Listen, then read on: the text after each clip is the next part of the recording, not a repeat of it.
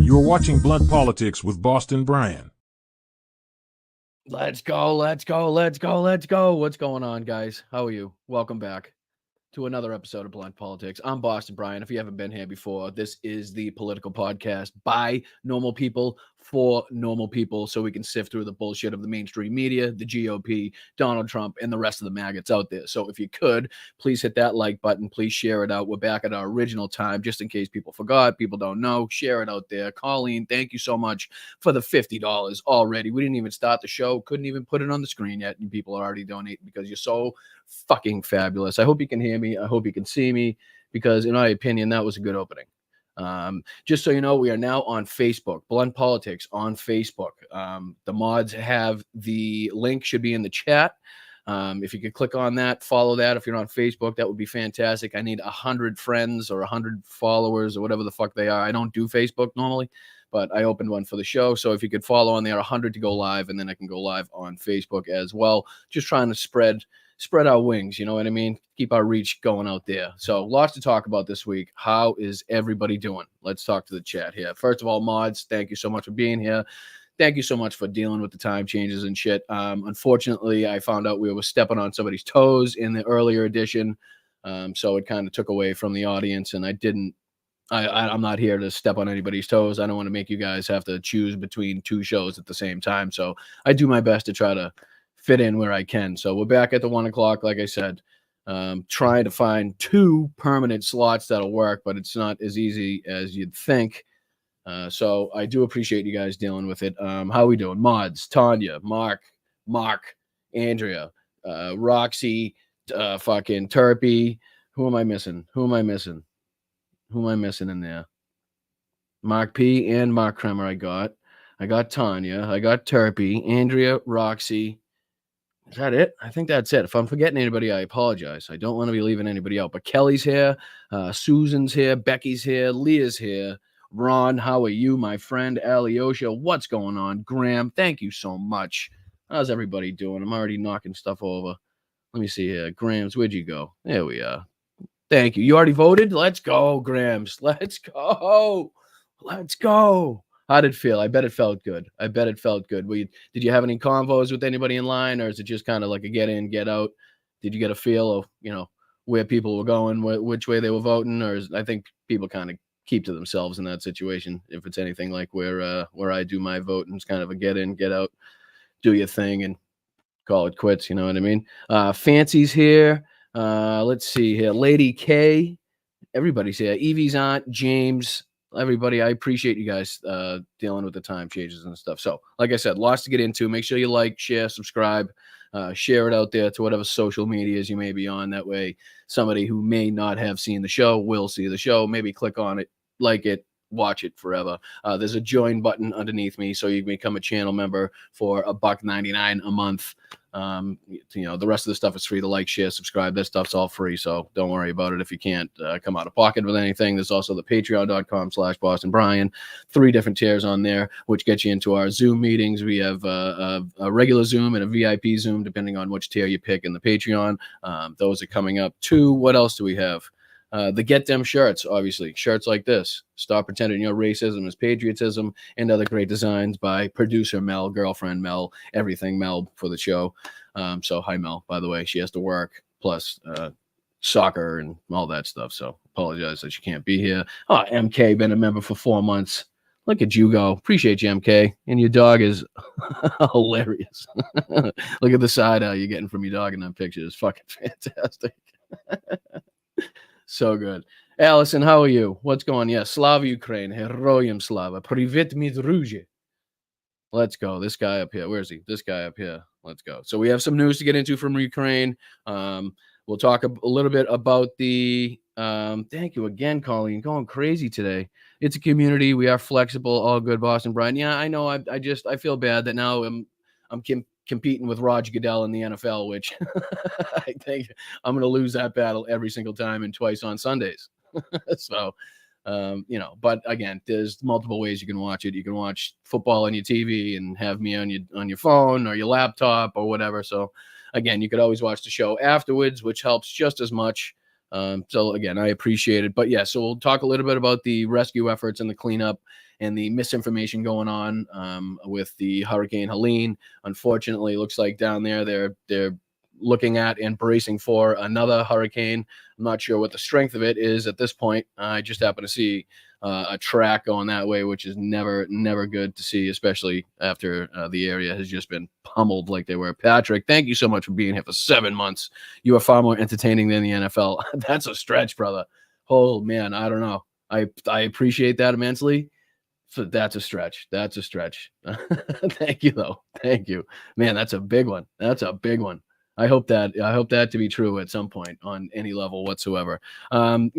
Israel broadens its attacks in Lebanon, expanding its campaign against Hezbollah. We'll talk about that a little bit.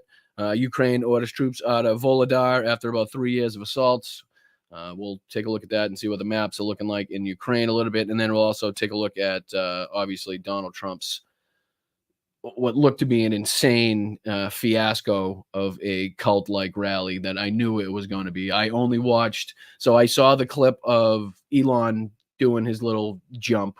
But besides that, I really didn't catch too much of it. I watched the what do you call it? The intro and the interviews, which is several hours long, where they just go around and talk to people in line. I think that's a fascinating part of the Trump rally too, is to hear from the crowd and the people that are actually there. We'll also be taking a look at Donald Trump Jr. and Tucker Carlson sat down together. We'll take a look at a few seconds of that. And then what else do we got? There's so much we got. Oh, Ukraine uses ATACMS to destroy a Nebo-M long-range Russian radar installation valued at roughly $100 million. It's not the first one they've taken out either, but now Russia only has about 10 of these left. So it's in an unknown, undisclosed location, of course, reducing the ability of the Russian military to detect and track, intercept aerodynamic and ballistic missiles. Like I said, Russia has only 10 of these things left. So again, some good things happening, some bad things happening. Like I always say in the show, that's how war goes. You can talk about some positives and you can talk about some negatives. There's always going to be both of those. So Butterflies Are Free is just a fantastic fucking screen name. Like, I am never that clever. Never ever have I been that clever. It's just a nice one. I like it. Hi, Susan. How are you? Hi, Kate. What's going on, guys? All right. So first off, like I said, I wanted to get into some of the misinformation that you guys have been hearing here. Let me see if I can share this for you. Do this, a little bit of this, and then I got to hit one of these buttons. I got to figure out which one it is. I think it's this one. And then this one. Yes, there we go. All right. So, and let me take this off the screen so it's not in front of my face. Would be fantastic. Thank you. I think I can do just the flag up there. Let's keep the flag. There it is. All right.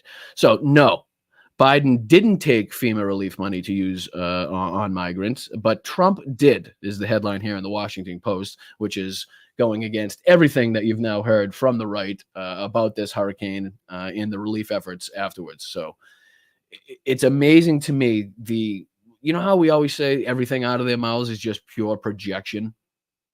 Well, never has it been so not so obvious, but it's never been so like exact. Like you can figure it out every single time. Like it is now every talking point they have is literally something they've either done, are doing, or have at least attempted in the past and haven't gotten away with. It's fucking remarkable. So Donald Trump saying that no, there's no money left from FEMA. Joe Biden's been taking it from FEMA. Kamala's been taking it from FEMA, and they're giving it to the migrants for fucking cell phones and socks and housing and Bentleys and I got to play that clip too if I can find that on Twitter. There's a fantastic clip of a lady at what looks to be a town meeting in Springfield, Ohio, or at least somewhere in the near vicinity, and she goes off in the most fantastic way about what the Haitian migrants have actually done in the community.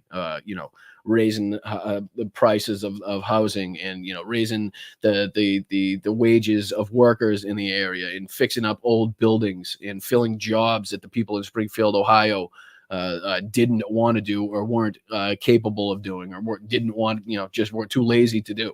So she runs through it, and if I have time here, we'll definitely take a look at that clip. It's fantastic. But let's get into this just a little bit. So obviously the headline: No, Biden didn't take FEMA relief money to use on migrants, but Trump did. Donald Trump falsely accuses President Biden of redirecting disaster funds, a budget maneuver Trump himself approved in 2019. So let's see here. I think this is Trump's quote. The Harris-Biden administration says they don't have any money for hurricane relief. They spent it all on illegal immigrants. They stole the FEMA money just like they stole it from a bank so they could give it to the illegal immigrants that they want to have vote for them. So a little replacement theory also thrown in there. So you gotta make sure not only do you accuse the president of the United States of something that you already did, but you also have to throw in a little xenophobia and racism in there just to make it so it's very Republicanish. You know what I mean? So let's see. Trump has been trying to weaponize the hurricane relief efforts, accusing the Biden administration of failing to provide adequate assistance. As part of his critique, he claims there is no money available for hurricane relief because it has been spent already to handle the surge of migrants at the southern border. Quote, they stole the FEMA money just like they stole it from a bank, Trump charged, referring to the Federal Emergency Management Agency, adding in the additional falsehood that Vice President Kamala Harris wants illegal immigrants to vote for her. As we've explained many times before, this would be against the law, and there is no evidence to support this claim. Thank you. Just putting that out there. Let's see. Trump's claims have been echoed by his supporters, such as billionaire Elon Musk, but Trump is completely wrong. Even though Trump was once president, he still appears to have little clue about the appropriations process. What's even richer is that he was president. When he was president, he did exactly what he claims Biden did: take the FEMA's money disaster fund to fund migrants programs at the southern border. Now, it's so weird because on one part, we're calling him out because he's such a fucking hypocrite on this. But on the other hand, it's like, it's something that if we'll keep reading, depending on what the program was, it was like, it was doing something good at some point. And he can't even take credit for it. Not only that, but he's trying to put it on Kamala Harris and Joe Biden like it's something bad. It's totally backwards. The facts: FEMA is part of the Department of Homeland Security. On Wednesday, the DHS Secretary Alejandro Mayorkas told reporters, "We are meeting the immediate needs with the money that we have. We are expecting another hurricane hitting. FEMA does not have the funds to make it through the season." He emphasized there was plenty of money to deal with the current disaster. "We are meeting the moment," he said, adding, "We have the immediate needs right now on continuing resolutions. We have funds that is not stable source of supply, if you will." Congress, as part of a short-term spending bill, recently provided $20 billion to the FEMA Disaster Relief Fund. But Mayorkas noted that doesn't speak about the future and the fact, as I mentioned earlier, that these extreme weather events are increasing in frequency and severity, and we have to be funded for the sake of the American people. This is not a political issue. Basically, you can't just empty the pot when you have already another hurricane on deck, right? And then what happens after that hurricane? And as he said, and as people on the left have been saying for years, and experts and scientists have been saying for years, these storms are not only becoming more frequent, but more violent, bigger, with bigger impact to society and property values. Like this is something that's not even, it's getting bigger and more frequent. Two things you don't want to have to, you know what I mean? Like bigger and, more spread apart. Okay, we could deal with that. Smaller and more frequent. All right, maybe a little easier to deal with. Enormous and more frequent, kind of overwhelming, which is again what Mayorkas is trying to get through here. In other words, Trump falsely claimed that there is no money left for the Hurricane Helene survivors. That's the opposite of what Mayorkas said. Quote, FEMA has what it needs for its immediate response and recovery efforts, end quote. FEMA spokeswoman Jacqueline Rothenberg said on X, quote, as FEMA Administrator Deanne Criswell said, she has the full authority to spend against the president's budget. But we are not out of the hurricane season yet, so we need to keep a close eye on it. We may need to go back into the immediate needs funding, and we'll be watching it closely, which is, again, you got to watch the weather patterns. And like I said, you always want to have some in reserve just in case, because you don't want something like this to happen and have us actually have no funding, to have no money to rescue people, to put into food, water, clothing, getting the Wi-Fi back up, getting the internet back up, getting cell phone service back up, the roads cleared, bodies dug out of houses and buried. All of this stuff is what the funding goes towards. So you definitely don't want to be caught in a situation like this, like Hurricane Helene, with the impact that we saw and the damage that we saw, and not have anything in the piggy bank. I think I think it's pretty fucking safe to say that's common sense. If you will, common sense. Is that what you'd like to call it? I think that's what I'd call it. So I don't know. I just wanted to point that out there because I know, if anybody's on social media, and I know a lot of you guys are, you've been seeing the talking points coming out of the right. And again, if you're on Twitter, you've been seeing them a lot more because Twitter has really ramped up putting right-wing talking heads, bots, and advertising on my feed, or on, probably everybody's feed, as I've heard. It's really been a calculated thing. I know Facebook has really clamped down on political channels and political advertising and all that stuff. So, I'm sure a lot of what you're seeing, found your Facebook. Sorry, hold on. Somebody said, found your Facebook account. Can't send a friend request. You might have to mess with your settings. But it said I already had 4. I don't know what you call them, friends. It said I already had 4 friends on there. So how did they? I don't know how they would become friends. I'll check it out. If anybody else is having the same problem, let me know. But anyway, I just wanted to point that out. I wanted to make that clear that no, again, Joe Biden is not sleeping on the beach. Kamala is not at a sorority party or whatever the fuck you may hear. They've both been on the ground. They've both had press conferences to address the American people and let them know that they will be there, the funding will be there, and the assistance will be there. It has been there since day one. I mind you, this is nothing, what are they trying to coin it as? Kamala's Katrina, right? Which is something that hasn't stuck. It's ridiculous. And to even compare this hurricane and Hurricane Katrina and the relief efforts afterwards is fucking insane. It's beyond insane. Okay.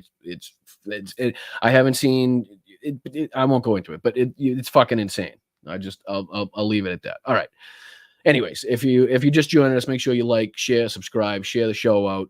I appreciate you watching Blood Politics. I'm Boston Brian. Thank you for joining us on a Sunday, right when football starts. I know it sucks, but your team probably sucks too, because mine does. So who gives a fuck? Put them up on the TV. You can watch them on mute. You're really not missing much. The announcers aren't really great these days anyway, so I appreciate it. All right, next up, here we go. So here are 2 absolute fuck faces. Okay, 2 of the most un-alpha-like, weak, pathetic. There's so many words you could give, and I don't want to get kicked off YouTube, so I won't. But we'll get right into it. So Don Jr. and Tucker Carlson sat down to have a little chit chat. All right, and the fact that I think the video before the one I'm about to play, because I'm not going to play a bunch of these people. We have a lot to get into. I'm going to try to cover as much of the Trump speech as I possibly can. So you might want to buckle in for this one. It might be a tad bit longer than the 2-hour show I've been doing at 11 and getting off at 1, unfortunately. So if you want to stick around, you can. If you can't, don't worry about it. You can watch it back later. That goes to the mods too. Don't worry about it if you guys can't stick around. If it ends up going long, I appreciate you guys just doing whatever you do anyways. So yeah, these two absolute fucking fuck faces. All right. Look at these two already. Look at them. Just look at them. And if I scroll down here, you'll see that the video before, I can't go to it, can I? I can't go to it because I'd have to leave this one and then I might get the ads again. Anyway, the video before this where they were talking about Tim Walz having low testosterone and being a weak male.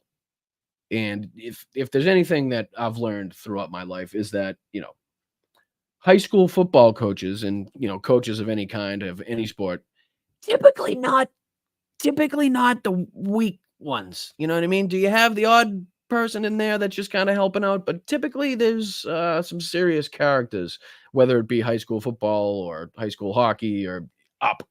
So I don't know where this low T is coming from because Tim looks like a pretty stand-up guy that I'd like to have a beer with any day of the week. So let's get into just a couple minutes of what these two chuds have been talking about, and then we'll go into what's going on in Ukraine. Why would the media? I mean, I guess I've been in the media my whole life, but there's a self-respect problem at a certain point if you're parroting the dumbest possible talking point. All right, so I'll just say that the title of this video. Let's see. Does this work? Title of this video, Donald Trump Jr. Actually, Kamala Harris is really is the change candidate. So I don't know. Something tells me that maybe it's a good thing. Maybe they're speaking highly of Kamala Harris. What do you think? Think they're speaking highly of her? I'm gonna say probably not. Points that no child would believe, but you're doing it with a straight face if you're David Muir, who is, judging by his abs, a great reporter. Yes, because like Tucker going after David Muir is like I don't know, fucking Jabba the Hutt going after Han Solo for his looks. But why are they willing to be used as basically prostitutes by a political party? Again, they've become part of a machine. They're not journalists. They're just propagandists. They're all on that team. There's a reason. What is it? 90. Remember we were talking about that? What's that word we were just saying? What's that thing we were just talking about? Oh, Projosian, not Projosian. It's what the fuck? We were just it was just Slippy, Slappy, Swanson, projection. That's what it is. Projection. I think that's what you can call this. I'm not like I'm no fucking college professor, but I think that's what you can call this. 97% of all political donations from the media go to the Democrat Party. Yes, because the majority of the country is fucking sane and doesn't like lunatic, fucking authoritarian, fascist, cult-like pieces of shit like you, your father, Tucker, and the rest of you motherfuckers. They're not the ones that are dealing with the consequences of illegal immigration, the rape. I mean, the statistics that came out, what was it, yesterday? Was it yesterday? You mean the ones that said over the period of a few administrations or several administrations, I should say, that was the number of people that come in. And who was the president before Joe Biden? What the fuck was that guy's name? Hold on, let me see it. I think I have it here. We've endorsed JP, right? JD Mandel. No, that's not it. Oh, Trump. Yeah, I think he's your father. Yeah, that guy. He was president, and those numbers were included in his administration. Right? 16,000 rapists led into the country as part of this flow. What? Wait a minute. Those weren't the numbers at all. The highest number was 13,000, and that was people that had been previously convicted of some sort of murder charge, homicide. There was no, as far as I can recall, no number higher than that as far as any of the categories. So are you making that one up too? Why do you have to? Again, if it's so bad, if these numbers are so fucking detrimental, right, and so damaging to the fucking Biden administration, right, as as Don would like to say. Why do you have to embellish, right? Why do you have to make it higher? Why do you have to make it scarier then? If it's so, you know what I'm saying? You should be able to just spit the facts, spit the numbers, and if it's that bad, then you shouldn't have to embellish the numbers at all. Like 13,000 murderers. They're reporting on it. That means they know. They knew and they let them in anyway. I mean, no, that's the whole point, dummy. God damn it. Why do you have to make this so fucking, you know what I mean? Like, that's the whole fucking point. If they knew when they had the person, if they caught him at the border, they wouldn't have let the motherfucker in the country. That's the whole fucking point, is they found out later on. They didn't have the resources. You know what I mean? Or, you know, the computer systems, whatever it may be. They didn't know at the time. And over a lengthy period of years, that many people, which in the whole grand scheme of things, I'll let you know, even the whole number of immigrants that have had an illegal crime in their past that have been charged with something is roughly 30 times less than the number of immigrants that don't. Which again, if you compare that to the amount of, you know, U.S. citizens, U.S.-born naturalized citizens that are white that are committing crimes, or any race, I believe it is. I don't think it's just white people. We commit crimes at a much higher rate. So again, everything the guy says is bullshit. Everything is projection, and he tries to twist it around in a pretzel to make it make sense. And basically, he just ends up confusing himself. think about the insanity of that. Think about the insanity, guys. Think about it. If you really think about it. That's what his father says. When his dad says, think about it, that's when he's really trying to get you to believe something that's bullshit. Right? So when Don Jr. Think about it, guys. If you think about it, it's like, if you think about it, what you gotta do is you gotta think about it. Think about it, Tucker. Think about it, guys. What civilization could survive being like, wow, you know, it's a rapist and a murderer, but fine, we're going to give this one a pass? You want your father to have a pass, right? You want to give him a pass. He's an adjudicated rapist who then went on to defame the woman he sexually assaulted multiple times, in which case he's still on the hook for about 500 milli. That's coming up too. When's that coming up? That's coming up soon too. We'll have to look that one up. But yeah, I mean, come on. I mean, that came out yesterday. Well, not just to pass. She's the border czar. A free. Not the border czar. She was tasked with going to these countries where the problem originates and trying to communicate with their leaders as to how we could fix the problem where it starts, not at the border. Because you don't fix the problem at the border. That's the ending of it, right? So you want to fix where it originates. That way you can use and expend less resources, or less manpower at least. Probably going to cost more money, but it is what it is. Obviously, we have to do something. Something has to be done. And if something has to be done, we have to go about it the right way. And the right way is to communicate with these countries that are having the issues to see if we can stabilize their economy, stabilize their society. That way people don't want to leave the country. There's no need for them to leave it, right? That's how you solve this problem. You don't solve it by fucking stationing Abrams tanks and helicopters at the border. They'll find a way. Believe me. Believe me, they ain't gonna find a way around that shit. iPhone and airplane tickets and housing vouchers. The sex offenders and the rapists that came over across the border, they don't even have to register on the sex offender registries that Americans could do, because we've been made second. Because they're waiting for their case to be adjudicated. How are they going to register on a list when they're not a U.S. citizen yet? Right? Their asylum claim hasn't been processed. They're still waiting for it to be adjudicated. How the fuck? That's like saying that they're going to register to vote. It's the whole point. You can't fucking do it. You can't fucking do it, Captain. You just don't have the power. Class citizens in our own country. It's bad enough that they let them in. I mean, but then. Excuse me, sir. One with the second class citizens. I think those would be women.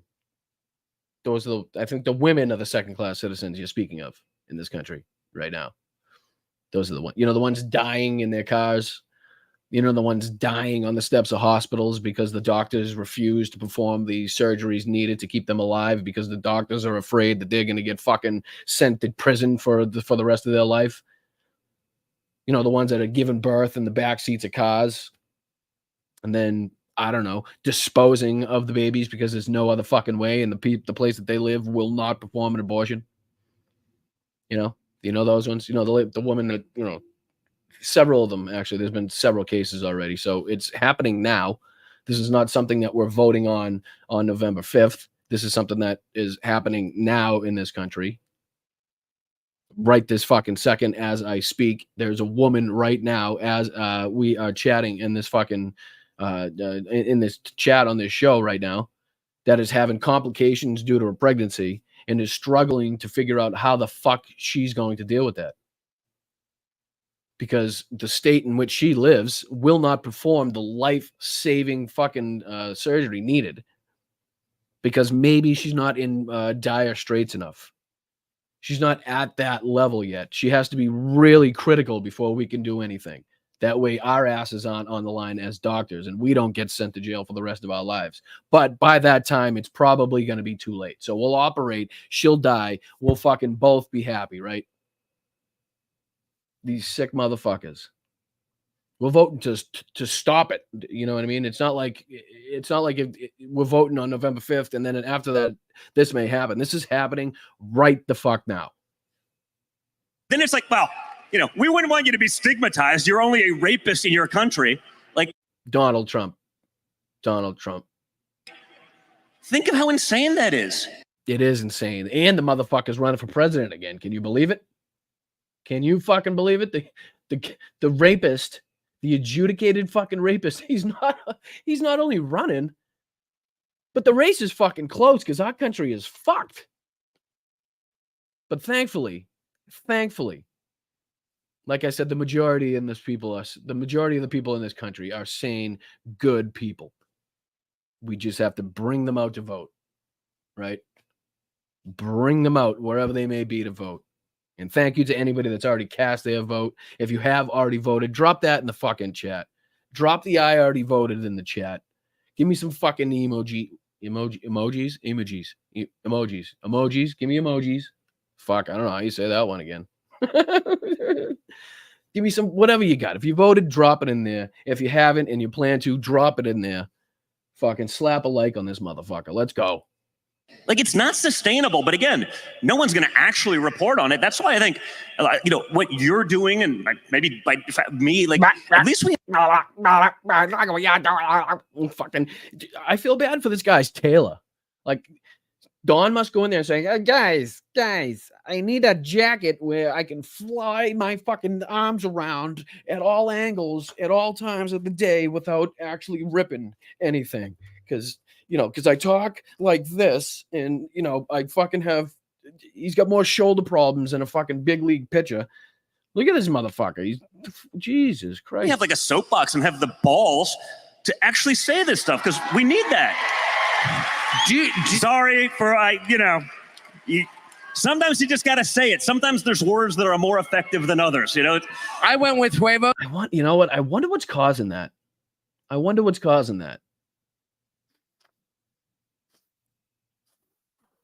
have no idea. No fucking clue. But not everyone speaks Spanish. I get it. Just in case someone isn't fluent in huevos, it's, yeah. In eggs? Hold on. Did he just say in case somebody is fluent in eggs? Is that what I just got?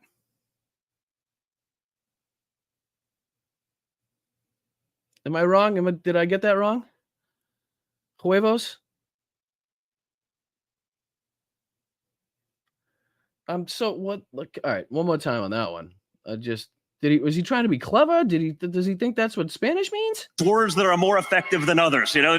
I went with huevos, but not everyone speaks Spanish. I get it. Just in case someone isn't fluent in huevos, it's, yeah. All right, I don't get it. You sound like a fucking idiot. It just was. I don't. If it was a joke, it's not funny. Nobody gets it. They're laughing because they don't want to make it that awkward. No, I understand. I get that one. But why the fuck would you be fluent in balls?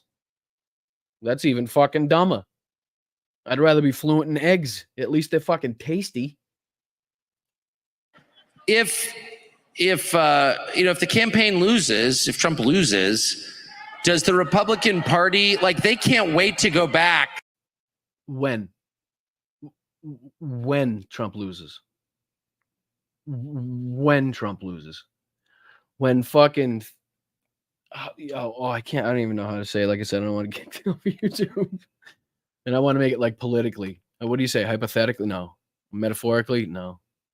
When he gets his ass kicked in November, let's just put it that way. Oh, somebody gifted. Thank you, Sally. Appreciate you so much. Thank you so much. I appreciate it. Anybody that gets a membership from Sally, please make sure to thank her in the chat. That would be fantastic. You can also send a super chat, a super sticker, whatever it may be. Like I said, if you want to become a channel member, it's $1.99 a month. I mean, literally $1.99 a month. That's it. That's all. That helps the channel immensely. If we could get even a fraction of the amount of subscribers I have to become channel members. And believe me, I have a lot of you guys. And I think for the number of subscribers I have, even the views on the videos are pretty, I think they're higher than they should be, to tell you the truth. Because you look at people that have like 10 times the amount of subscribers, 100 times the amount of subscribers. And, if you do the math, then it averages out. If I were to keep that rate up and have the same amount of subscribers, the views would be higher. So I appreciate you guys. You really do a fantastic job of supporting communities like this, channels like this, podcasts like this, and people like me.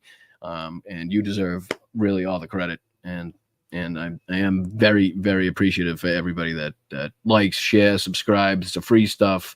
If you come out of pocket, that's fucking fantastic. That just means you're in a different position than anybody else. Does not mean that you're a better person. Does not mean that the people that just do the free stuff are lower in any regard whatsoever. I don't hide anything behind a paywall. Only thing I have is a little Zoom chat that we have where it's not a political chat. It's basically just like I said, what'd you have for dinner? How's your animals? How's your sons? How's your daughters? What'd you do this weekend type of thing. And we just shoot the shit. And if you want to take part in that, you can become a member at patreon.com/BostonBrian. I appreciate it. And like I said, Facebook, make sure you check out the Facebook. I know Tiffany said she had a little issue, but if you can, send me a request or join me as a friend, please. And it would be fantastic. I need 100 friends on there, I think, to go live. So I'll add that to the community. You know what I mean? We can do Facebook, we can do Twitch, Twitter, Instagram, and Facebook, and we'll keep spreading out. We'll keep spreading our wings. All right, I think let's do another minute of these assholes, and then we'll go into Eric on Trump on Fox News. I want to take a little look at his interview. Let's see, Patrick. Let's see here. You're the best podcast that's not Hal Sparks Mega Worldwide. Thank you. I think. Thank you. No, honestly, that's a really big compliment because Hal has years and years of experience in the industry, whether it be TV or movies, just basically on camera time. So it really fits into his lifestyle and his ability to communicate and perform in front of a camera. So it really fits very nicely for him. So I'm trying to kind of bring up the rear, so to speak. And if I can be anywhere on the level as somebody, like I said, that's been in the business, in the industry, and that does a fantastic job as he does, I'm very happy with it. I would be more than happy to just be honestly on the same ship as him. Never mind being in the captain's chair. So I appreciate it. What's up, Five Eggs, Twisted Stepsister, Amy, Val, I says 1971. I appreciate you. And thank you for anybody that's watching on Twitch. I believe there's, what do you call it on Twitch? I don't even know. I got to figure this shit out. I think that's what makes me different than everybody else. Everybody else knows this shit, and I'm just trying to figure it out. There's also a Venmo up in the corner here. If you want to, buy me a Gatorade or a fucking Snicker, whatever. I don't know. Dude, whatever it is. If you can, you can. If you can't, don't worry about it. I feel bad asking. I'm not really good at that stuff. What was I just about to say? I forget. But thank you so much. I says 1971 was a good year. Good year. Hey, Robin. How are you? Hey, Roxanne. What's going on? What's up, DC? Best podcast on the Webernet. See, now everybody's just talking about hell. I feel bad. Now one person brings up hell, and that's all. I'm trying to compete. I'm just kidding. All right, let's hop into. Let's see if I can find this. I'm gonna take this away. Let's see. I don't think I need that anymore. Fortunately, my computer froze just as I was about to go on here, so I had to restart it, and all the stuff that I had lined up decided to go bye-bye. Oh, yeah, Trump's holding the rally now. I think he's supposed to be speaking at 3 o'clock my time. So, I don't know. If we get bored with the rally that we're watching of his, we can pop over to that. Let me see if it's in my history. Bear with me, and I think it's right. What the hell? Where'd you go? Should be right.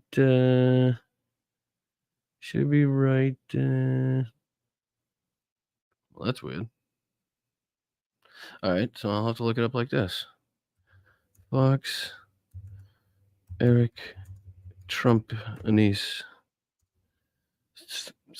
Talk amongst yourselves. This is, all right, here we go. Is this it? I want the full clip, though. I don't want to do little clippies. Is this it? No, it's 2 weeks ago. I don't want to do 2 weeks ago. That's not what I'm looking for. I think it's this one. All right, here we go. A horrific disaster in North Carolina, Georgia, South Carolina, Alabama, Tennessee, Florida, and Virginia. That's how big this hurricane was. And the Harris-Biden administration says they don't have any money. They've spent. All right, just for a lead in, this is Eric Trump, I believe, with actually not. Oh, with Hannity. I think it is with Hannity. And the title is Eric Trump. This is the worst administration our history. No, I'm not lying. Can you see it? Can you guys see that? Hold on. Let me get out of the way. I want you guys to see this one. Look at the title. Eric Trump. This is the worst administration our history. It's fucking, how spot on is that? It's almost like Eric Trump, they just fucking rarely quoted what he said because he's such a fucking moron. That's what came out of his mouth, and they just slapped that on there as a title. I mean, come on. Yeah, Vixen, smoke them if you got them. Drink them if you got it. I know it's a little early in the day, but fuck it. We're Irish in Boston. We don't judge. So, yeah. So we're about to watch Eric Trump, the worst administration our history. Take it away, Eric. It all on. They spend all of their money. They have almost no money because they spent it all on illegal migrants. This is the worst response in the history of hurricanes. The president's right. And sadly tonight. No, it's not even fucking remotely close. Not even remotely close. Again. Not even, oh, I like how they're showing the building. You know how they get the picture of this building? You know how they got the photo of this building? These are the bricks right here that Trump decided to make a little fucking, border wall out of to surround his podium. See these bricks here? This is the building down in Georgia where he did his little fucking press conference. These are the bricks that he used right here. These are the bricks. That's why he got this shot. That's the only reason he got that shot. Shano, just saying. As we speak, Americans from North Carolina all the way down to Florida in the Southeast continue to suffer. Here with more from the. I'm sorry. What did you say? Continue to receive relief? At least the people that can get it. If people are fucking cut off, then they're cut off. The whole point is to get to them as soon as possible. But that don't mean that they're going to get, if you can't get it on the first day, second day, third day, I'm sorry, the roads, what do you want us to do? The fuck? The Trump organization, Eric Trump is with us. If your father stayed away for a week and he was president, if he stayed awake, who stayed away for a week? Put funds that were designed for FEMA and. You mean Joe Biden? You mean listening to the governors of these states that say, listen, not much the president can do at this moment in time. Actually, it would probably detract and deter from the rescue efforts because we'd have to then bring resources to, obviously cover the route, to protect the president, to get him in, to get him out, which would then cause traffic on the roads in which the equipment that we're trying to get past so that we can get to these fucking people that are trapped can't get through. So what you do is you let the fucking people do what the aid is meant to do. You fucking let it happen, and then you go in there and you talk to the people so as not to cause a fucking disruption. Come on, people. The American people for emergency relief and gave it to, other groups. Could you? He'd be handcuffed. Oh, would he? He would be handcuffed. He would be handcuffed. Would he be handcuffed, Sean? Hold on, Sean. Would he be handcuffed? What's that say? Donald Trump falsely accuses Biden of redirecting disaster funds, a budget maneuver Trump himself approved in 2019. What's that say? Was he fucking in handcuffs, Sean? Was he in handcuffs? Jesus fucking Christ. Like, I can't say I'm that good at this, but it is fucking too easy. It is fucking too easy. All right. Good Lord. Fingerprinted, put in jail, they throw away the key. No, that's coming later. That that comes later, Sean. That's like maybe what is it, November-ish? I think it's November-ish. He has some sort of court thing coming up. And then in the following months after that, that's when we're gonna see hopefully him locked up at Mar-a-Lago again. I don't think he's gonna go to prison again. Hopefully, I'm happily surprised, but I'm not getting my hopes up. I think a little home confinement locked in the basement of Mar-a-Lago as to not play golf ever again with no phones, no internet, no anything like that would be fucking perfect for me. Perfect for me. Let him rot in that fucking old, decrepit, jet fuel covered fucking whorehouse. Sorry. No, not to speak badly about sex industry workers. It's work, and it's admirable work. So I'm not taking anything away from that. I do apologize. I don't want to attribute anything related to Donald Trump with anybody trying to work hard. Sean, right now there are 157 hotels in New York City that are completely full of. This is just, again, the fucking nonsense. What are the chances? Just say that out loud. Just do me a favor. Say that out loud at home. There's 157 hotels in New York City full. Not that have some rooms. Not that have a couple in there. Full of migrants. What in the fuck? This is like they took over the schools when they went in there for a fucking single night to get out of like literally a monsoon. And people were so outraged that they were actually kicked out before even getting a good night's fucking sleep. You know what I mean? What they say has absolutely no relation to reality in the actual story whatsoever. Illegal immigrants. Let me just repeat that number. 150 hotels. No, you said 157, you stupid motherfucker. If you're going to lie, get it right. In New York City that are completely full of illegal immigrants. New York City alone spends over $1 billion a year on illegal immigrants. And then you see these pictures of husbands and wives and children who have lost everything. Their homes have floated down rivers. Their homes have been taken. What the fuck does one have to do with the other? What do you think? If we didn't help immigrants, the weather would be like, okay, we're not going to fucking do this anymore. No more rain. No more hurricanes. Look at them.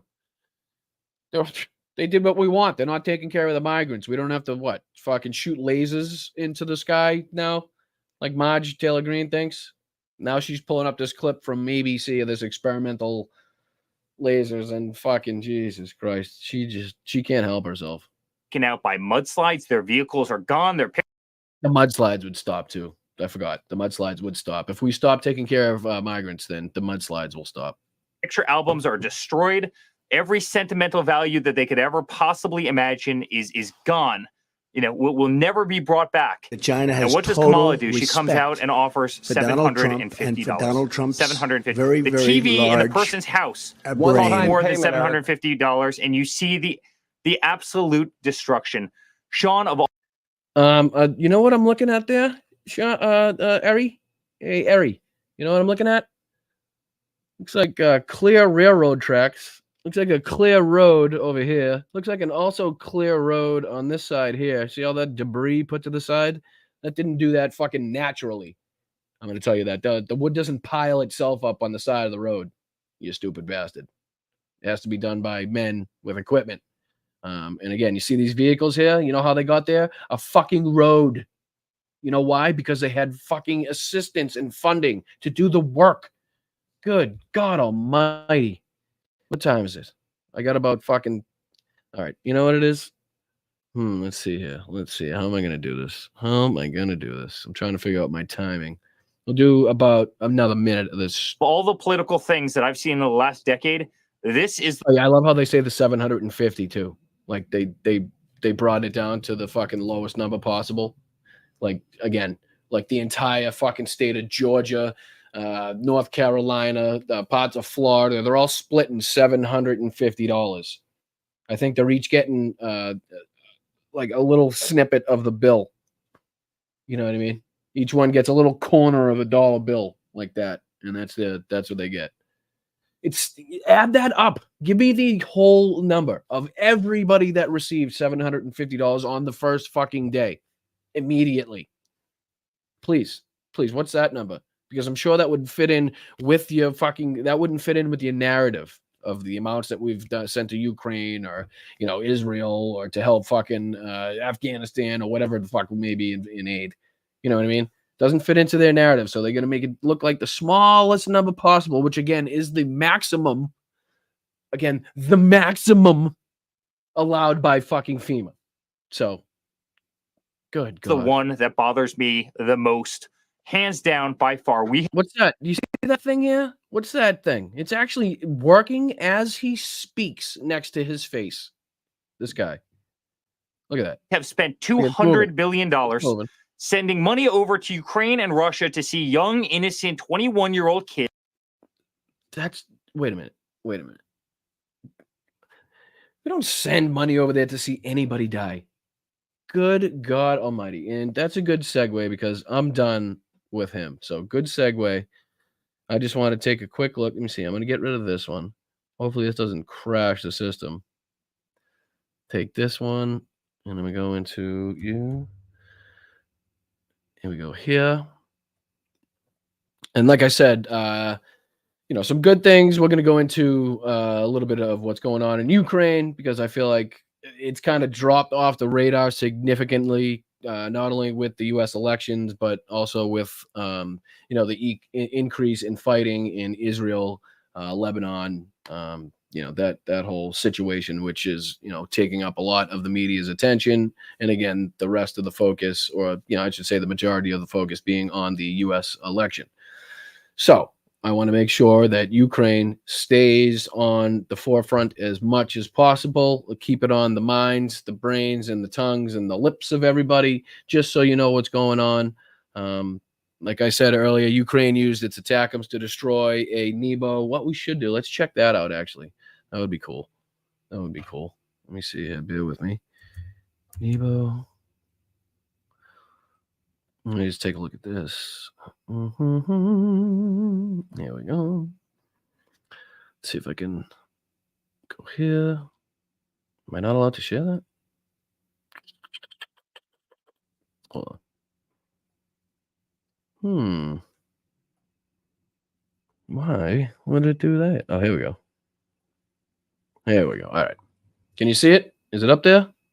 No, you can't see it. Now you can't see it. Now you can see it. Let me make myself smaller so you can read it. I just want to give you a little insight into what Ukraine actually took out so you can get a little perspective on it and what, you know, $100 million is actually worth to the Russians, considering no chance in fucking hell that in this war they'll be able to rebuild these things. I don't see them. I mean, these are, again, I don't see this being replaced anytime soon by the Russian military. Put it that way. So the Nebo M, or Nebo ME, also known as the RLM-ME or 55ZH6M-ME export version, is an integrated multifunctional radar system that features a multiple programmable multi-band design radars and a central data fusion. Whatever the fuck that means. I'm going to think it's, you know, it can detect things from a long way. That's the radar began to be investigated in 1984. The radar complex is made up of command post module and 1 to 3 different radars, which are deployed on a separate 8x8 24-ton truck. Good Lord Almighty, which you can see here on the right side of the screen, these things here. Look at that. So these are what the Ukrainians have been going after. Kind of like our Patriot system. I'm not saying in any of the capabilities. What I'm saying is it's just different from what I'm gathering for what that just said. It's just multiple different trucks to work on that one, for that one system to work is all I'm saying. Nowhere near in capabilities or anything like what's going on with the Patriot. Just so you get an idea, it has a couple different batteries and trucks to make it work from what I just gathered on that page. All right, how to get out of this. Let's see here. See if we can get another picture of it. Another picture of it. So you can get the size and scale of it. These are the people here. There you go.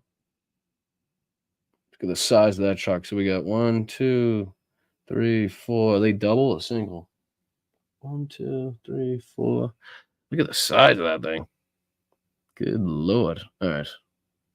So how do I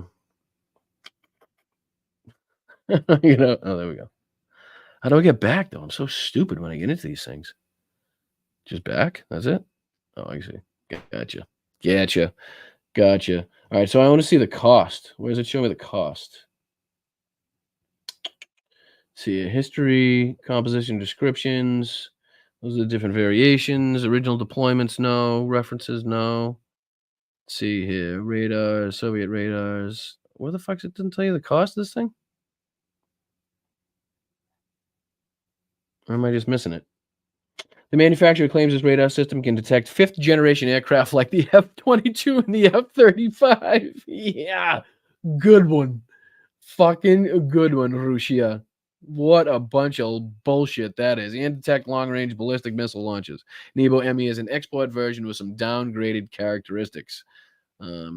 System was designed and initiated in a mobile chassis in 1999 after NATO countries intervened in a Federal Republic of Yugoslavia in which the stealth F-117 participated. One was shot down by S-125 Neva with the help of a P-18 radar. Russia started to perceive the stealth aircraft as possible future threat to their country. Their security. To counter that threat, they deemed the detection of such aircraft had to be made possible at greater ranges. Production started in 2010, and the system was tested on training grounds in 2011. It was publicly presented in 2012. 2013, delivery started to the Russian armed forces. So you can see this here. The range is 3,800 kilometers, supposedly. The newest domestic version is between 600 and 1,800 kilometers. The export version is between 370 and 1,120 miles. Altitude 600 to 1,200 kilometers. Azimuth is 360 degrees. And its power different for individual components. No, nothing on cost that I could see. So, but like I said, the estimate that I saw in one of the articles that I read was roughly $100 million. So obviously not something that is going to be easy for Russia to replace. Now, if we go to this instead, and then I hit that because I don't want anything to do with that. We'll go to, we'll take a look at the Ukrainian-held territory in Kursk. So these little red dots, I just want to make sure you can see. Let me pop back, make myself a little bigger here. These, oh no, because then I'm taking up the map. That's not a smart idea. All right, so these little dots here, to anybody that doesn't use the map here, that don't know what they're looking at, those are just little actions that have happened. If you click on them, they'll take you to, so if I click on this one, it says in the right-hand corner, 3 persons wounded as a result of a drone strike at the bus station. Don't know why it just went away. No thanks. Okay, that just decides to go away when it wants. The problem with this one is they kind of force you into paying on this website because the ads are fucking relentless. Just give me the story.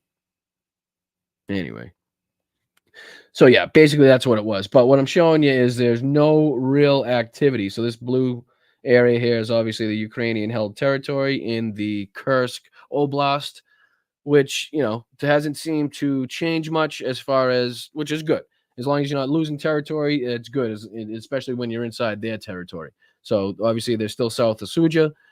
They're still almost creeping up into Koronevo, which is pretty good. So yeah, so now it starts to work. On the right-hand side, Russian aviation conducted airstrikes at, look how many airstrikes they conducted if you look here on the right-hand side. So I'm not even going to try to read all of them.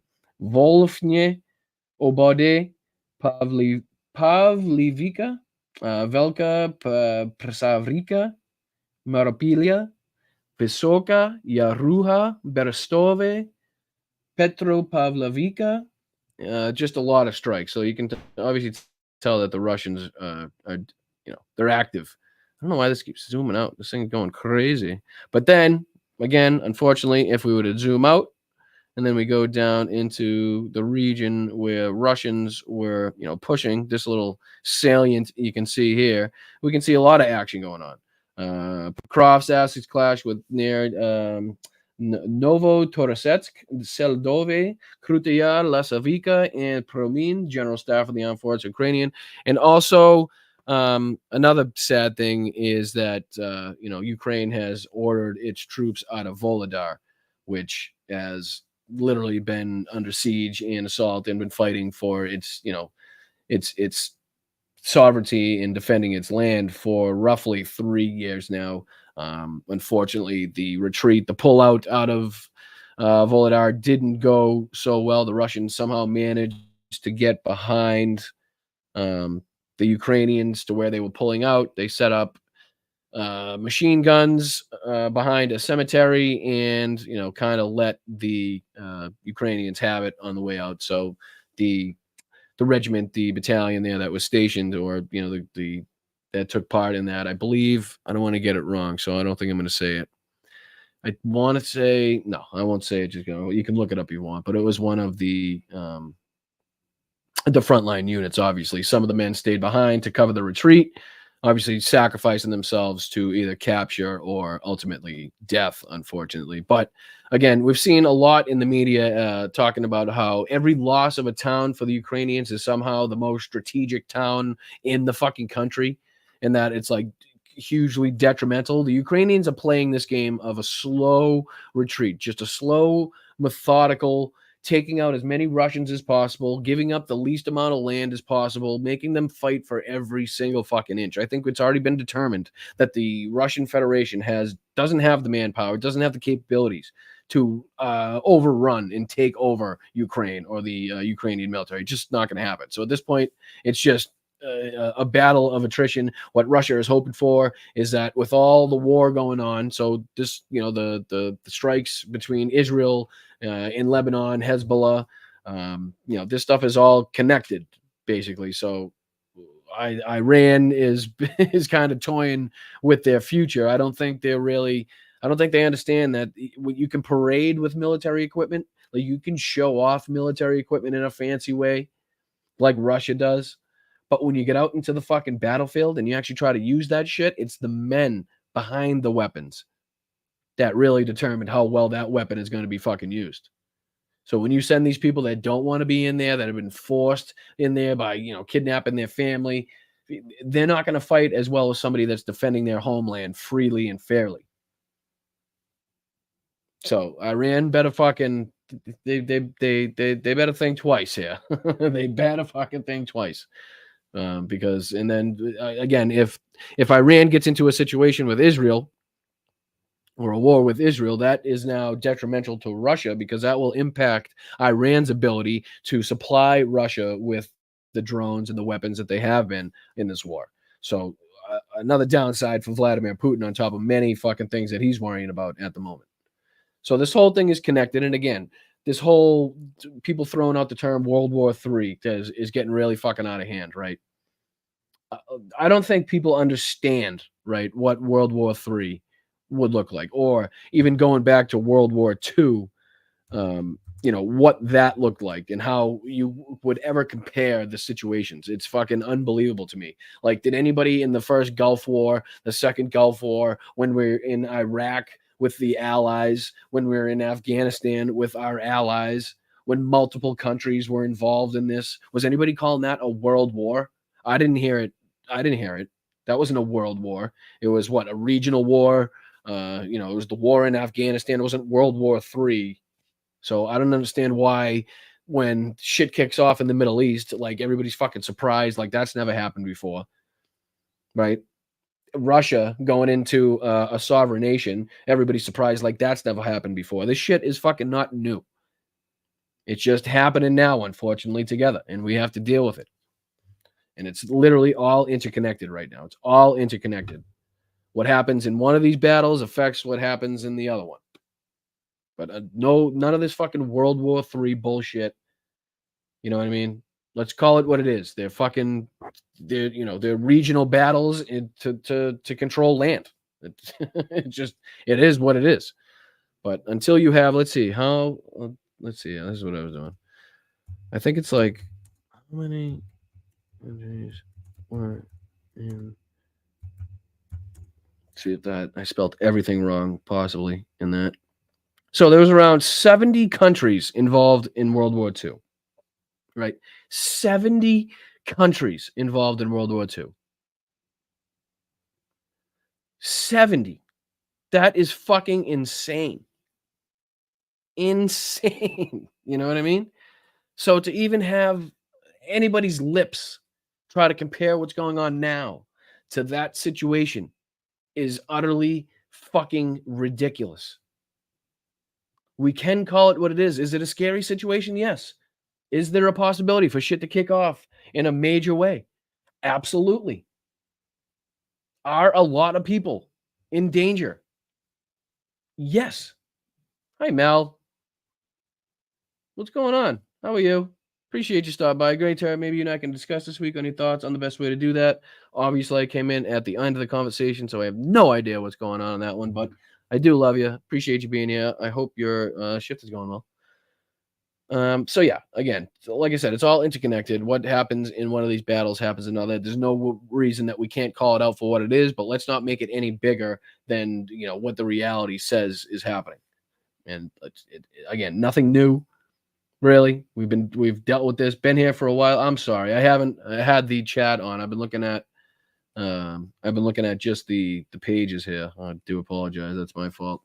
World War II start with the invasion of Ukraine, right? Well, no, not really. Kind of. I think it started in. Well, really, it started in fucking Spain, when even the Germans were sending their Luftwaffe in there to test their planes to begin with. You can even look at Japan going into China well before the Germans went into Poland in 1939, September 1st, 1939.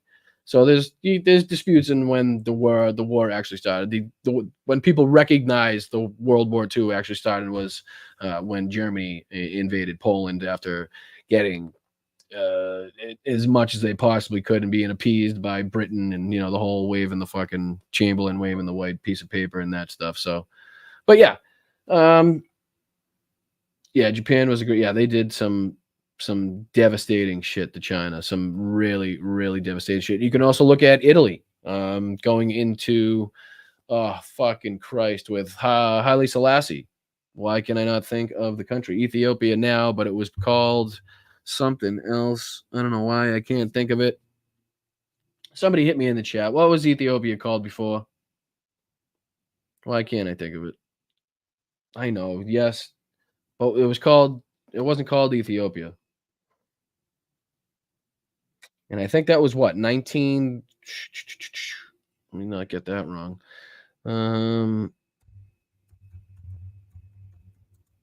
Africa. Let's see here. No, I don't want to scoff. What the fuck is that? How did I type that in wrong? All right, Chad, hit me with it. I know you. Abyssinia. Thank you. Appreciate it. Thank you. I appreciate it. Yep, you guys. I know you guys are always fucking. The chat is the best. Round of applause for the chat. Give yourselves a round of applause. Give me some clapping in the chat. You guys are fucking fantastic. There's always like a specialist or a doctor or somebody in the field that actually knows what the fuck is going on that can help us out when I don't. So I really appreciate you guys. Yep, it was Abyssinia. So there's, like I said, there's multiple conflicts and multiple starts to World War II, but people recognize it as September 1st, 1939, when Hitler invaded Poland.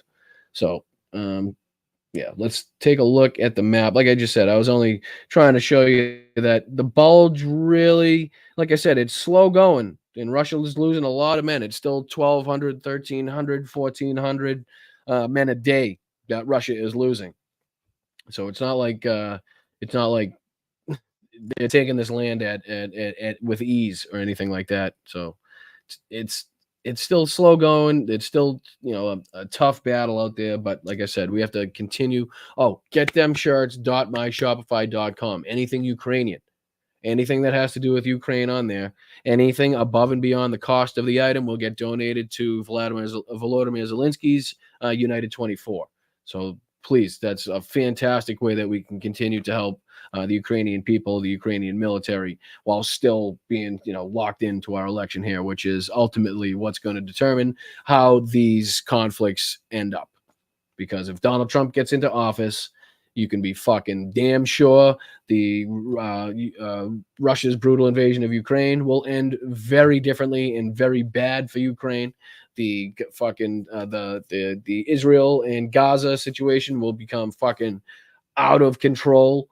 Iran, and who knows how we will deal with Iran. This whole fucking thing. Do you know what I mean? This whole thing will be 10 times worse if Donald Trump gets in there. And I'm not very happy with the way our administration has handled this now. Fucking, if we're being truthful and honest, which I always will be on Blunt Politics, that's why we call it Blunt Politics. I think Biden's done a shit job, to tell you the truth. I think he's been fucking hesitant. I think he's been weak and ineffective in a lot of these areas. Oh, Peter, thank you so much, dude. Look at you fucking go. Thank you, brother. I love the bat, too. What's that? You a Batman fan? I like it. Thank you, Peter. Appreciate you being here, buddy. Appreciate you being here. Why?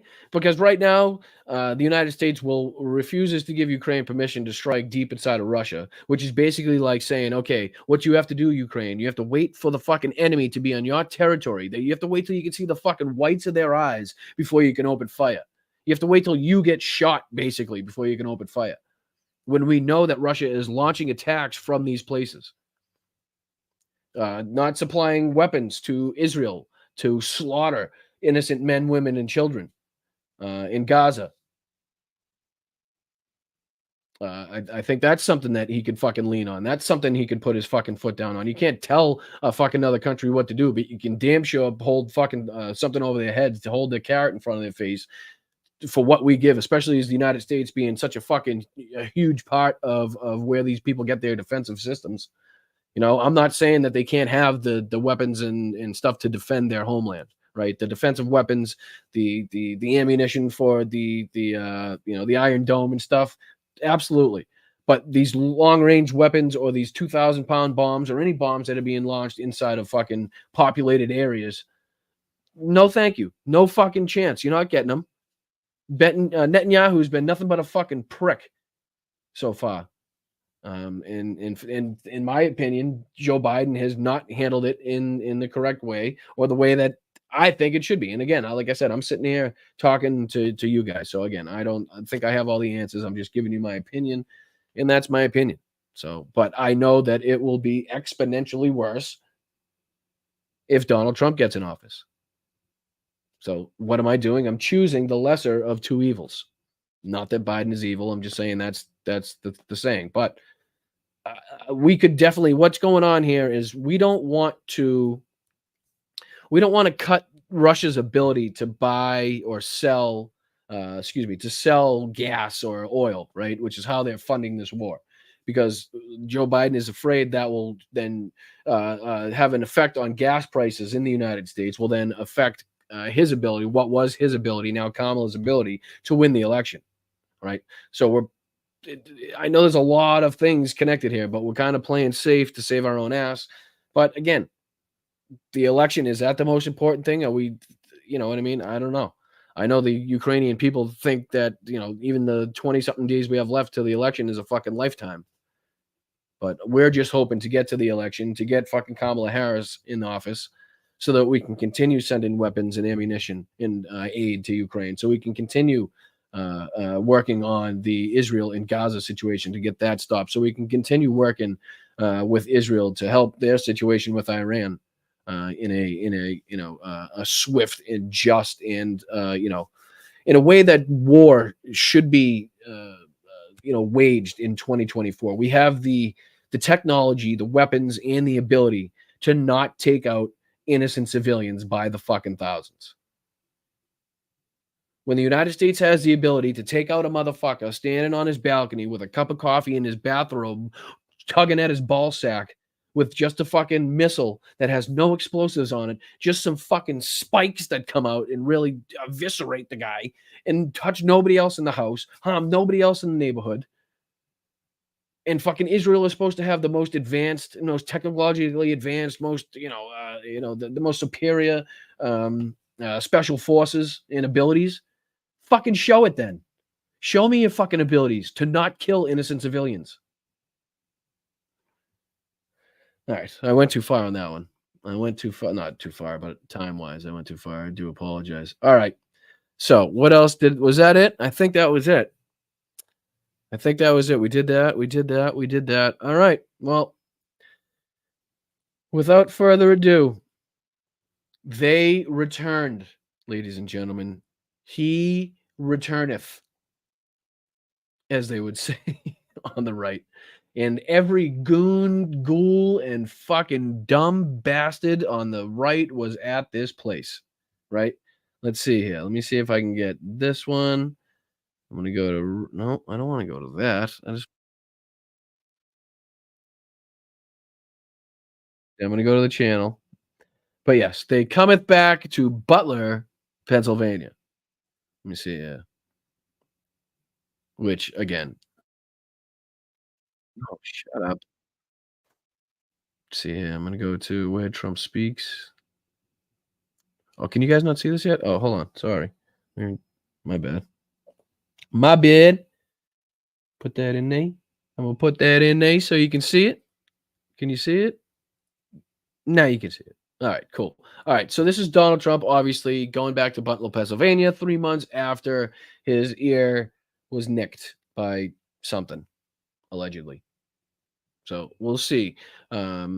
Seemed like they wanted to, I don't know, make it this huge fucking production. They wanted this to be the MAGA rally that put them on the map before the election. And again, with everything they do, they're incompetent. They're fucking lunatics, and it comes off that way. So let's see here. I'm going to try to fast forward because that's the whole rally, which we are definitely not going through. He's got to be on here somewhere. Do they not show it? No, he's already on. He's already on. He's already on. Oh, no. Don't look. Avert your eyes. What the fuck? When does he start, this long-winded son of a bitch? Jesus Christ. Good Lord Almighty. He's still yapping. All right. So here we go. Donald Trump, Butler, Pennsylvania. I want to see how much we can get through here. Let's see how much we can get through. When will they learn this man cannot be stopped? This movement cannot be defeated. And even when they mock us, even when they slander us, I'm already fast forwarding. Already can't even take it. Already can't take it. Nope. No chance. Oh, let's make fun of him. God bless the USA. Oh, Jesus. He did it live? He brought the guy in to do it live? Yeah, I was right here. Why is he not behind glass? Like, what's the point of having the plexiglass while you speak it if you're not behind glass the entire time? Fucking, the guy just doesn't do anything right. Let's see. All right, fast forward. Nope, fast forward. There we go. All right, here we go. Forever to get that fucking thing.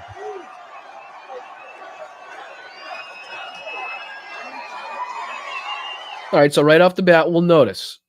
I'll give it to him. Larger crowd than his rallies have been, right? So this is an outdoor space.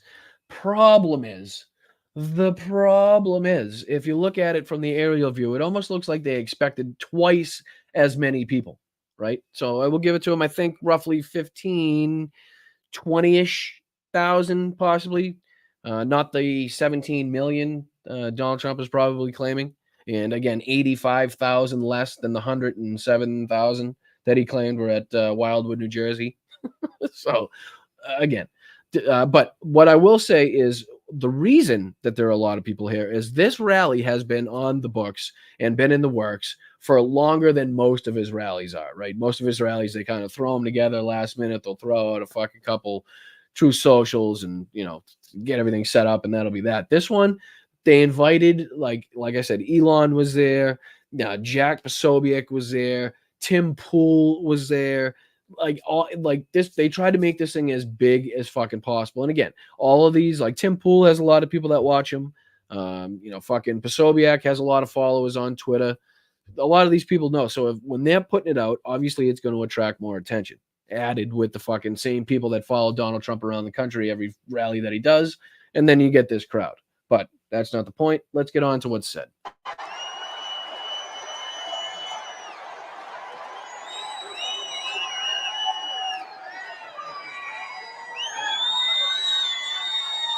Lee, thank you very much, really. And thank you, a very big thank you to Pennsylvania. We already. Pennsylvania. love Pennsylvania. And as I was saying,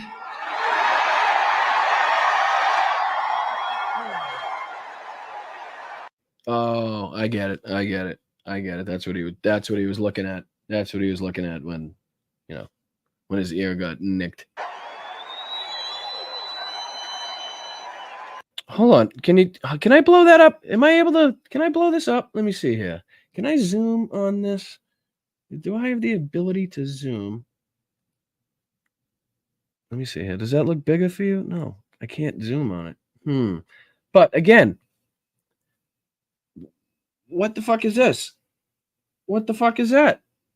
As Hal had pointed out, that says he got out not in January of 21, but April of 20. Doesn't make sense. That means it's more around this area when the spike was already going back up again. Explained and really brought to everybody's attention by our good friend Hal. So yeah, like why he continues to show this, and the more people that call that out, the more people that become privy to that information and how far and how he's trying to trick them basically with every fucking move he makes. Yeah, they made this. Why would they get that wrong? What did he say? He says the Border Patrol made it, right? Or something like that. Why the fuck would they get that wrong? I'm pretty sure there might have been some instruction there by Trump and his campaign. All I'm going to say. Oh, I love that. I love that chart. I love that graph. Isn't it a beautiful thing? But is it a chart or a graph?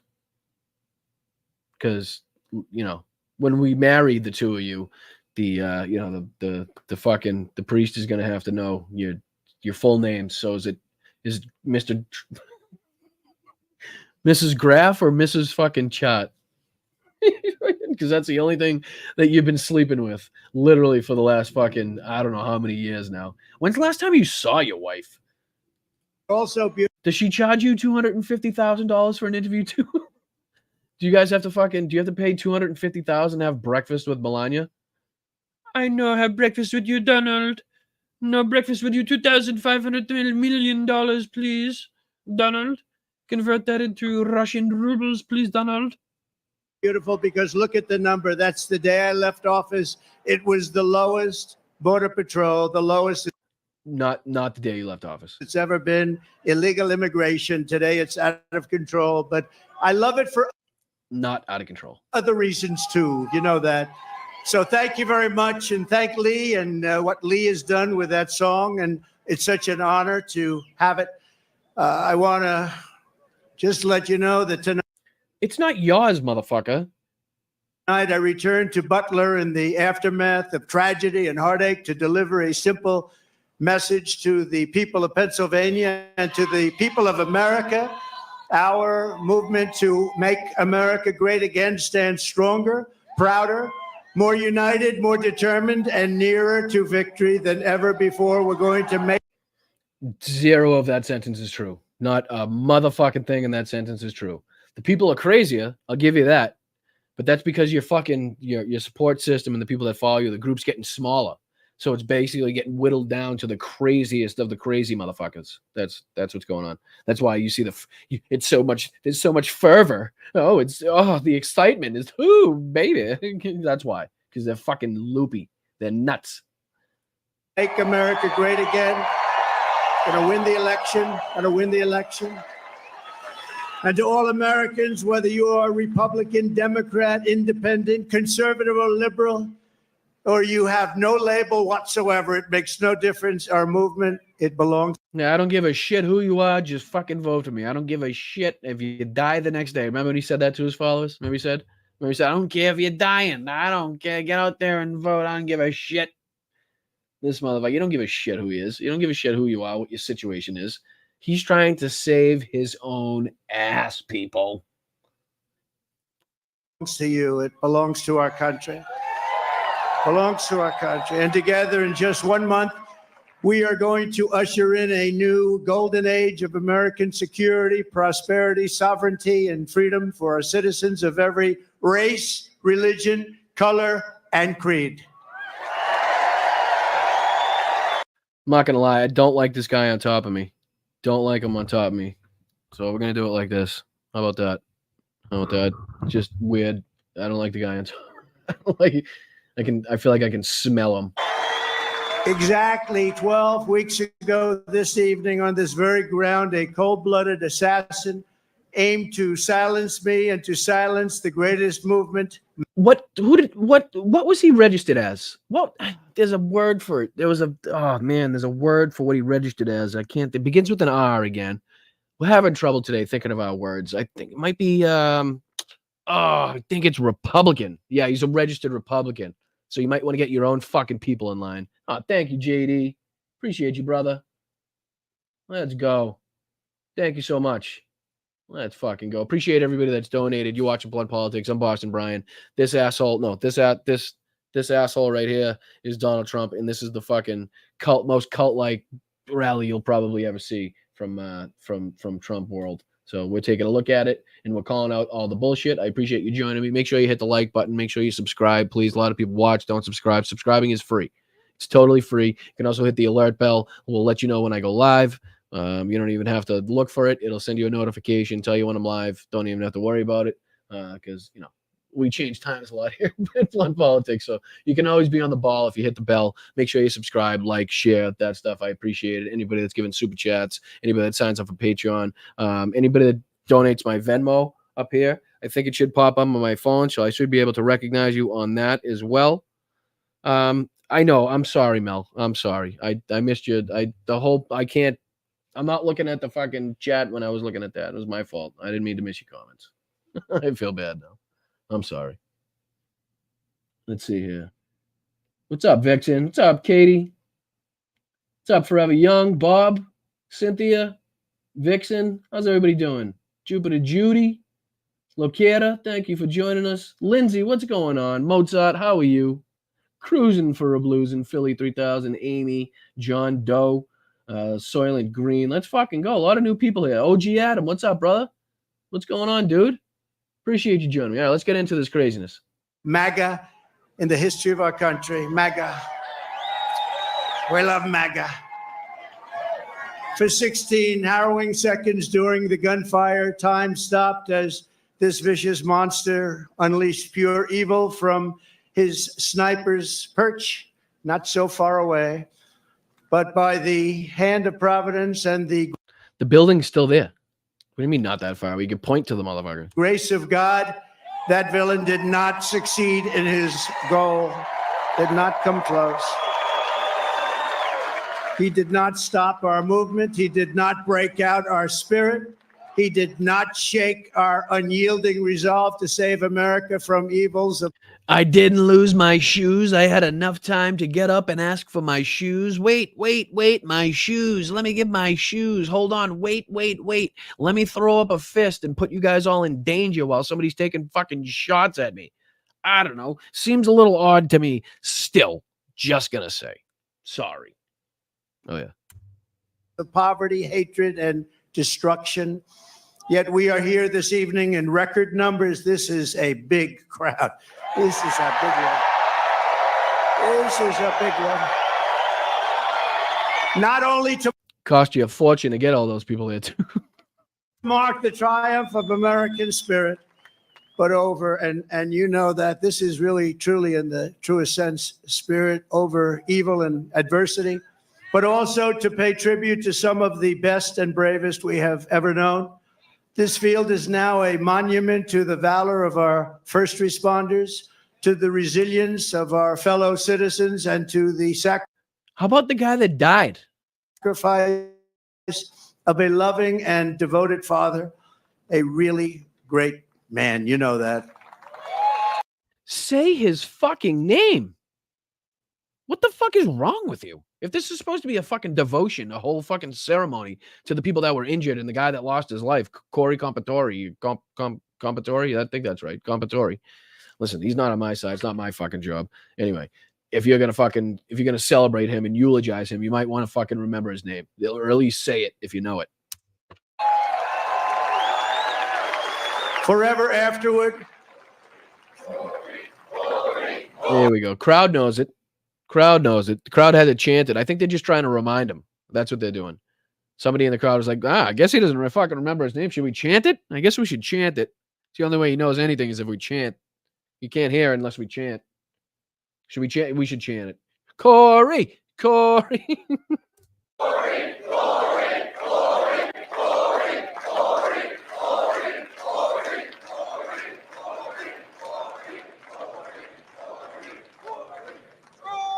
I don't understand. Why can on YouTube you can skip backwards 5 seconds, but you can't skip forwards 5 seconds, right? Like, I don't need to see him walking around and fuck clapping and shit. Forever after, all who have visited this hallowed place will remember what happened here. Christ almighty. It sounds like the fucking, he's turning into the movie The Hocus Pocus. Remember Hocus Pocus? All Hallows Eve. And they will know of the character and courage that so many waiting for fucking Banksy and the book to come flying in.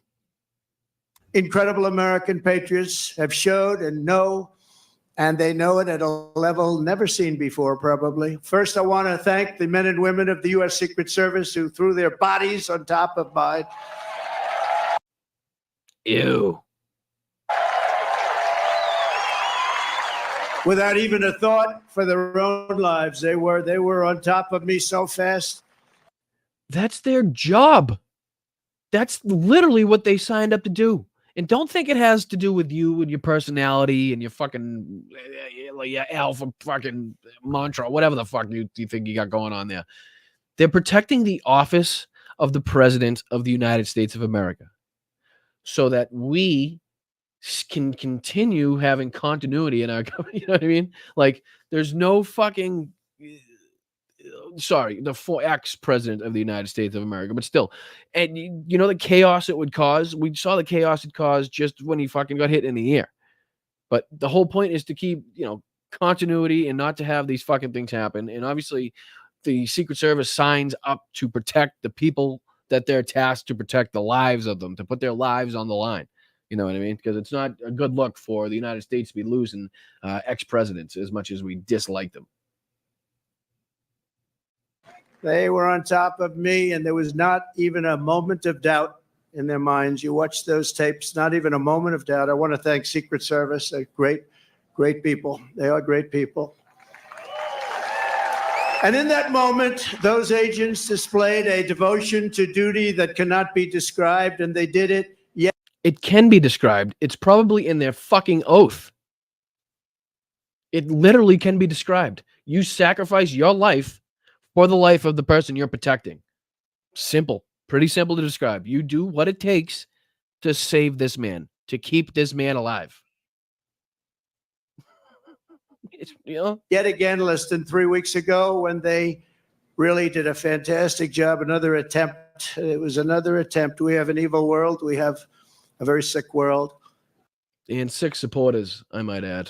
6 supporters. The guy that voted for you in 2016 somehow is a fucking Vivek Ramaswamy fan now and likes what's her face there, Nikki Haley. Doesn't sound to me like a fucking liberal, I can tell you that much. And the other guy was a registered Republican, somehow donated fucking $20 to, what was it, Act Blue or something like that. Who knows? Who the fuck, how that happened? The kid probably thought he was donating to a Republican or something like that and forgot about it. Who knows? Because I think the only election he actually voted in was election in his county. Didn't really say who he voted for, but he was a registered Republican. So again, fucking keep our name out of your mouth. It ain't got nothing to do with this side. We're fucking clean over here, brother. We don't want you dead. We want you in jail. My gratitude to them is beyond measure. We also owe a tremendous debt thanks to the Secret Service counter sniper and a local police sniper who returned fire within seconds and stopped the shooter quickly. You mean he didn't obliterate his face, Donald? You're not going to put it that way? That's only how you describe when immigrants commit crimes, and when the military service members in our country get injured. That's the only way you describe that. Not the guy that tried to kill you for some reason. You didn't get his face obliterated in arms and legs, fucking, cut off and shit. And saved many lives. If he didn't stop, he saved many lives. He had a lot of bullets. He was only going for one person. One person. A lot of ammunition up there with him. And we are, just amazing when you think they did it so quickly without any knowledge of what was going on. Boom. Yeah, I think that's the problem. I think they probably should have had some fucking knowledge of what was going on. How this motherfucker even got within 2 fucking miles of a former president with a with an AR-15 is beyond me. I don't know. Was it an AR-15 or an MK-47? I forget now. Might have been an MK-47. Venezuelan killers, street gangs, occupying the town with MK-47s. I know that gun very well. I got to know it very well. I've become an expert on guns.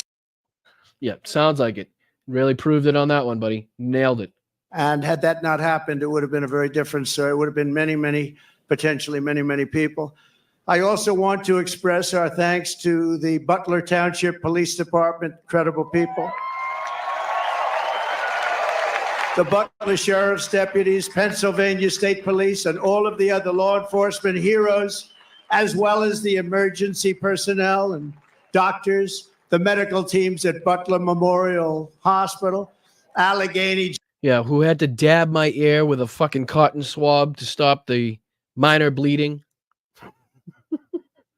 General Hospital, who rushed me and rushed some of these very badly wounded people. They were wounded. Yeah, much more severely wounded than you were. Yes. Yep. One mortally, actually. A lot of badly wounded people, and in particular, two people. And I tell you, they were very brave and great people. They were big Trump fans, and they still are. That means something. That was pretty amazing. You know, when I got up, I asked whether or not anybody was killed. I assumed that. No, you didn't. You got up and asked for your fucking shoes. What are you talking about? The mic was on, remember? You remember that? The mic was on? Let me get my shoes. Wait. Let me throw up a fist. Fight. We heard it. We heard you? We heard you. There would be a lot because I heard the bullets winging right over my head. They said probably 3. The doctors did such an incredible job. Is that what the bullets do? Were they winging over your head?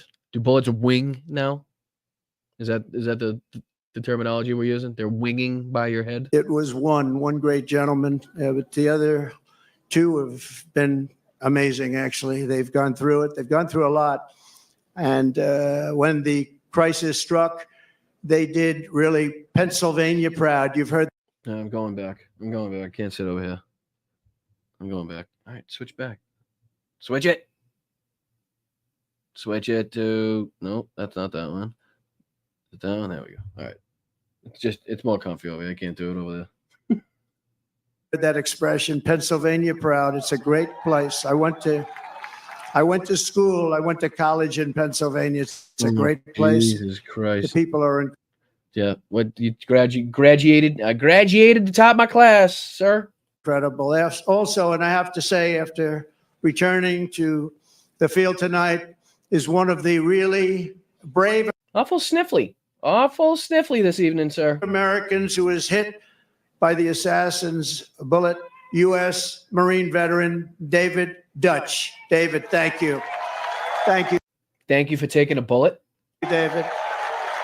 Like, these people took bullets. Like, you know how fucking all these assholes, if you hear like any of the previous speakers in the Trump speech, Donald Trump took a bullet. Took a bullet for fucking our country. Took a bullet for democracy. Do you understand what taking a bullet means? I would assume that taking a bullet means the bullet has to be fucking removed or either went through and through. That is taking a bullet. A scratch on your ear from an unknown fucking source is not taking a bullet. Thank you, David. And David, we're thrilled to see your recovery is going well. Great doctors up here, I have to tell you, great doctors. Your courage is really an inspiration to us all. So I want to thank you very much, David. Great. What about Ronnie Johnson? Ronnie Jackson Johnson, Pill Johnson. What about the pill doctor? You know, thanking him? Great gentleman. Great, great gentleman. I want to send our love to someone who could not be here because he has just undergone a major surgery related to the shooting. A man who is really badly wounded, like David, James. Unlike you. Copenhagen. What? Wait, I'm sorry. You faded on the end of that name. Can you repeat the last name? Surgery related to the shooting. A man who is really badly wounded, like David, James Copenhagen. James Copenhagen. Because James was a wonderful man, a big Trump fan. Did he die? Did another person die? Because he's saying was a big Trump fan. I'm only aware of the one person that died, but I guess somebody else did. And Mr. Copenhagen is out there watching us right now, but he's in. Wait a minute. Now it's Copenhagen? Is it Copenhagen or Copenhagen? Because it sounded like you just said Copenhagen. Trump fan. And Mr. Copenhagen is out there. Copenhagen. Okay, right. Okay, I see. That means he, because he's got words. the. I have the best words. But there's no better word than stupid. Correct. And the inability to say somebody's name in a speech several times does make you stupid. Sorry. Watching us right now, but he's in a hospital where they did. So he's alive. Why did you say he was a Trump fan? Is he smart and saying, I'm not fucking supporting that guy? I got shot at his fucking rally. The guy's crazy. He's bringing all the fucking crazies out. All those gun-loving motherfuckers. I mean, everybody's running around with a fucking AR-15 nowadays. That's a Trump fan. What the fuck? Who knows which one of those crazy bastards is going to show up for what reason? Did some additional work, but he's in great shape. He wanted to be here so badly, but he's in great shape, and we appreciate it, and we're looking to his full and complete recovery. He will have a complete recovery. Thank you. Great. Dr. Donald says he's going to have a fucking full, complete recovery. So I guess that means he's going to have a fucking complete recovery. Because nobody knows gunshots and bullet wounds and recovery like I do. Thank you. Thank you very much. And of course, there's one more hero who could not make it back here tonight because if this is Corey, if he's about to say the fucking guy that died, and that's his lead up into it, I'm gonna fucking die. Because he is no longer with us. Oh no way. No fucking way, dude. Oh no. Oh geez. Oh boy. Okay. All right. That's a shame. That's just a shame. We're gonna hear that one again. I want you to hear the lead-in to in the eulogy of the man that died in the honor of Donald Trump. This is the lead-in. Thank you very much. And of course, there's one more hero who could not make it back here tonight because he is no longer with us. I mean, just a fucking heartless, cold, completely inappropriate way to fucking eulogize and introduce or, bring up the memory of somebody that died at the, I mean, just, am I wrong? Am I wrong? Am I wrong on that one? I know it may seem simple, but to me, that's fucked up. Right? You know who that is, right? Corey, our beautiful. Corey what?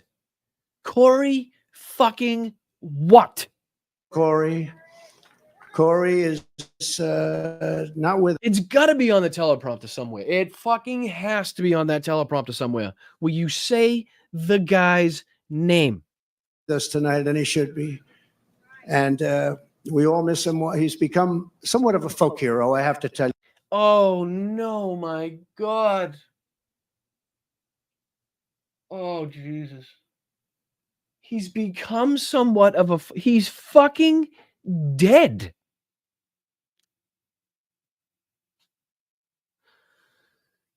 Oh, Jesus. Yeah, like sometimes I feel like I'm living on a fucking completely different planet. Like a totally different universe than everybody. Well, not you guys. Obviously, the people that, liberals and the people that understand how fucking crazy this is. But to the people that like listen to this and is like, yeah, woo, that's fucking good. Did you hear that shit? Did you hear that? He's a folk hero because he got shot and died trying to protect his family. It might, like, I don't know. Someone, please throw me a fucking bone here. Tell you who is with us is his beautiful wife and daughters. And what are their names, sir? And just give me a fucking any full name. Give me any fucking full name of any of these people, please. Say the fucking name. And relatives, sister. What's the family's name? Oh my God, I am getting so frustrated and it has nothing to do with me.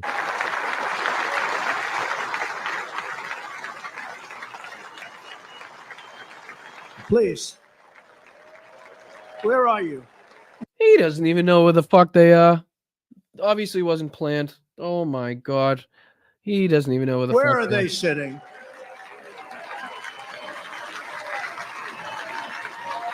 There they are. There's a lot of people. It's not easy to find people in this audience. Yeah, because it's not like we should have fucking had this already pre-planned, knowing where they're sitting. Maybe have met already backstage beforehand. And, it kind of went over, like, Jesus Christ, they're so incompetent. Goes back further than you can see. Thank you very much. Thank you. Then you should probably get your eyes checked. If you can't see past the end of that fucking crowd, you're in some trouble, dude. Thank you very much. Thank you very much. Great family. Great, incredible family. And he loved you a lot. And, his wife said something very beautiful. The public, a lot of people, all of us, a lot of people have been very generous. What is going on here? And she said, I'd rather have my husband. You fucking don't say. You don't.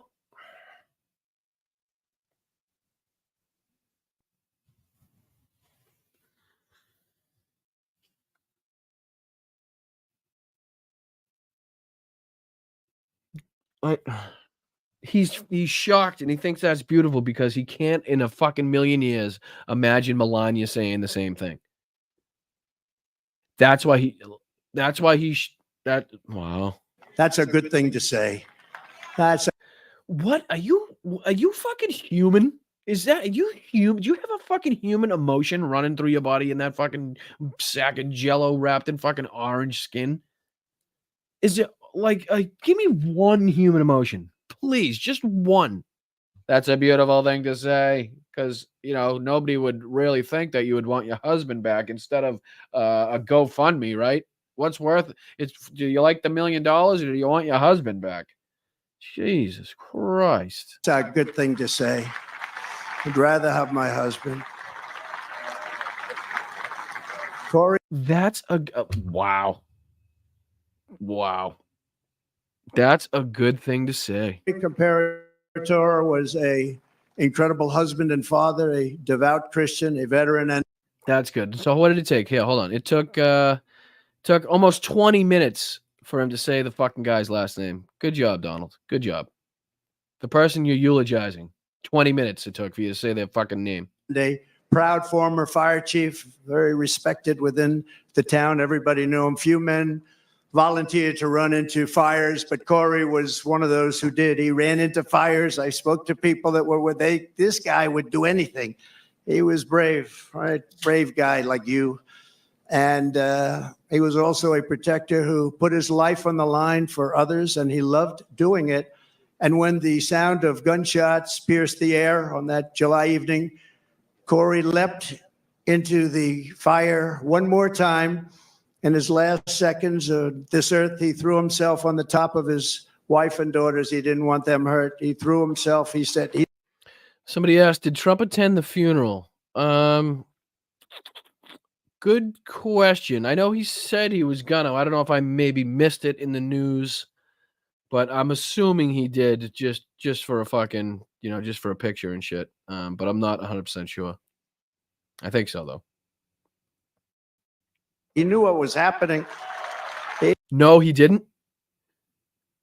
Wow.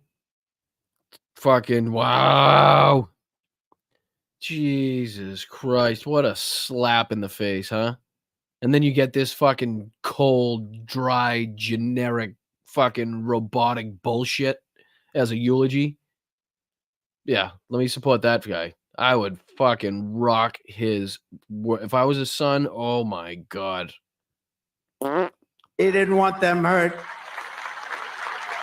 And he was hit hard. He was hit hard. Why would you say that? Why would you say that? Why would you say that? Why would you say that? He was hit hard? He was. Wow. I don't like, that is just so. It's so not human. Like, the fucking family is in the audience, right? Why you think they want to know that he was hit hard? Like, it's just wild to me, the verbiage he's using and how he's trying to describe this shit. And he gave his life to shield their lives. Every father and husband in America hopes that if the time came, we would have what Corey had, tremendous courage. No, we hope the situation doesn't arise. What the fuck are you talking about? We don't hope for one day having to cover our family in a shooting. That's not something that people hope for. We hope to never be in that situation. We hope to never have anybody we know in that situation, to have anybody in that situation for that matter. You don't hope to be in a situation where you have to fucking react and cover your family and fucking sacrifice your life, you dumb motherfucker. Courage, tremendous guts, and he wanted to protect his family, and he did protect his family. At this time, it is 6:11, 12 weeks to the minute that the shooting began. I would like to ask everyone to... What the fuck are the chances that speech actually lined up with the time? He's clearly reading off the teleprompter at this moment, right? What are the fucking chances that he coordinated this where the times matched up? I don't buy it. I do not buy it. To join me in a moment of silence.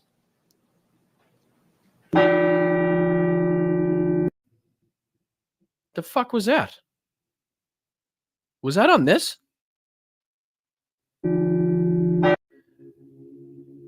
What the fuck?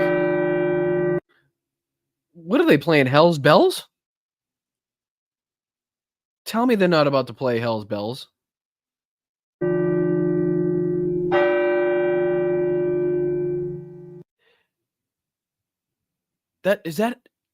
I don't know. I think it sounds different than the bells in Hell's Bells.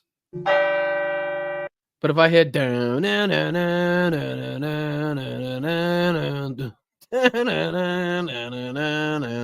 die. I'm gonna die.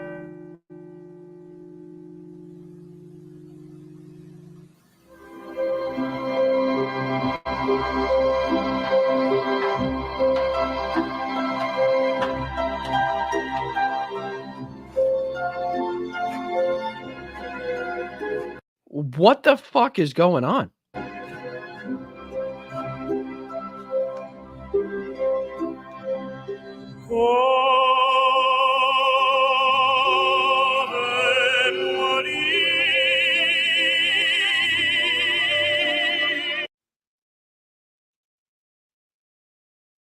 This is a campaign rally?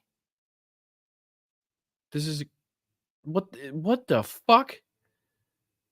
Holy fucking cult meeting, Batman. Are they all in white fucking Nikes?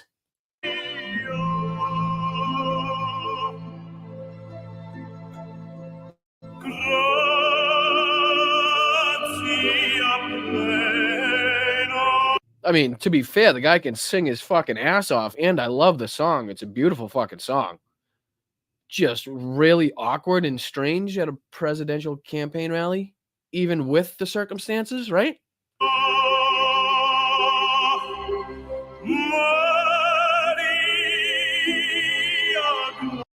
Is that what's going on? Is he trying to fucking recreate like The Godfather in some sort of like, you know, Scorsese movie or something like that? I don't understand.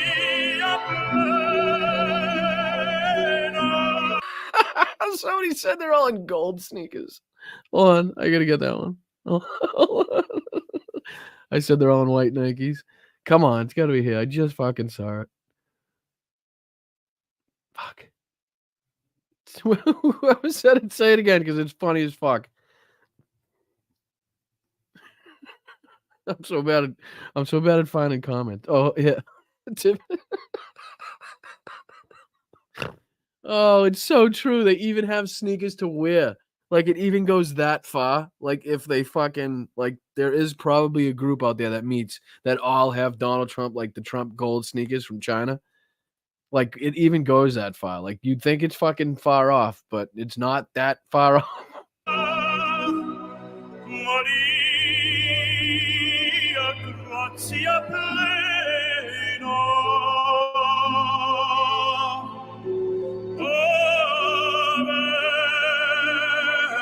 I am like fucking in shock right now that this is going on. I am in fucking shock. And again, don't get me wrong. Beautiful singer. Obviously, he's a moron because he supports Trump and is at a Trump rally. But the guy can sing his fucking ass off, right? Beautiful song. Love the song. Not like appropriate in this situation, or like this is weird. This is weird. That's what we like to call it. It's fucking weird. All right, I'm gonna fast forward through the fucking Ave Maria, even as awesome as it is. I don't have time. I don't have time for Aves. All right, here we go. Sorry. Sidorma and others. And so I wouldn't leave your seat too fast when we're finished today, but this is in honor of three great people, actually. What's going on at the end here? Oh no. Does he have like a whole fucking production going on here? Truly a great talent, is going to be back when I leave, and I'm going to stay backstage watching every song. He's going to sing 3 or 4 great songs, Nessidorma and others. And okay.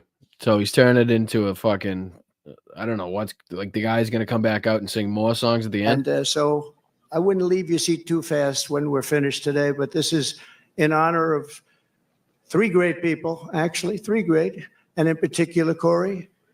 And we appreciate it, but that is a real voice, isn't it, huh? That's not, what do you think, Mr. Future Vice President? Pretty good, right? I don't know if you could do. Tim Walz is there? The fuck is Tim Walz doing there? What's up, Tim? What's up, dude? What are you just scouting out your enemies? You know, getting a little,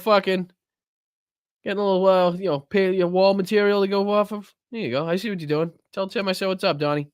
Do that, JD. I don't know. I don't think JD can do that.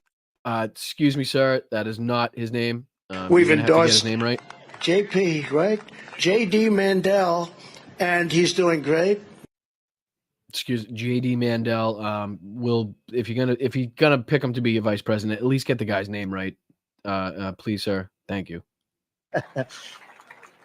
In the face of murderous hate, Corey answered the most selfless kind of love. We are joined this evening by Corey's incredible widow, Helen, his 2 precious daughters, Kaylee and Allison. Like, why he's repeating this, right? He already said this, so now he's saying it again, but bringing up the fucking, now he's actually saying the names? Like somebody fed it into the teleprompter, like, fuck, we didn't get him the names. He sounds like an asshole not saying the names. But put it in the next paragraph. Quick, put the names in the next paragraph. They'll never know that he's reading it twice. He never fucking knows what's on the thing anyway. He'll read anything. He's like Ron Burgundy. And his sisters, Kelly and Dawn, thank you so much. Thank you so much. This is an incredible tribute. This is a tribute like no other, and he deserves it. To Helen and the entire family, I can only begin to imagine the depths of your grief, but I want you to know that just like you, we will carry his memory in our hearts for as long as we live. Everybody in this stadium and everybody that was there on that tragic evening, we are thinking about Corey. We think about him a lot. I know.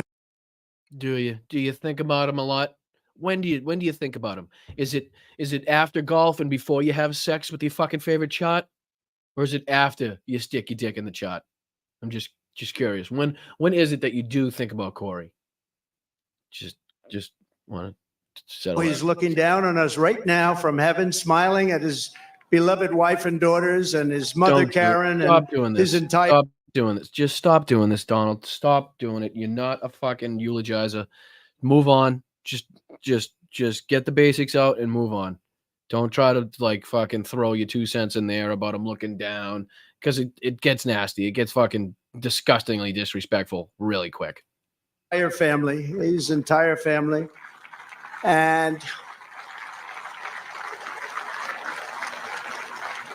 he's with you, and he's going to be with us for a long time, because there's a fly. some people just don't die in vain, and what he's left behind is incredible. And so, God bless you, Corey. God bless you. Thank you very much. Oh, Jesus. You did it again. You did it like you did to Melania's parents. Remember, he was inside and he's looking at the steel beam on the ceiling, like talking to it like it's Melania's fucking dad.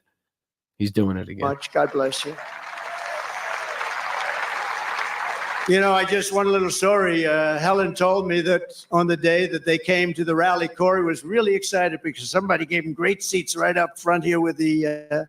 Jesus. Oh, no. Oh, no.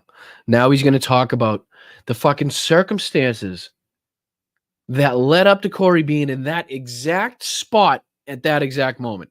So just so the fucking family could relive and just, know how many fucking different things had to happen for their father to die.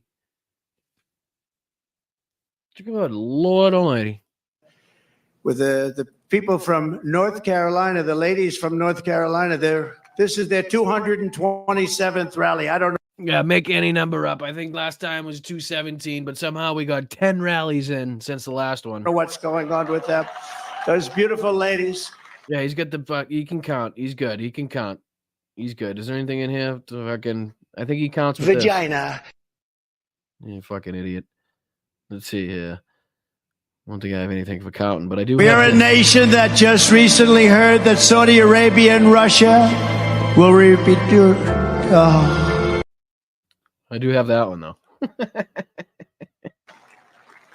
But they always seem to have good seats, But Corey had the best seat in the house, and he was. Oh my God. Does he not understand how ridiculous it is to talk about what he's talking about?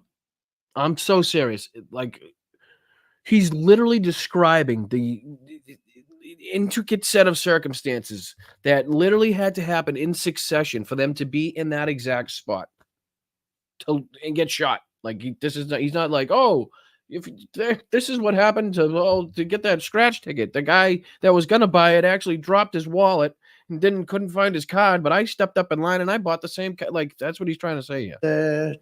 Telling his wife. We need an election day countdown, Brian. That is a fucking good idea, Regina. That is a fucking good idea. How could I do that where I wouldn't have to change it every day, though? I could do like, could I do it as like a, it would have to be an overlay, but how would I change it every day? Not every day, so it would be every Sunday. It'd just be right. Every time I did a show, I'd have to figure out what. All right, I got you. Yeah, I could do that. Good call. You guys are the best. I love you, chat. This is Blunt Politics. I'm Boston Brian. If you just joined us, I appreciate it. We're going over the craziness that was the cult-like fascist fucking fascist funeral, I guess you could call it, in Butler, Pennsylvania. The Donald Trump and the GOP and MAGA's return to the scene of the crime, so to speak. So if you could share this out, if you could like it, make sure you subscribe. If you like, please, that's a free one. I do appreciate it. Venmo somewhere up at the corner, patreon.com/Boston Bryant. Get them shirts.myshopify.com.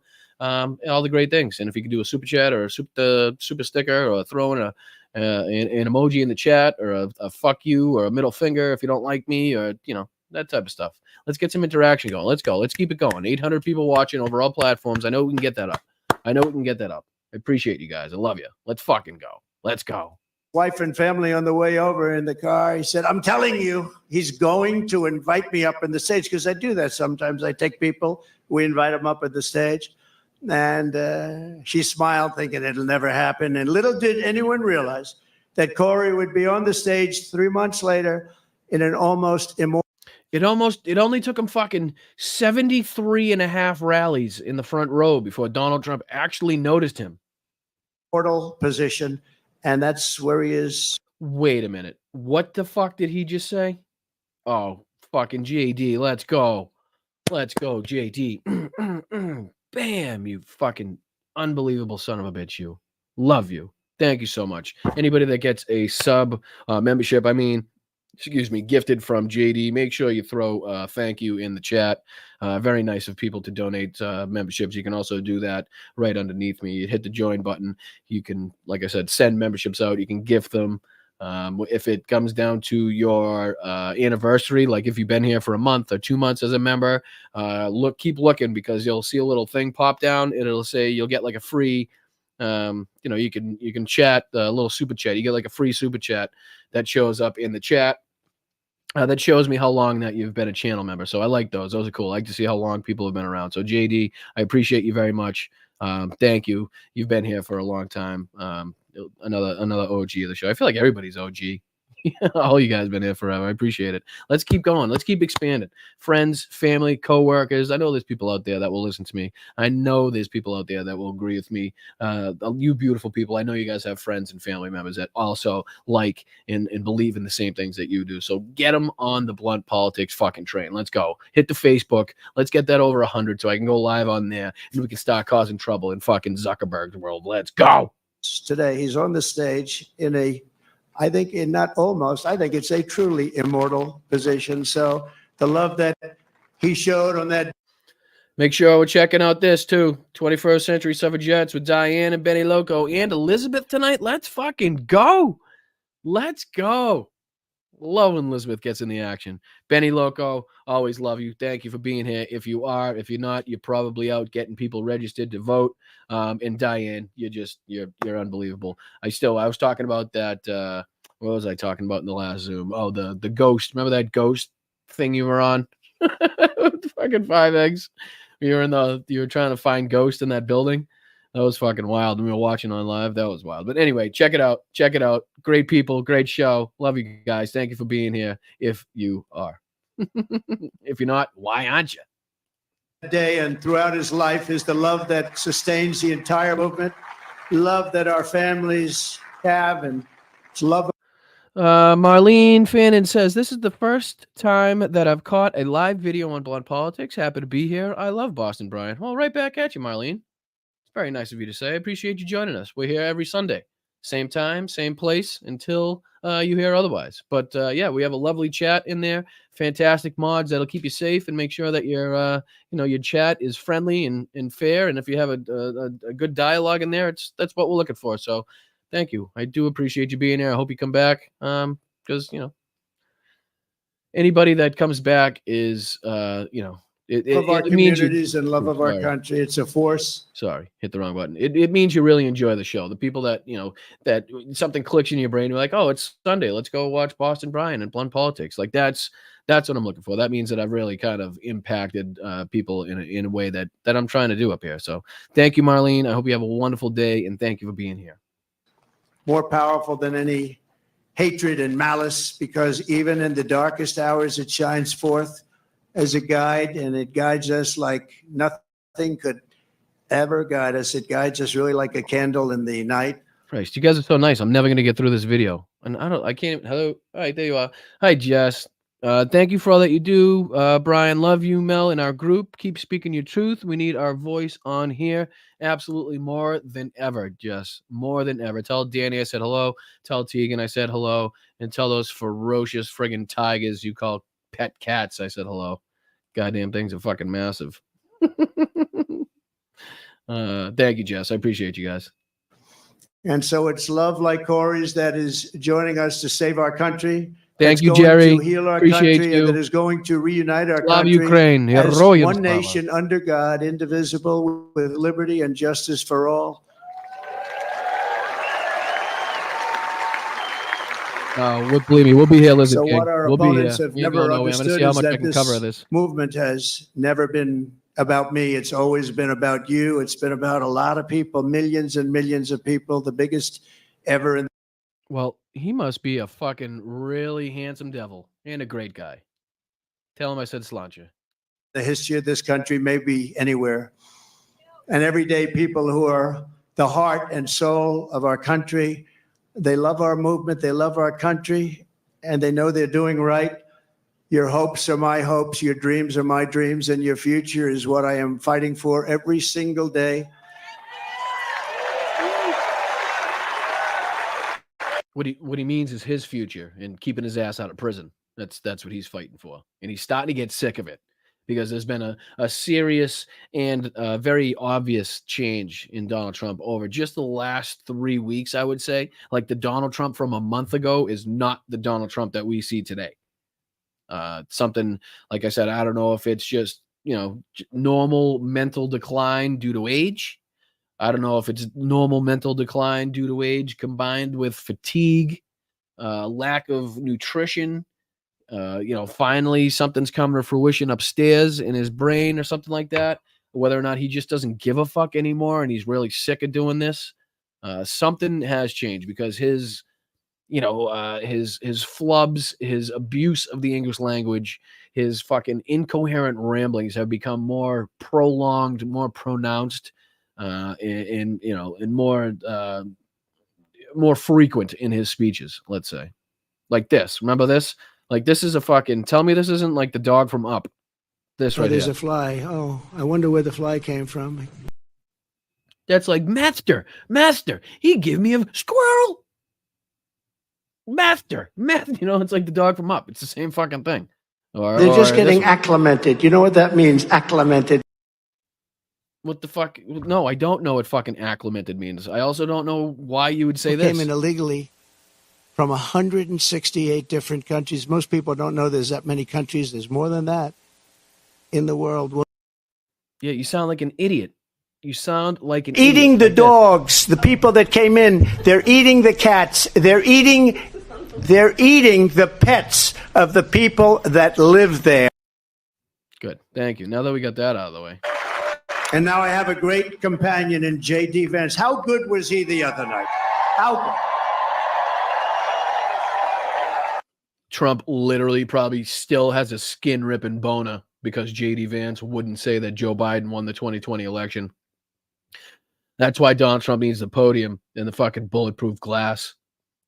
So you can't see his fucking tent he's walking around with in his pants, even though it's a mushroom, probably doesn't even reach his zipper. It was great.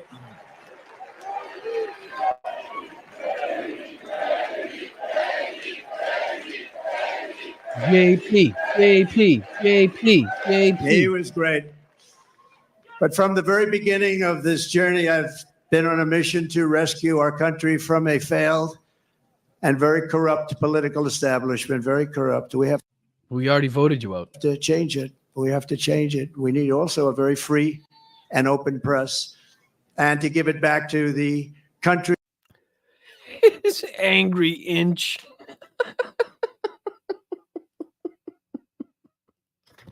Oh, you guys crack me up. You believe in and I believe in. It's a country that we were born in and the country that you deserve. You deserve this.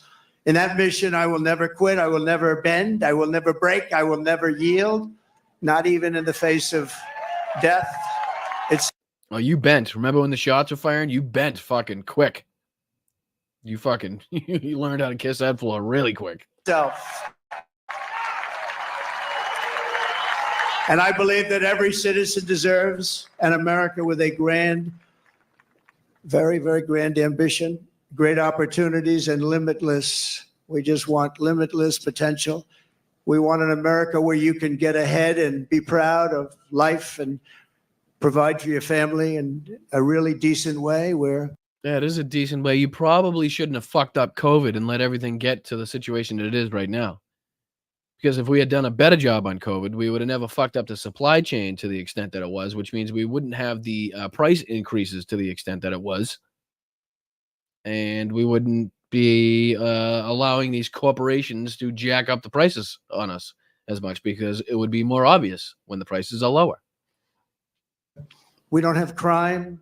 We have a fabulous military to protect us from evil. We have everything has to be the best. We have to have the best schools. Yeah, this sounds achievable, right? No crime. Oh, hey, Benny. Were your ears ringing? We were just talking about you. Can I have fries with that cat? I think he's another word for that is this, right? Vagina. I think that's what you call him. He thinks a lot. Vagina. We have to have strong borders. We don't want bad people coming in and hurting us. We don't want. This is the fucking bread, peace, and work speech from Hitler and Stalin and the rest of these fucking motherfuckers. Mao, I will give you work. I will give you bread. I will give you fucking peace. I will give you shelter. Basically, that's what all these autocrats and dictators promised. They promise you the world. They promise you that they're going to fix these incredibly complex situations with a swipe of the pen, right? With one fucking phone call, Donald says he could end the war in Ukraine. Does that sound fucking achievable? Does that sound like something that would actually be a fuck achievable? I mean, come on, really? Do you think one phone call is going to fucking end the war in Gaza? Do you think one phone call can fix what's going on at the border? In the situations in the countries that the people are fleeing from? Do not believe people that offer you simple solutions to very complex problems. It's an easy way to get you into the cult, because they want to make you believe that they have to make you believe that things are bad in order for you to turn to the alternative. Hitler was a fucking freak when democracy was flourishing in Germany, when the Weimar Republic was flourishing in Germany. As pent up and built up and held up by the United States and Britain as it was, when it was thriving and they did have democratic values and state going on over there, Hitler was on the fucking outskirts. Nobody gave a shit about him. It was not until inflation started going crazy. It was not until jobs were lost. It was not until there was fights on the streets between military factions and communists and fucking fascists, and everything broke down, that people started looking to alternative views, right? So Donald Trump cannot get you on his side until he gets you to believe that everything is at that point, which obviously it's not, right? Obviously it's not. Was inflation high? Yes. Has it come down? Yes. Is it at the highest it's ever been? Not even fucking close. I think it's been at 23%. We're at about 3% or whatever the fuck it is now. People are not warring factions, are not fighting on the streets. Communists are not fucking fighting with you know what I mean? It's not like the government is not breaking down. Our military is not selling weapons to citizens. Like, this is fucking ridiculous. It's ridiculous. He cannot get you on his side until you believe that everything is going downhill, or everything is, the world is on fire, as they like to say. You know how his whole fucking campaign is to get you to fear everything. If you fear everything and you believe he can solve it, he's got you. Want to have open borders, do we? You deserve a government that protects and respects its own citizens, that defends your sovereignty, your security, and your dignity and your freedom. You deserve a nation that builds things, again, makes things better, that aims for the stars once more, and that once again commands respect. And we want to get respect like we had it 4 years ago. The entire world respected us. They respected us. They respected us more than they've ever respected us. And now they laugh at us. We can't have. They do laugh at us. They do laugh at us because they look at us and they're like, are you fucking guys shitting me? The race is that close? Are you joking? That motherfucker has a chance to become president again? What the fuck is wrong with you Americans? That's what they're saying. And then they giggle. And then they like, holy shit. They're going to let Donald Trump back into the office again. The guy that raped the women. He's back. He's a 50-50. He's close in the race. These guys and the Americans are fucked up. Like, that's what they're laughing at, basically. Have them laugh at us, can we? Above all, you deserve leadership in Washington that does not answer to the lobbyists, to the bureaucrats, or to the corrupt special interests, but answers only to you, the hardworking citizens of America, of which there are a lot of them. We have a lot of them. We have a lot of them. Yeah, a lot more since Biden took over. A lot of jobs created. About 20 million almost. It's kind of cool. Lots of them. Over the past 8 years, those who want to stop us from achieving this future have slandered me, impeached me, indicted me, tried to throw me off the ballot, and who knows, maybe even tried to kill me. No, we know. No. Nope. Hold on. Hold on. We got something for that, I think. Let's see here. All I smell is your bullshit. Yes, because no. Don't put it on us, motherfucker. Do not put that fucking shit on us.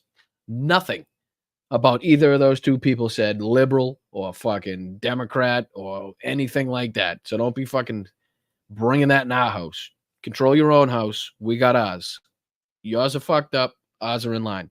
So control your own shit. Shut the fuck up. But I've never stopped fighting for you, and I never will. Never will. Never gonna stop. No, one day you're gonna stop, along with your heart. That's just the way life goes. So I'm gonna predict now. Yes, at some point you will stop.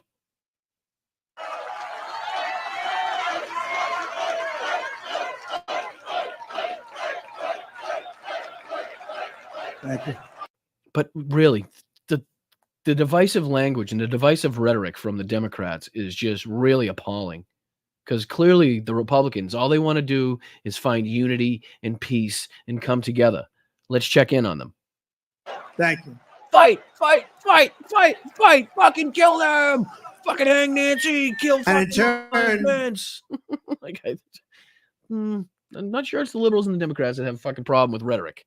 Because no amount of yelling and screaming and squawking and bitching and complaining is going to get me to stop calling Donald Trump a threat to fucking democracy, because that is exactly what the fuck he is. And to not call that out and to not fucking let everybody know that is a dereliction of duty as an American fucking citizen.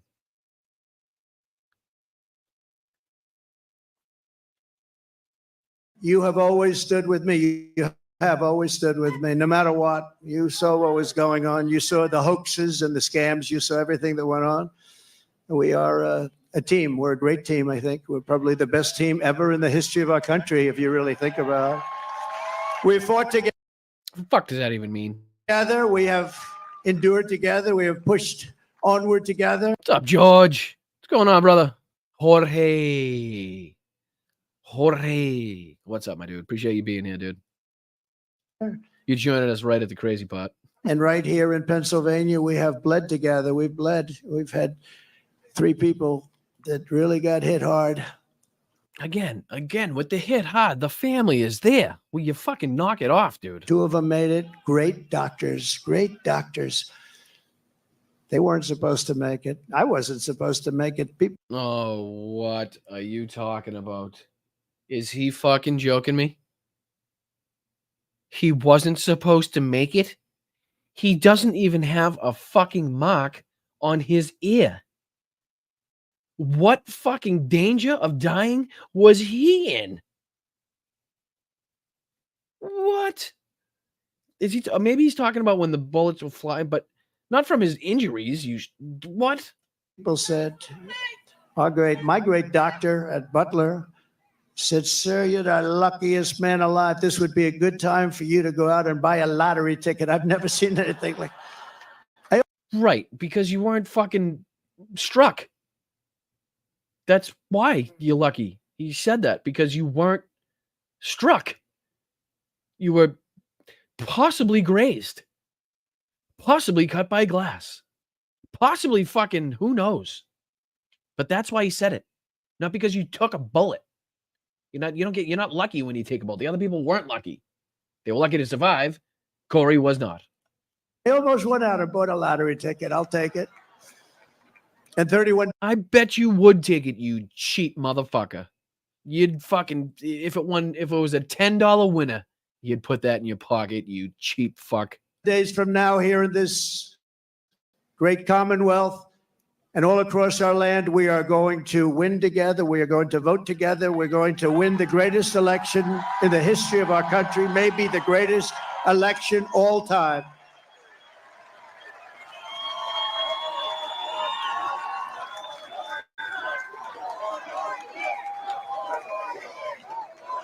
After we all have been through all of this together, nobody's gone through what we've gone through. Nobody. Because I go through it, you're going through it too. But there's never been anything like this. No, there has been actual several moments like that. And as a matter of fact, probably the most famous one, the guy didn't make it. The guy in the theater there, took a bullet to the fucking dome piece, didn't make it. Yeah, that guy. Probably worse. I always say there's an enemy from within. Yes, your own party. And there's an outside enemy. And if you're smart, the outside enemy is not going to be a problem. Russia, China, North Korea. We're not going to have a problem if you have a smart president. But the problem is we do have a fucking problem, right? Like the problem's already there. So the fact that you're not even going to come into a peaceful situation, hypothetically speaking, this wins, you win. Right? Imagine Donald Trump not coming into a peaceful situation, but coming into a fucking,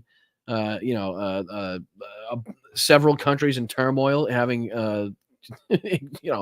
very costly and deadly battles. And all of a sudden now Donald Trump is going to be the head of the United States to make decisions on what our country does in accordance with those situations. Get the fuck out of here. You want to talk about this fucking, a threat to mankind. That's what that would be. If you have not such a smart president, then it's a problem. But we have an enemy from within, which I think is much more dangerous than the outside enemy. We stand on the verge of... Again, we want fucking unity rhetoric. Who do you think he's talking about? The enemy within. Who do you think he's speaking? He's speaking about Democrats. So again, calling us evil, talking about we're the enemy within. Doesn't sound to me like the problem, again, is on our side with the hateful rhetoric causing violence. Of the 4 greatest years in the history of our country, we can make these the 4 greatest years. We'll turn it around so fast that your head will spin.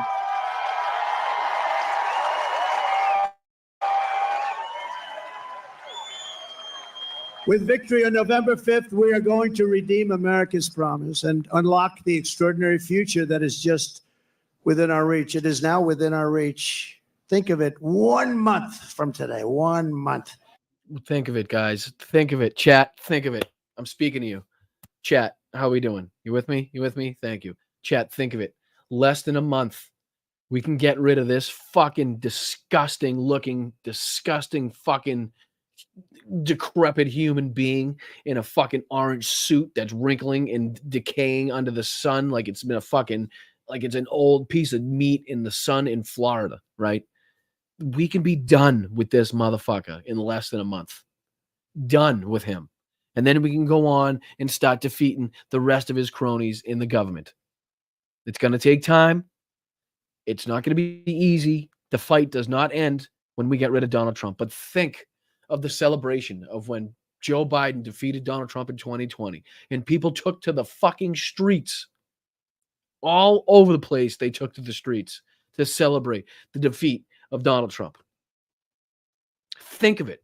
Think of the joy that we will now feel November fucking 5th when we fucking are finally rid of this fascist piece of shit.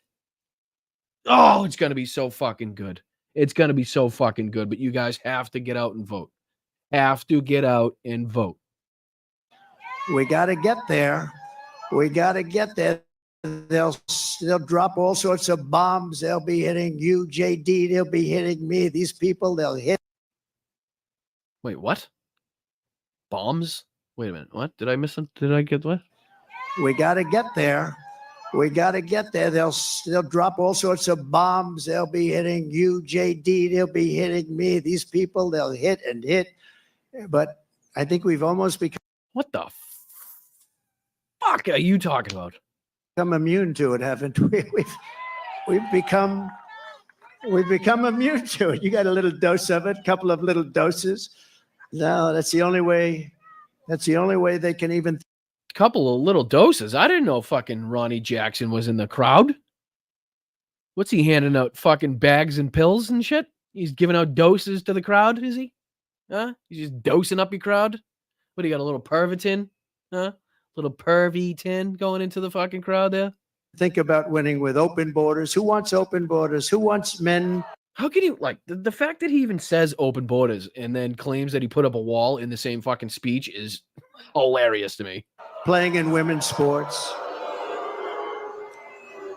Who wants sex change operations for illegal aliens? The fuck does that have to do with you or any of the people in the crowd? Why? What the fuck does that? Why do you care? Honestly, what is it? How does that impact your life? In holding bins? No, I don't think so.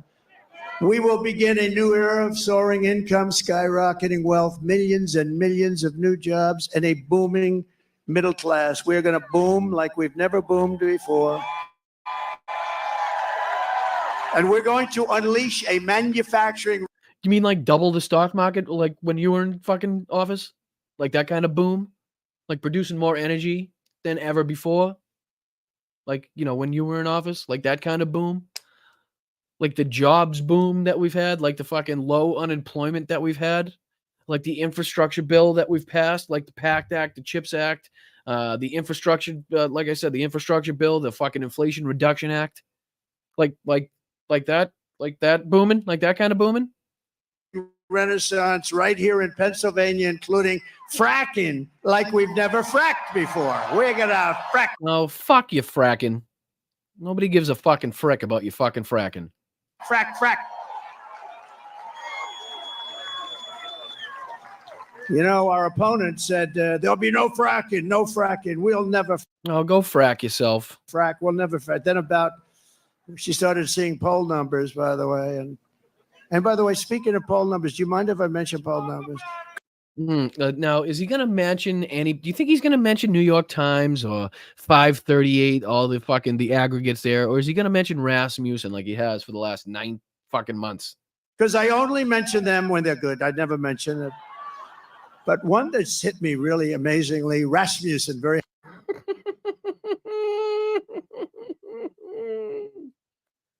Oh, nothing says confidence in the polls like fucking quoting one single poll for 9 straight months. Highly respected poll.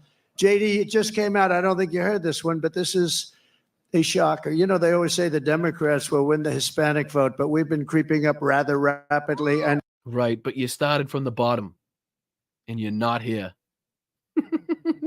Like the opposite of the Drake song. You started from the bottom. You're up a little bit, but we're still up here. I don't know if that would have fit into the chorus of his song, but pretty much that's how it goes. Rasmussen is one of the most respected polls. I mean, Republicans would get 4, 5, 6, 9, 10%. They just came out with a poll, 62% for Trump. Think of that. Think of that.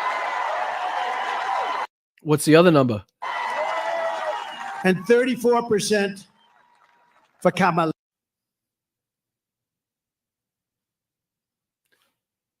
Wait,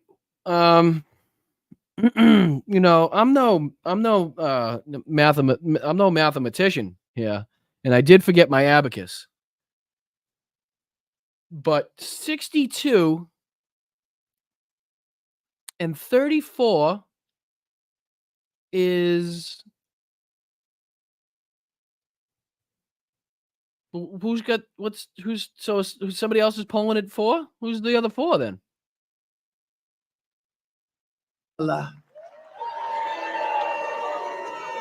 I don't usually use her last name because nobody knows who I'm talking about. I go, Harris. They say, who's Harris? She's the current vice president of the United States of America, you stupid motherfucker, which means she has more power than you have as your fucking stank-ass private citizen running for president again. So that woman that you keep, demeaning and degrading, the vice president of the United States of America deserves some fucking respect. Happening all the time. Who's Harris? And we can't find out who she is because if we do, our country is going to be in big trouble. We will live in a very very beautiful city or town that are safe and clean with borders that are sealed and secure.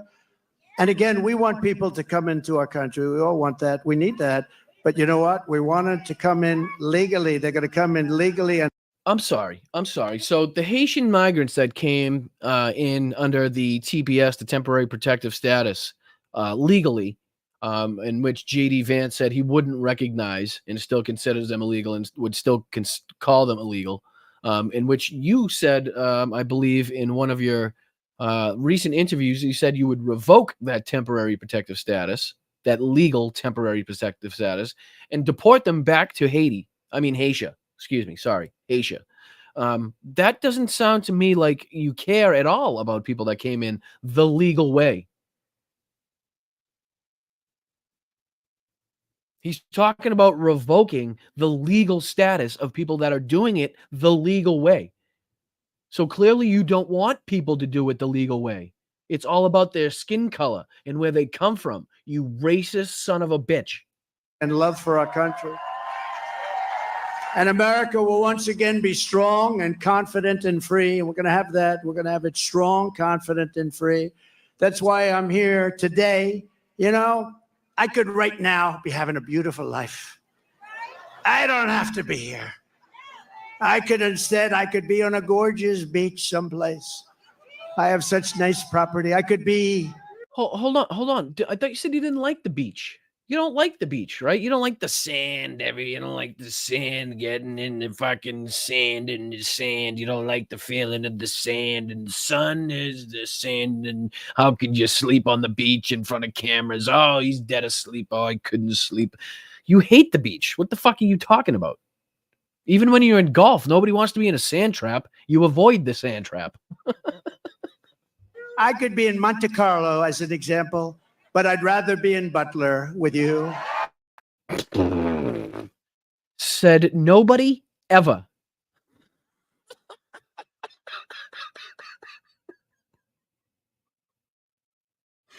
I could be in Monte Carlo, but I'd rather be in Butler.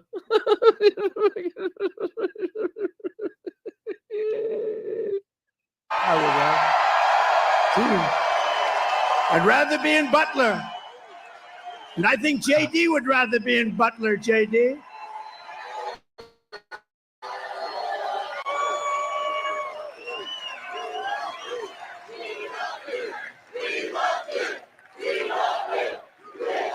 that a "We Love You" chant? I'm sorry. We were speaking about cults before.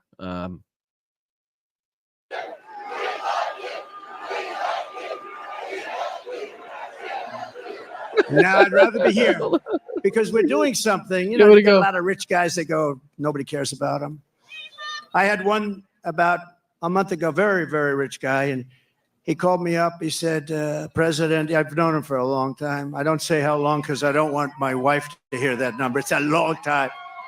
But he's very successful. And he said to me, sir, could you do me a favor? The guy's worth billions of dollars. He said, could you do me a favor? I can't get into a restaurant. Do you think you could call them to get me in? And I said, what the hell is the... I'll take stories and situations that absolutely, equivocally never fucking happened for 1,000, Alex, please. Good of being rich if you can't get into a restaurant, right? And I called the maitre d'. Hi, I'm a little embarrassed. Hi, this is Donald Trump. I recognize your voice. So would you do me a favor? A friend You recognize the maitre d's voice? Or does she have the same voice as you in this story? of mine is online about a mile back. This is a very successful restaurant. And he's got his wife. I described the wife. Could you possibly go get them? Could you go get them and bring them in? And he did. And my friend called me up the next day. He said, thank you very much. Thank you. Let's go. Oh, doctor, please. Doctor in the house. Thank you. Jesus fucking Christ. More people go down at Trump rallies than like a fucking across desert marathon. Like, how does somebody literally drop at every single one of these rallies? It can't be that hot. It's at night. It's fucking October. How does somebody goes down at every one of these fucking things? Thank you. Thank you very much, doctor. Yeah, thank you. What a great tribute. We're gonna eulogize and have a tribute to the people that were fallen at our last rally. And while we're doing that, somebody goes down at this rally. Jesus Christ. Talk about chaos. Take your time, doctor, please. Yeah, take your time. We got plenty Take of your time. time. Take your time. We'll hold the funeral. Let me know if she dies. I'll add her name to the fucking list on the teleprompter. Right? We got a lot of time.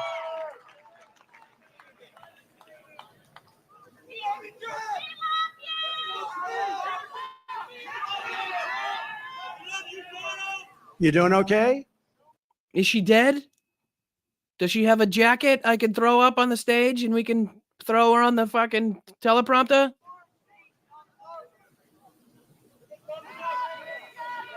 Take your time. Take your time. We've got to protect our people, right? Take your time. Right, which is why you fucking hoard them all together in fucking cow pens in 140-degree weather. That's how you take care of them, right? Not that this is one of those situations, but clearly not taking care of them.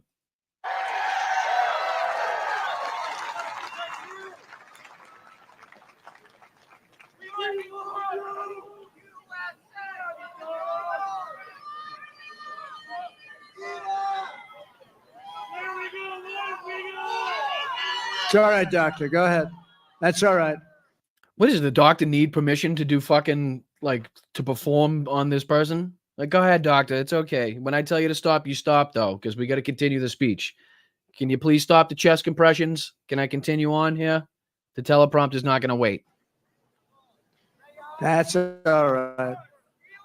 People come out 2-3 days ago and Oh, I was just going to fucking say that. I should have fucking said that. I was just about to say, I guarantee he says, this is what happens when you wait in line for 3 days to see Donald Trump.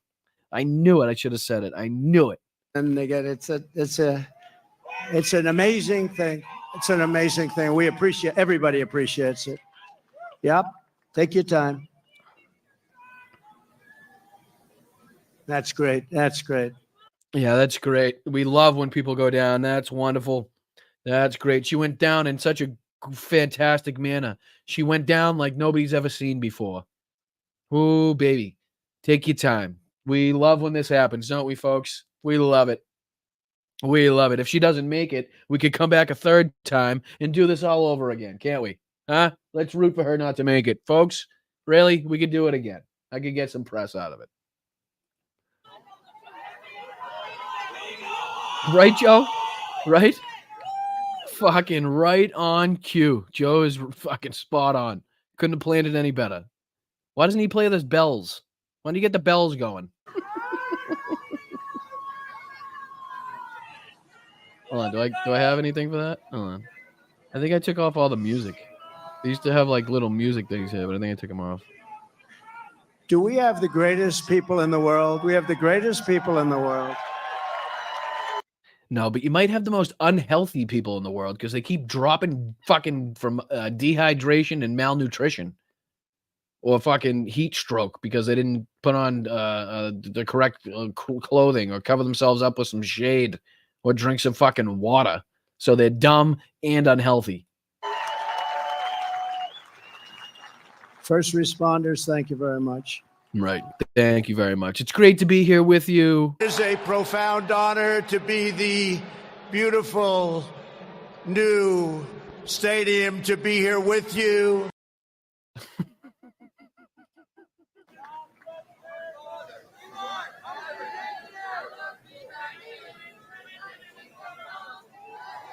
Never fight uphill, me boys. Never fight uphill. Swami Vive Kamunan Suchin Tendolkar to Virat Kohli. Our army manned the airport. It ran the ramparts. It took over the airports. It did everything it had to do. Venezuela. Did you just see Maduro? Venezuela. It's unbelievable. This week it was reported that an illegal and you just look at this, what's happening. Yesterday's a hard word for me. They singing the national anthem. This is like strange shit, people. Remember when I said this is going to be the most cult-like? I don't know if anybody follows me on Twitter, but before this, I said this is guaranteed to be the most cult-like, the most fascist, authoritarian-like fucking rally to date. And I don't think I was wrong. I think this is kind of proving me right here.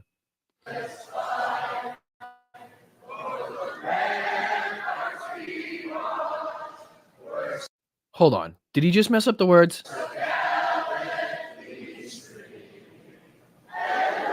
Oh, he stopped singing. He doesn't know all the words? Do you not know the words, Donald?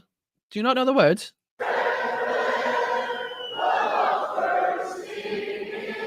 The big, fat, sloppy United States. Call them dumps. Big, massive dumps. No, get those lights off! Off! Turn them off. They're too bright. Turn them off. This is crazy.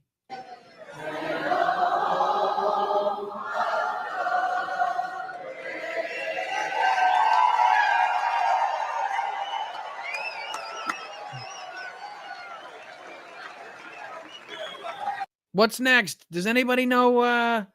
Do you know Our Fathers, Hail Marys? What are we doing next? She's still not up. She's still down.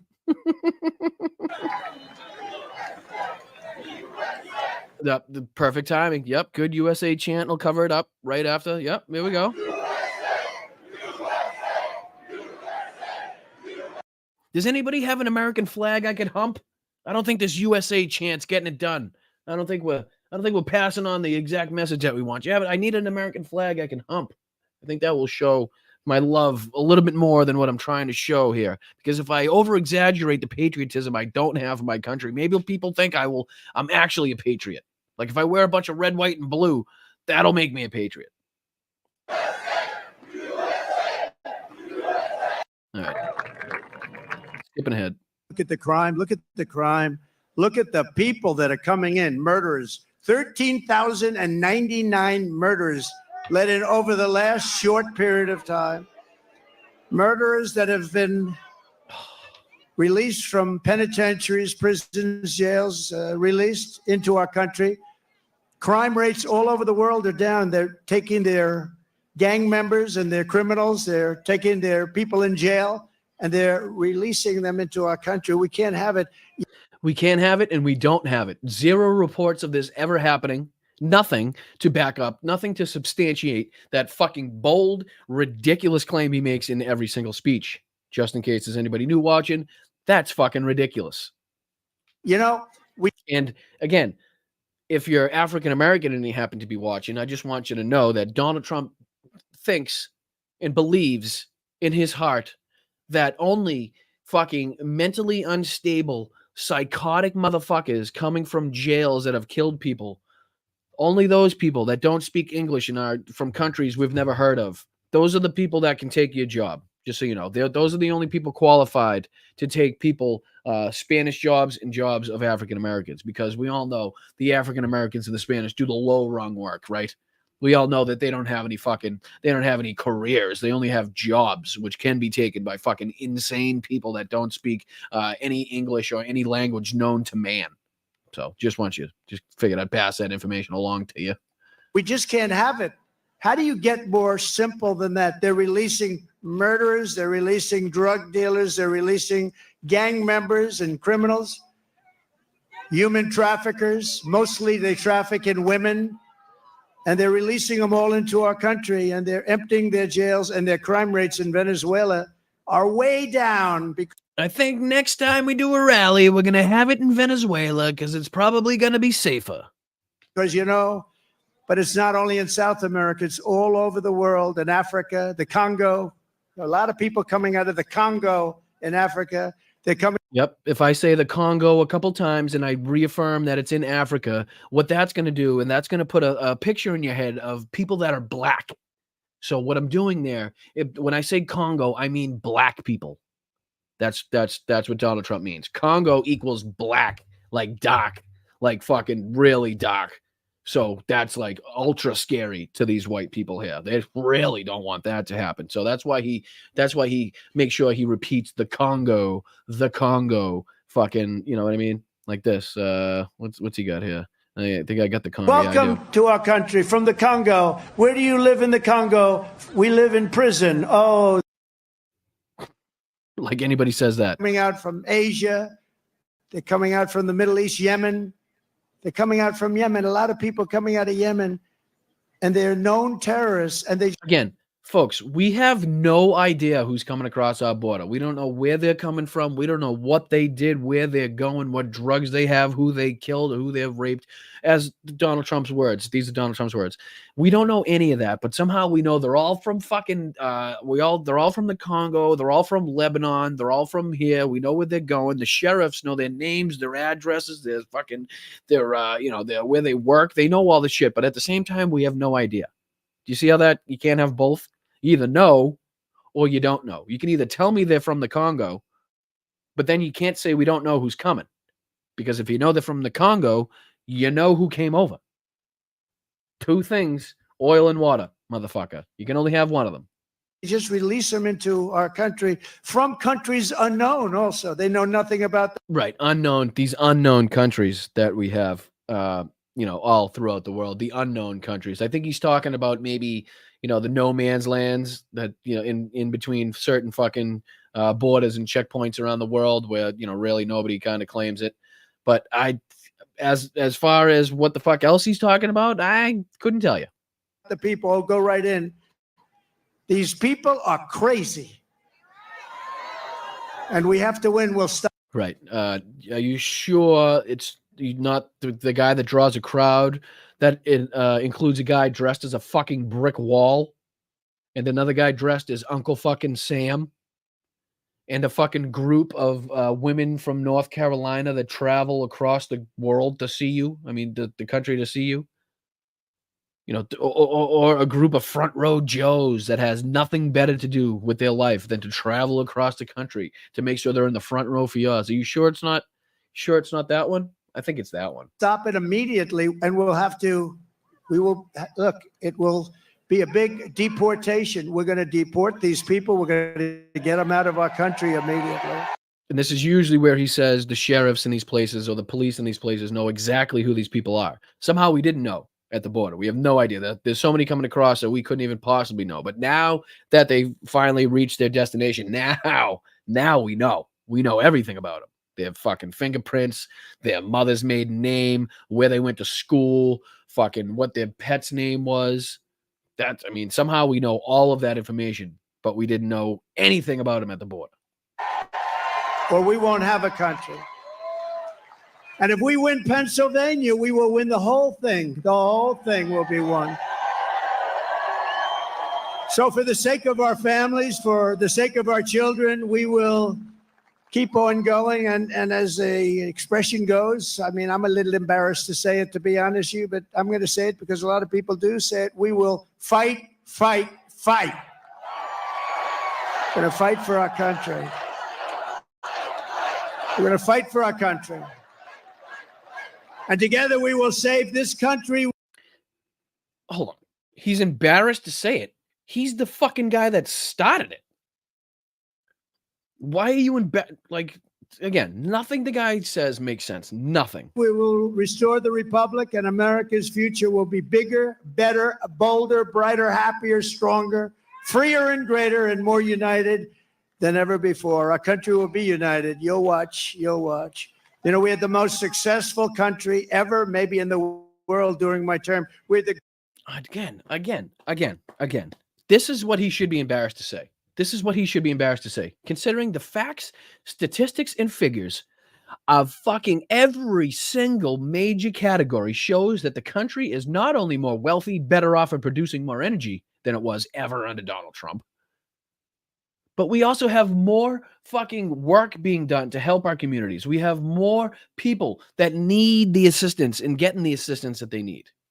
People that are part of the LGBTQIA community have hope, finally, if we can elect Kamala Harris, that they can love who they want to love and be who they want to be without fear of fucking repercussions and, people denigrating and demeaning them. Women, again, have a chance to not be second-class citizens like they are right now. If we vote Kamala Harris in and we make the correct changes, you don't have to choose what state if you want to live in, if you're going to move, by what doctors will perform life-saving fucking surgeries on you. You should be free to live where you want to live, knowing that you're going to get the correct medical care that is going to at least save your fucking life, right? Good God, people. Greatest economy that we've ever had. And you know what was happening? We were uniting. The other side, radical left people were coming over. They wanted to meet. They were coming over. Women, men. If you look at... All right. Chameleon Eyes 11 wants to know how women are second-class citizens. Because I don't know if you'll notice, Mr. Chameleon Eyes, but around this country right now, women have to pick and choose where they're going to get life-saving treatments depending on the laws in that state. We have women right now that are forced to give birth to their child or to have to go find back alley abortions, which can not only put their life at risk, but clearly can cause fucking problems down the line, even if their life is saved. I mean, some of the complications don't show up for years after these things are done. But right now, in some states, women cannot get abortions.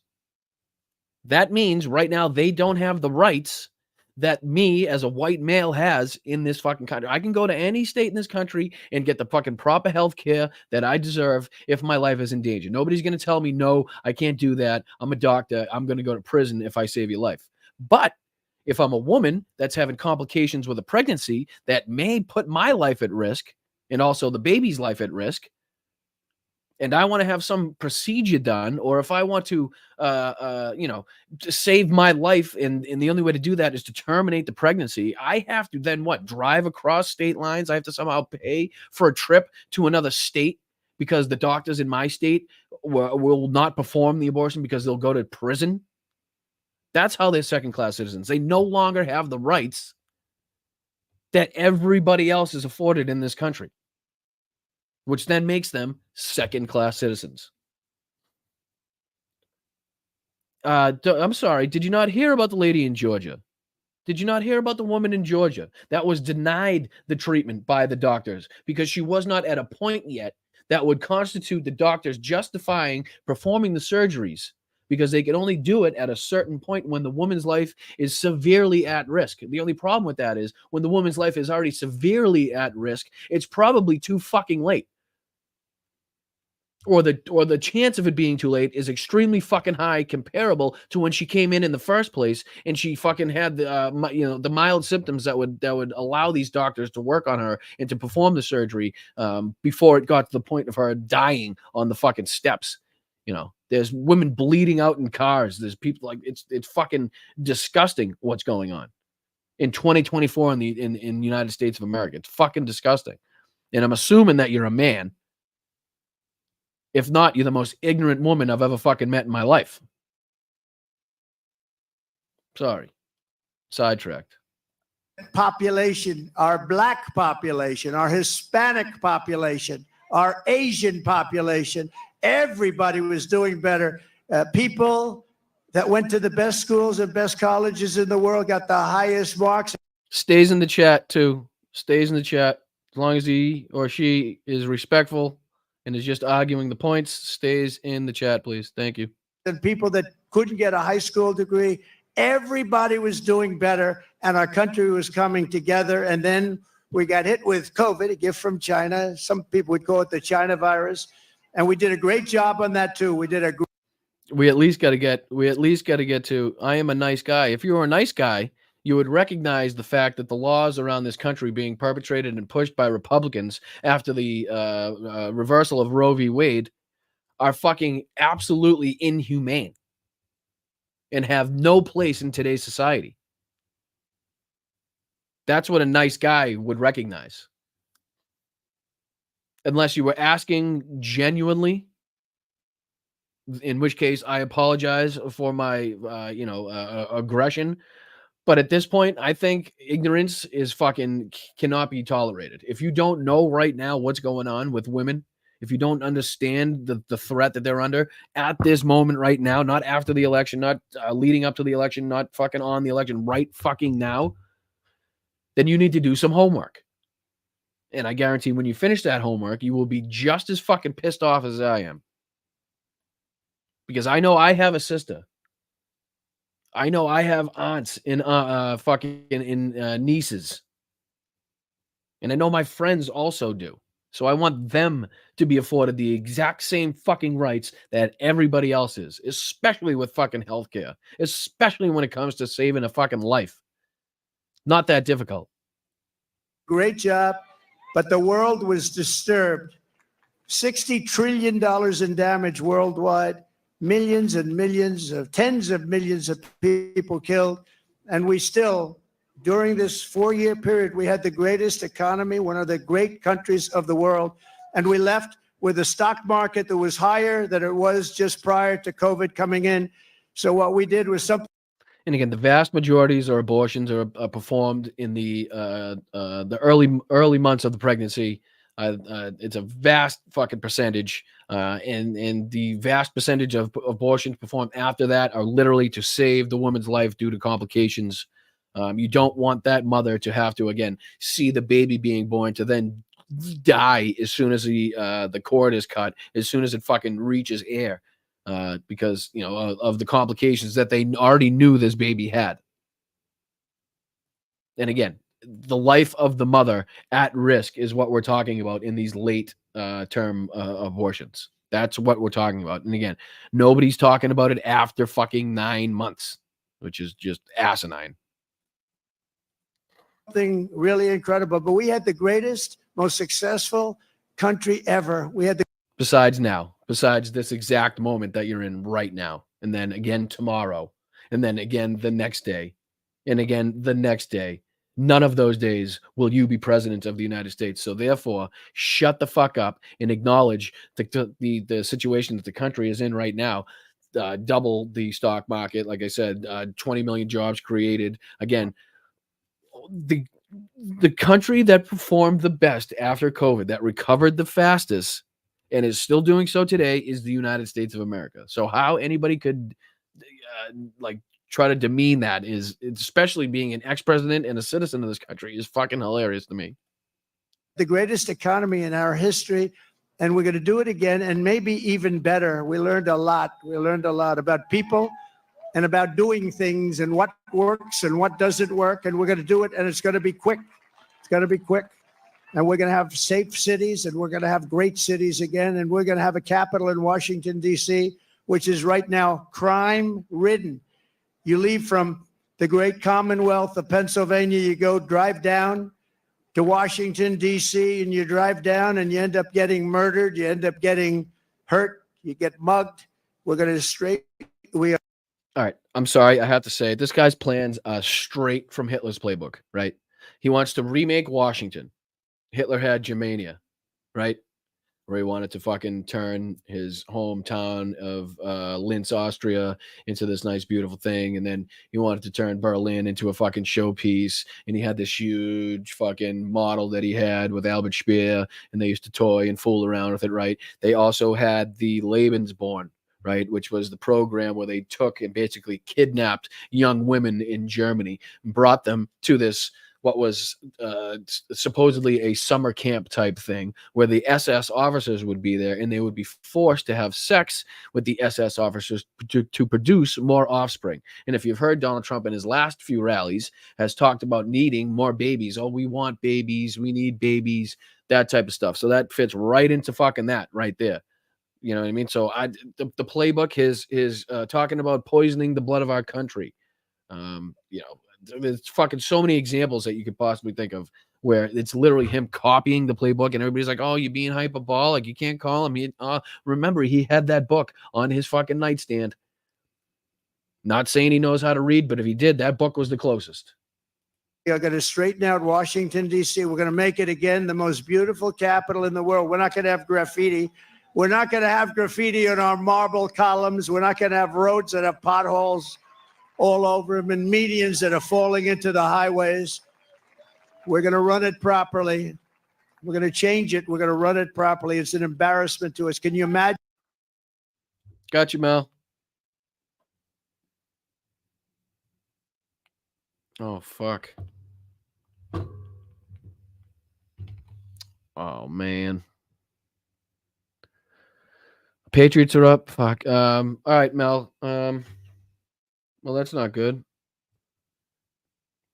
Again, luckily it's not early on. So it's hopefully week. So, but Mel, I'll as soon as I'm done, I'll talk. I'll hop right off. I promise. I love you. I'll talk to you.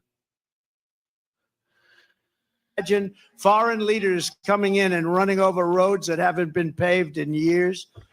We're honored to be joined tonight by one of the people who is going to help us build this incredible future. And he is a truly incredible guy. And I don't say that often. He's a great gentleman. He's done such an unbelievable job for North Carolina. All right. So you thought it was crazy before, right? You thought this couldn't get any fucking more deranged, right? This couldn't get any more ludicrous and crazy and fucking lie-filled, cringeworthy. I think we're about to find out that's not the case. I think the cringe level is about to maybe pop the top of the meter here. Carolina, for Georgia, for Alabama, for Florida, for Tennessee. His name is Elon Musk. He saved. Excuse you. That's Leon. That's Leon Musk. Again, you getting everybody's name wrong today. I'm sorry. I know you're old. I don't know how grandpa keeps getting up on stage and getting in front of the microphone, but he does. It's fucking Leon. Free speech. He created so many different great things. Where is he? He did create so many great things that was subsidized by the U.S. taxpayer in the U.S. government that literally would not have we wouldn't even know Elon Musk's name right now if it wasn't for the subsidies from the United States government. Other than that, and the smart people he has working for him, it's not like Elon's in there fucking building these rockets. No, he's got very smart people that do very smart things that he takes credit for, basically. And if you say anything bad about the company while you're working for the company, then you're no longer with the company because, free speech. On up here, Elon. He created the first major American car company in generations, and his rocket company is the only reason we can now send American astronauts into space. Come here. Take over, Elon. Yes, take over.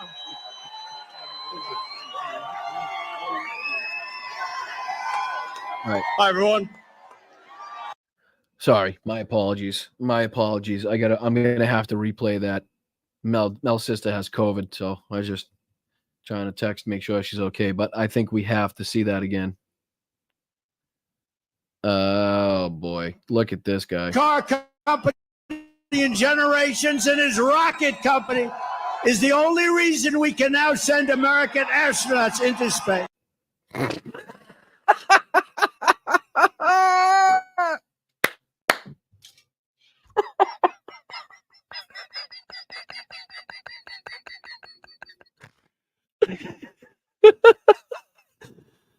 Oh my god. Oh man. Because you know what? Typically, let me just, typically how you react at a funeral, right? Typically, just a totally human, normal way of reacting at what is supposed to be a sad, somber dedication to somebody that has lost their lives and others that have been injured. Every time I get on stage at one of those things, I just have the sudden urge to go, "Wow, yeah, fucking yeah, motherfucker, fucking what the fuck." Come here. Take over, Eli. Just take over. The fuck is he doing? It's like he's never been in front of a crowd before.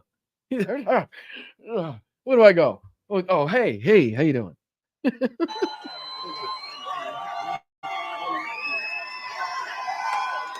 Hi, everyone.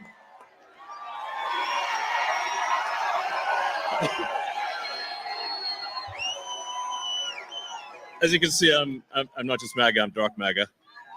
Well, first of all, I want to say what an honor it is to be here. And, fuck is dark MAGA? The true test of someone's character is how they behave under fire. Right. And what you want is the guy that drops to the ground immediately and that asks for his shoes. And we had one president who couldn't climb a flight of stairs, and another who was fist pumping after getting shot. Didn't get shot. He didn't get shot. He just didn't get shot.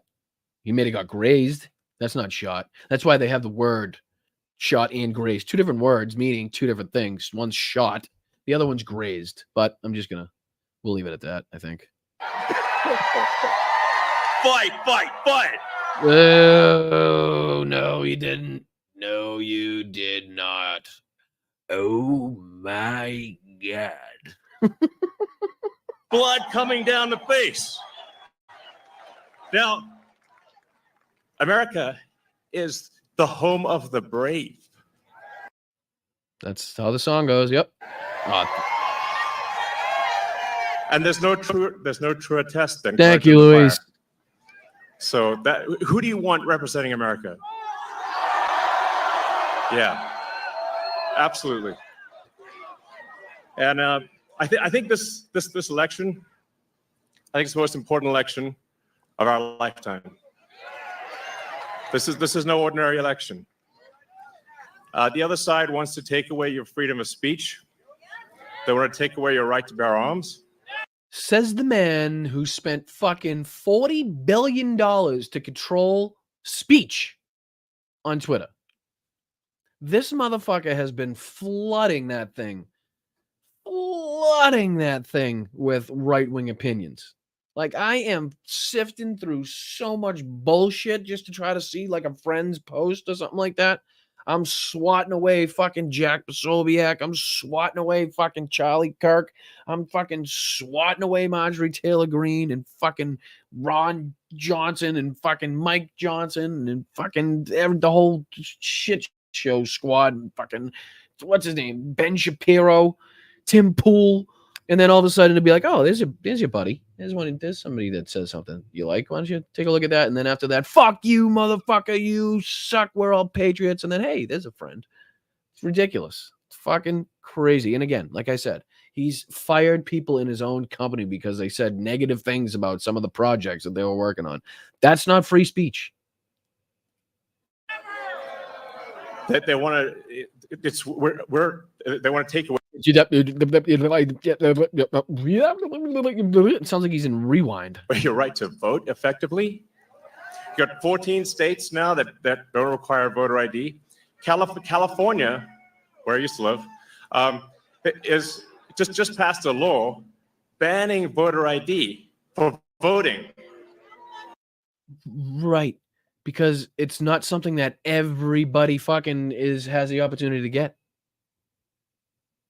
Right? Because it probably cost money. Which is costing people money when they can verify them in other ways. Just my guess. I still can't believe that's real. So how are you supposed to have... Why? You just said there was 14 other fucking states. Why you all tripped up over California doing it? a proper election if there's no ID? It's just meaningless. All right, Porky the Pig. Fucking slow down. Jesus Christ. First time with adrenaline. And free speech. Free speech is the bedrock of democracy. And if people don't know what's going on, if they don't know the truth, how can you make an informed vote? You must have free speech. You mean your truth, your speech. In order to have democracy. That's why it's the First Amendment. And the second... It is the First Amendment. It's the first one. Second Amendment is there to ensure that we have the first. The second one comes after the first. It's there to comfort the first. It goes below the first so the first doesn't fall. It's the second one. First Amendment. Ew, the laugh.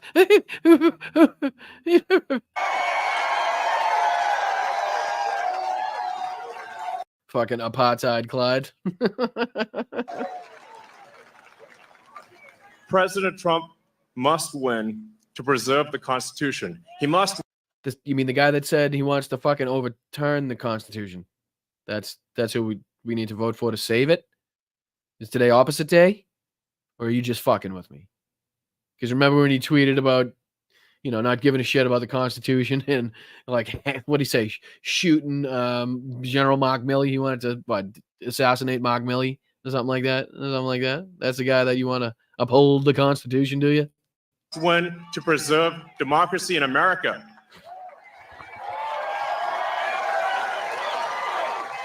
Spell democracy, motherfucker. Spell democracy.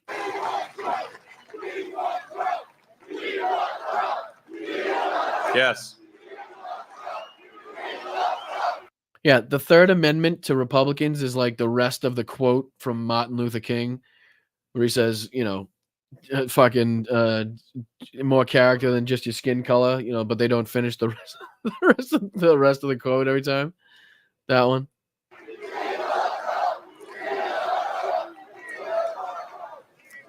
This is a must-win situation. Must win. So I have one ask for everyone in the audience. Oh, don't do fight, please. It's going to be the worst. It's going to be worse than your jump. Everyone who watches this video, everyone in the live stream, there's one request. It's very important. Register to vote. Okay? And get everyone you know and everyone you don't. Well, it had to come.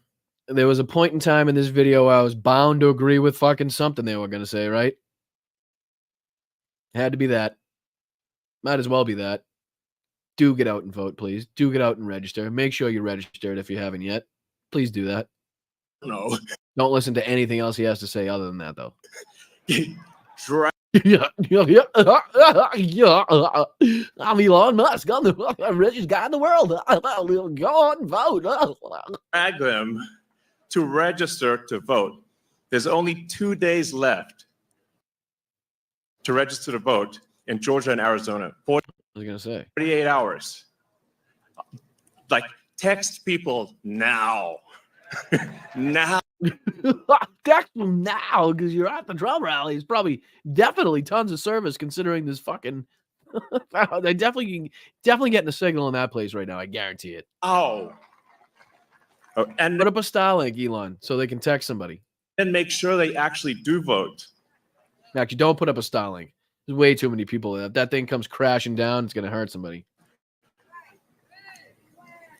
If they don't, this will be the last election.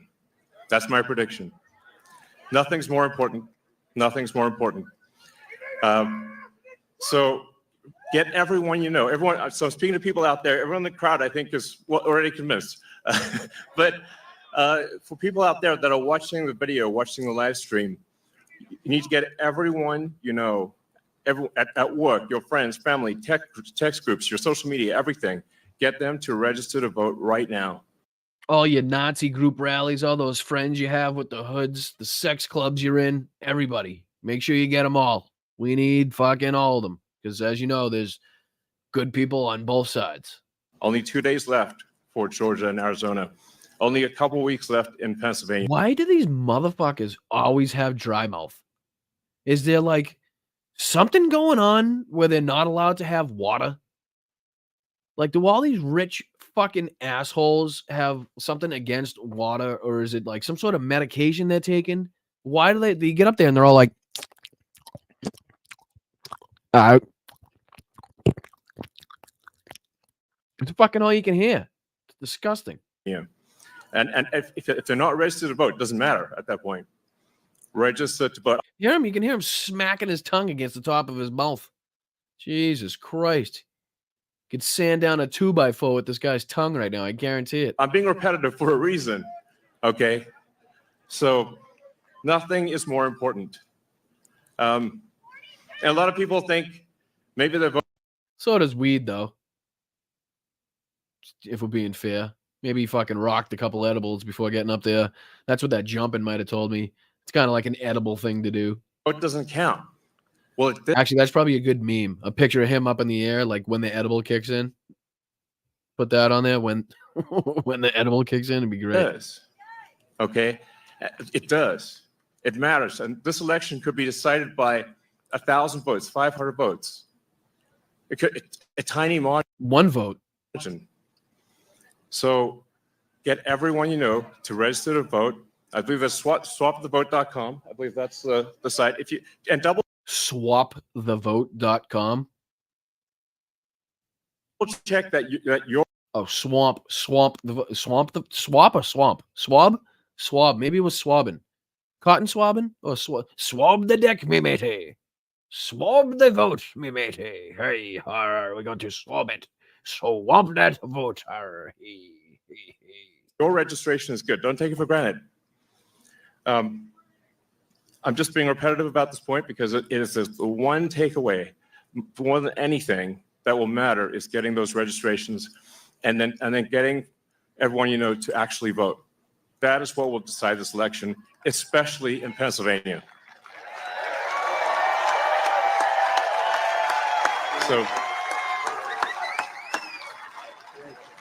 So thank you, and honestly, you want to just be a pest, just be a pest to everyone you know, people on the street, everywhere. Vote, vote, vote. Fight, fight. Just not in these red states that have open carry laws. You probably don't want to be a pest in those ones. You might want to stay away from those, but you know, liberals are friendly. Fight, vote, vote, vote. Thank you.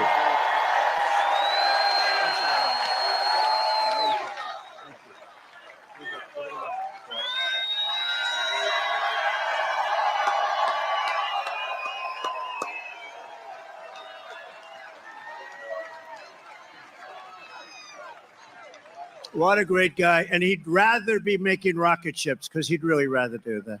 Nobody better. I think he's got 90% of the rockets that go up. But Elon, thank you very much. Incredible. Incredible. What he says is true. Well, I think this is a fucking good idea because this is actually a problem. And I'm glad you brought it up, Catherine. This is actually a problem. A lot of women are bullied into voting for somebody their husband wants them to vote for because they're scared of what the spouse might say. So maybe this would work. So put Post-it notes inside the ladies' room's door stall saying, quote, you don't have to tell your husband who or your boyfriend who you voted for. I mean, like I said, anything that helps and anything that, you know, lets especially women know that they don't have to be bullied and forced and coerced into voting or living the lifestyle that, you know, the husband or boyfriend doesn't condone because they're maybe scared of getting hit or maybe scared of getting yelled at or anything like that. So I think that's a great idea, Catherine, and I appreciate your contribution. Thank you so much for being here. Appreciate you. What he says is true. You know, we're all having fun here tonight, but if we don't register and if we don't vote, we're just going to look upon this as another sort of nice day in our life, but it won't even be a nice day. We're going to look back and we're going to say, wow, it's a lot of time, a lot of effort. We got to win. If we don't win, it's, as he said. Wow, he pulled out the Gettysburg. Wow.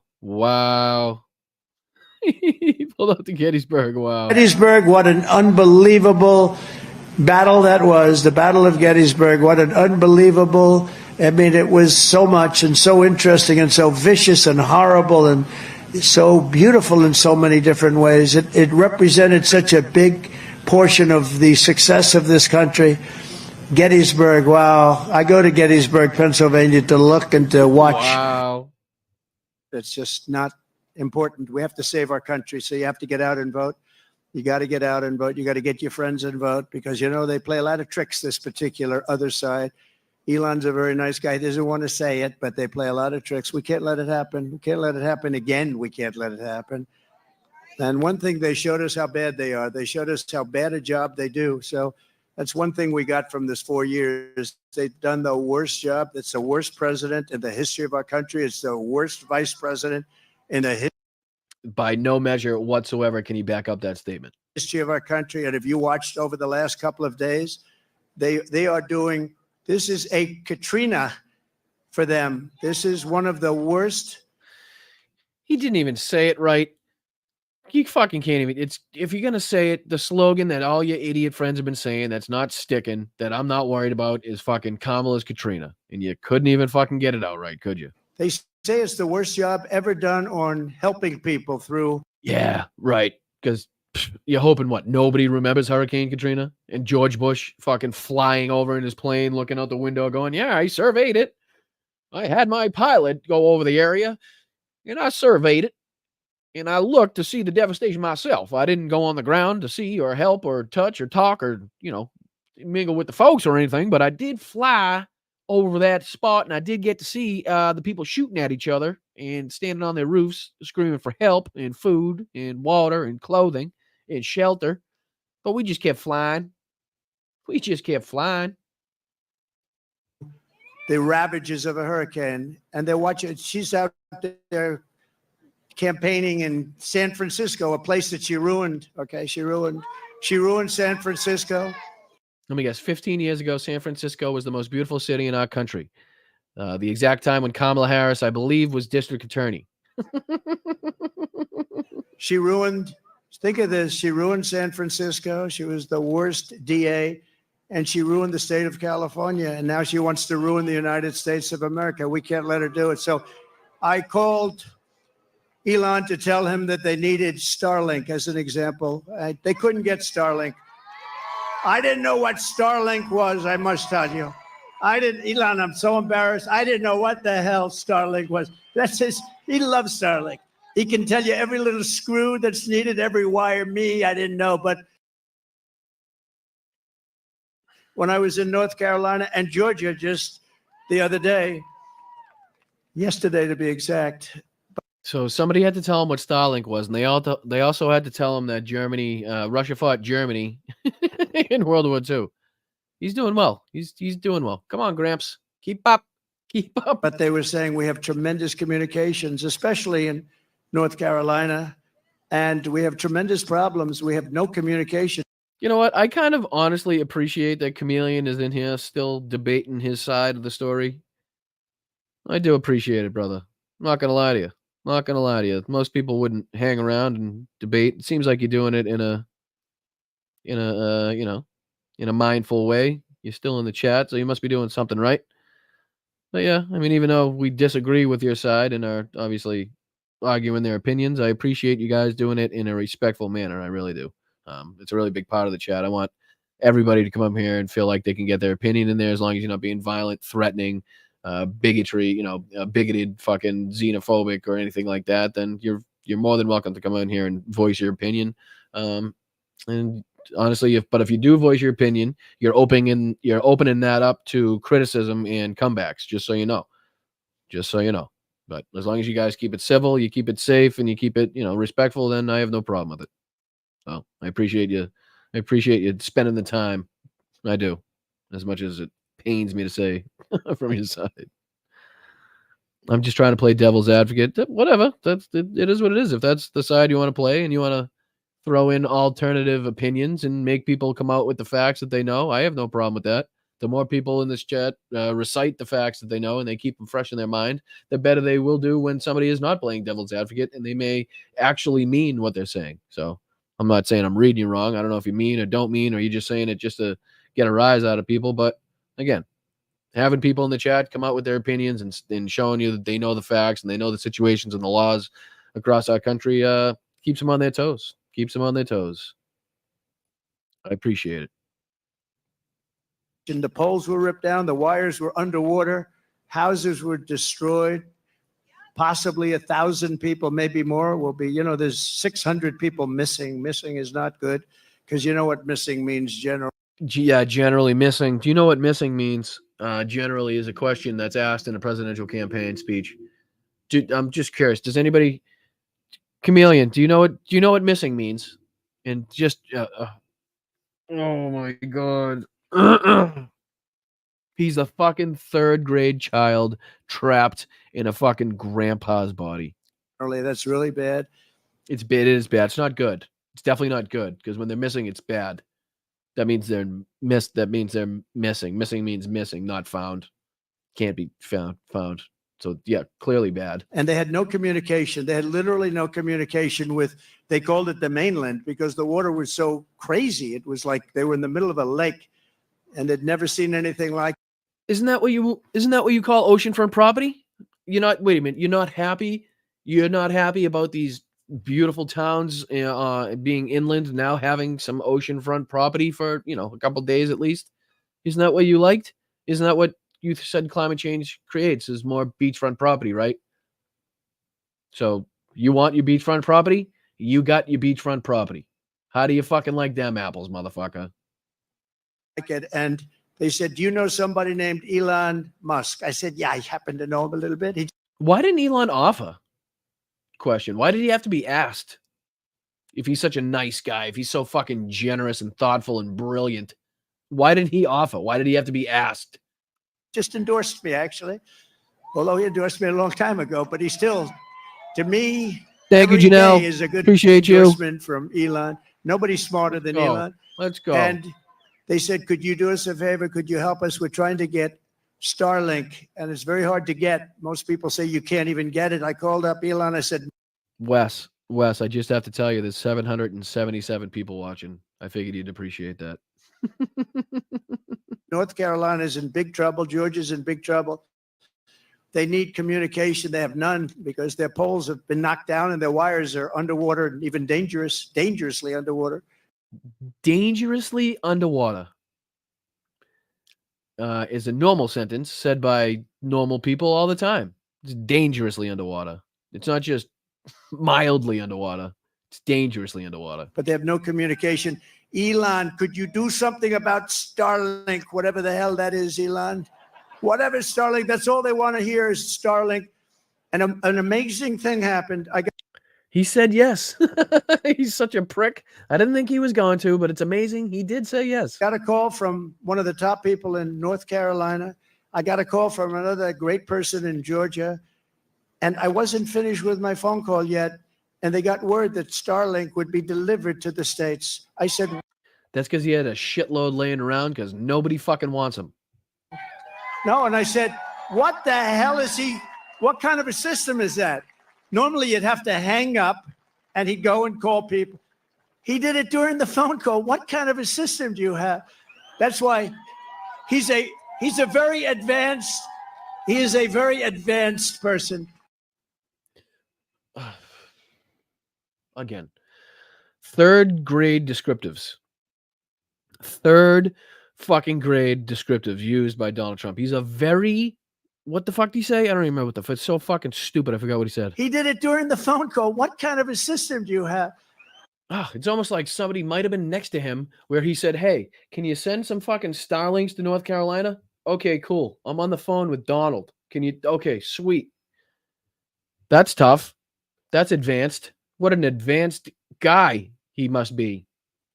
That's why he's a very advanced. He is a very advanced person. But I want to thank you, Elon, because I got it. And I said, how does it? Make sure you smash that like if you're still joining us. I mean, if you're still with us, if you're just joining us, I'm Boston Brian. This is Blunt Politics.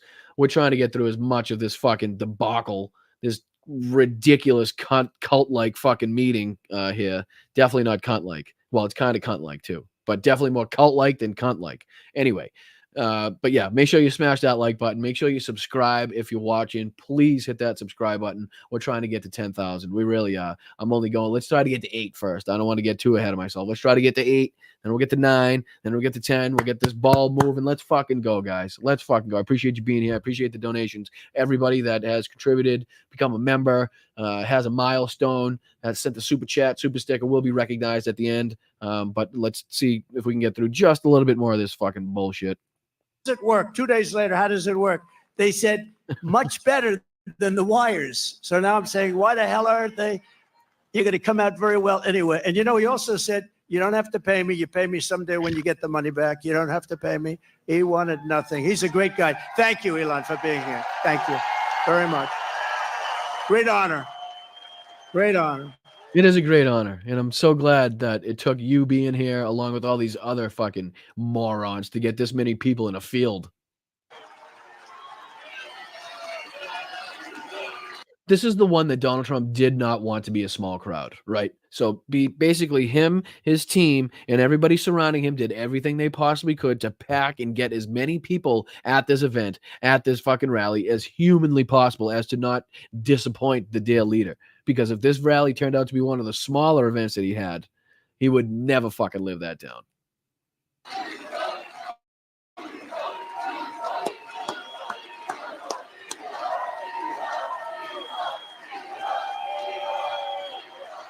Leon.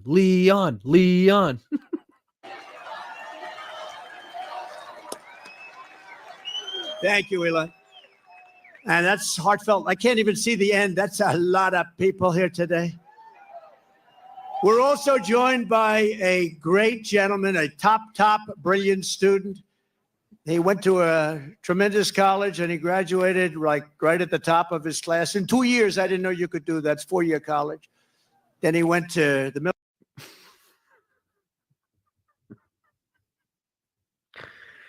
Oh no, Donald Trump, such a brilliant student, didn't know you could graduate early. Military, that he came out and he did fantastically inside the military. Benny Loco, look at you. Let's fucking go. Appreciate you, dear. I appreciate you very much. Thank you so much for becoming a member. That's fucking awesome. Let's go. Follow our lead, guys. Follow our lead. Little join button below me. $1.99 a month. Literally helps out the channel so fucking much. You could not possibly believe how much that little contribution each month, if enough people do it, could seriously change the whole scope of the stream and the amount of people that we can reach. So please, if you can, if you have it, please do it. If not, share, subscribe, comment, everything like that. Anything that's free is just as helpful. I thank you so much. Appreciate you, Benny Loco. Oh, look at this. Patricia, thank you. Celebrating 5 months with you, Brian. Let's fucking go. Let's fucking go. Appreciate you, Patricia. Thank you for the 5 months. Thank you for being here. Thank you for being a member. Thank you for fucking chatting it up. And thank you for fucking supporting the show. I appreciate you guys. I really, really, really do. I know you know I do. I know you know I do. I spend a lot of time telling you guys how much I appreciate you guys because you're the best. Then he came out. He went to Yale without the benefit of family ties. You know what that means, right? Without the bit of, that's pretty good without family ties. I don't know too many of those people. They had no family ties. He got in. He can't get in. And he graduated along with his wife. They're not going to have any problems with your kids academically, I can tell you. His wife and him were like the top students in the class. But he went to Yale Law School, and then he went out into the private sector, did great. Then he ran for the Senate, and he did fantastically. He won, and he's like a rocket ship. He's like one of Elon's rocket ships, the way his career is going. But you do know Elon's rocket ships come back down to earth, right? They don't stay up there. They go up and then they come down. See why? Because he's a really brilliant guy. And you saw that the other night in the debate, right? You saw that the other night in the debate. Oh, I know who it is. I know exactly who he's about to introduce. I know who it's. I know We've it. endorsed I know it. JP, right? JD Mandel, and he's doing great. You know the expression they have? If that were a fight, they would have stopped it, right? So I just want to thank JD. I was always confident in that pick. And we had great people too, JD. We have every one of those guys were great. Every one of them would have done a great job. It was amazing. But So you're nothing special, basically. Every single one of them would have done the exact same thing that you did, is what Donald Trump just said. So you're nothing special. But because you have money behind you from Peter Thiel, you just happen to be the one that we chose. we appreciate the job you're doing. And he's also very energetic. And he'll go on anywhere. He'll go on MSDNC. I say, oh, he's on that. He'll go on CNN. It's like he has no problem. He swats him like this. He has no problem. No, he's very comfortable looking like an asshole on all networks. No, it's true. You know, other people say, sir, I'd rather not do that one. I'd rather not do that one, sir. You mean like you in the debate with Kamala Harris? You mean like you in your 60 Minutes interview? Is that what you're talking about? You'd rather not do that? Are you quoting yourself in your own voice right now? You weak, pathetic piece of shit. I'd rather not do them because they are, you know, very, with him, he doesn't care. He says, they're not going to outsmart me. So I want to thank JD. You've done a great job. Thank you very much. Yeah. Your whole fucking riling up every woman in this country, calling them, every woman in this country that has no children, calling them fucking childless cat ladies, pissing them off to the point where they get up and they fucking extremely fucking excited to vote against JD Vance and Donald Trump just because of the shit you said. And the other half of the time where you're not fucking trying to explain away the bullshit you've said in the past, you're covering up for Donald Trump's shit. You know what I mean? You're fucking sweeping behind him with a mop, cleaning up his fucking diarrhea that's falling out of his mouth and his underwear at the same time, right? So he doesn't even have time to fucking really help the campaign at all. Basically, he's either defending himself or trying to fucking, translate what Donald Trump said or fucking get him out of his trouble. Amazing. Great.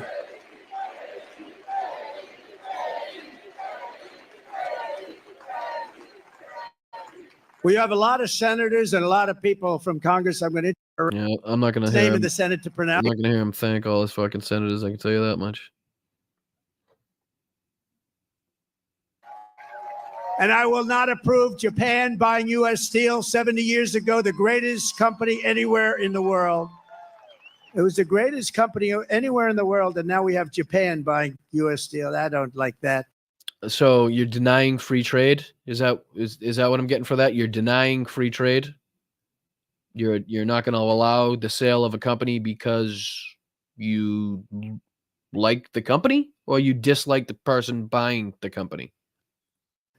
We will deliver massive tax cuts for workers, and we will have a policy that I think is so great. No tax on tips. No tax on overtime. Which, again, if you've heard any of Donald Trump's last couple speeches, you know, the man of the people that he is, the guy that shits on golden toilets on a fucking privately owned 757. Again, trying to claim he's the man of the fucking people, talking about his illegal scam. He brought this up randomly without fucking, like, for absolutely no reason, just decided to divulge just ridiculously illegal scheme he used to have of denying workers overtime pay by hiring other companies and bringing in other workers so that he didn't have to pay the time and a half for the original workers on the job site. This cheap fucking prick thinks that he is going to be, or thinks that people want to recognize him as the man of the fucking working people. Yet he's on stage and the people clapped. They clapped. Oh, they fucking clapped. Yes, oh man, he hates paying overtime. Whoa, baby. He denied workers overtime and fucking came up with some scheme so he didn't have to pay the time and a half. What a fucking stand-up guy this is. Woo, baby. Hopefully he's my boss one day. And no tax on Social Security for our great seniors. No tax. You mean the Social Security that you and your fucking cronies want to do away with? That is that the Social Security that you're talking about? Medicare and all that you want to do away with? And you know, when you think of it, our seniors were hurt so badly. Inflation has killed our seniors. You know, they have a fixed income and it just got worse and worse every week, every month. It's gotten worse and worse, and it's just horrible. Actually, I believe they've received raises or additions onto their stipends, basically to adjust for the rate of inflation. I think that's how it goes. I'm surprised that you were president for 4 years and don't understand how any of this monetary policy fucking actually works. And they haven't gone down. They've only gone up. Prices have still only gone up. And while working Americans have not only gone up, prices have fucking come down. Gas has come down. Inflation has come down. What the fuck this guy is talking about? The cause of this is him alone, by the way. It's going to be gone in 15 cases. The humidity is going to kill it. Then coming up with the vaccine and then talking shit about the vaccine so that half the country doesn't want to take it, thus leading to over 1 million people dying, thus leading to the disruption into the supply chain never seen in this world's fucking history, which then led to the inflation. And what we've seen is the policies of the Biden-Harris administration bring us back from the fucking brink as the fastest recovering nation on the planet. catch up, we're going to put a temporary cap on the credit card interest rates at 10%. People are paying 28% interest, 25% interest. I will always protect Social Security and Medicare with no cuts. We're not going to do anything with Social Security, but they're going to destroy Social Security because all of the migrants coming in are going on between Medicare, Social Security, other programs, and nobody is able to afford it. I will settle the war in Ukraine. I will end the chaos in the Middle East, and I will prevent, I promise you, World War III. We're not going to have World War III. And right now, we're very close to having. Yes, correct, Biddy. Everything he just said was a lie. They can't register to vote. They're not on Medicare. They're not collecting Social Security. They're not driving around in Bentleys. They don't have $40,000 on their EBT card. I believe they're getting something like $600. Actually, let me find that. I'm sick of this motherfucker. Let me see here. See if I can find this for you. Talk amongst yourselves. Talk. Have a cigarette. It's okay. I'll be right back. Talk amongst yourselves. Let's see here. I'll do this. So you don't have to look at his fucking platypus on his neck. I'm going to go to here. I'm going to go to fucking profile. I don't know why I'm talking out loud for everything I'm doing. Hey, it's me. Look. Check this out. What an idiot I am. Hey, look at that handsome devil. Look at that handsome devil. Yeah, all right. Anyway, I'm just kidding. All right, let me look for that.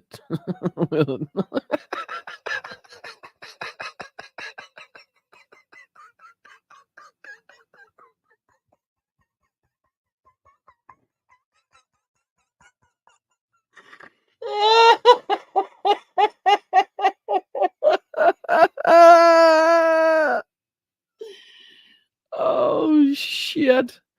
That killed me when I saw it, and I totally forgot about it, and it just killed me again. This picture killed me twice. This picture killed me twice.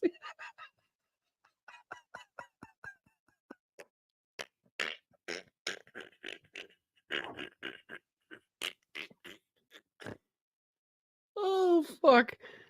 Oh, shit. All right. Sorry. That's not what I was looking for. Side note. Oh, man. I get sidetracked easy. ADD isn't a real thing. All right. Where is it? Not JD. Here she is. I Hold was on. born in Time Springfield out. and I've Stop. lived here most of my life. My name is Amanda Richardson. I was born in Springfield and I've lived here most of my life. And I just want to say that I'm so angry about the changes in Springfield in recent. I can't believe these Haitian immigrants would come here and fill jobs that local Springfield residents would not or could not do. They're working hard, including working overtime, and now they've raised the average city wage for both Springfield and Clark County.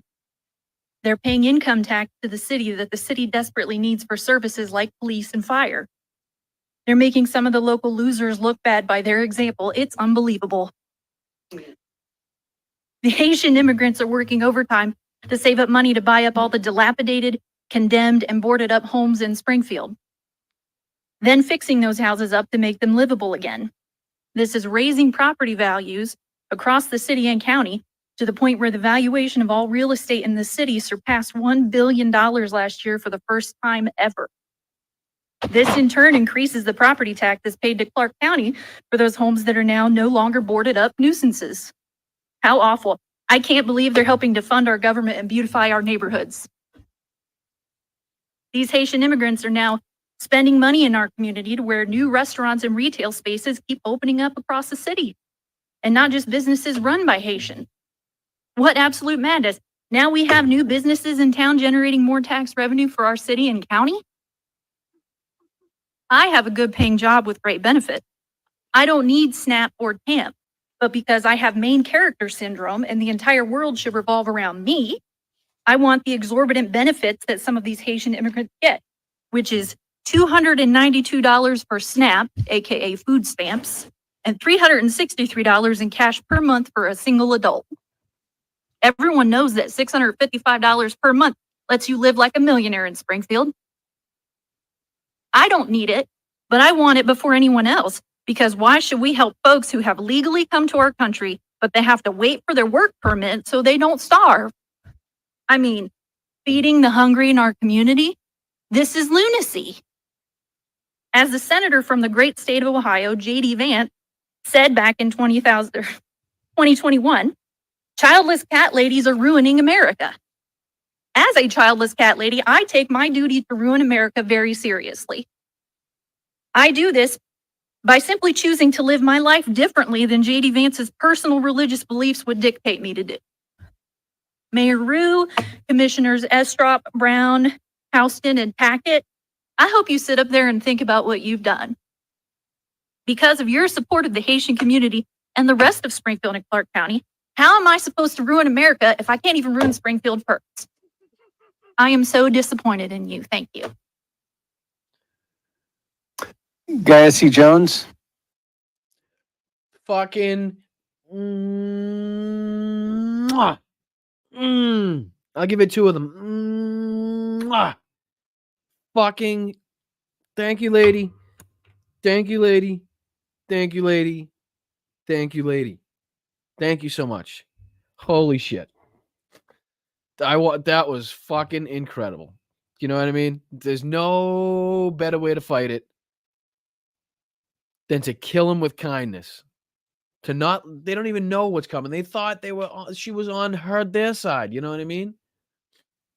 Just absolutely beautiful. Well put. The way she went about it, trying to make it, seem, the whole act there, you know what I mean? Like she was really mad at it, but she wasn't mad at it, but she was trying to point out how well, things have been going since they started, the Haitian migrants started coming into the community. And like I said, fixing up dilapidated properties and working the jobs that other fucking members of the community either didn't want to or unable to work, opening in shops, spending money at the businesses that are now opening up all over the place. Perfect way. Yes. Biting sarcasm. Absolutely. That's a good word for it. That's a good word for it. Reverse Karen. That's a fucking good one. That's a good one. All right. I'll hop off at 5. So we got about 7 minutes left. So let me get out of this one. Let me go to this. I'm going to take away this. I'm going to do this so you can see me. And then we'll do a little bit of this. And I'll share it for you so you can see it as well. I gotta add it to the stage so you can see it as well. All right, there we go. All right, let's take a look at some of the videos coming out of the war in Ukraine. Some of the, good moments, some of the bad moments.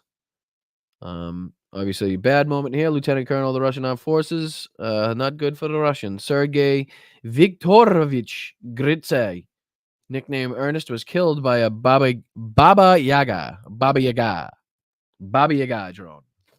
Not good for the Russians. Not good for the Russians. Russian prisoners in a camp in Ukraine. What's up with that?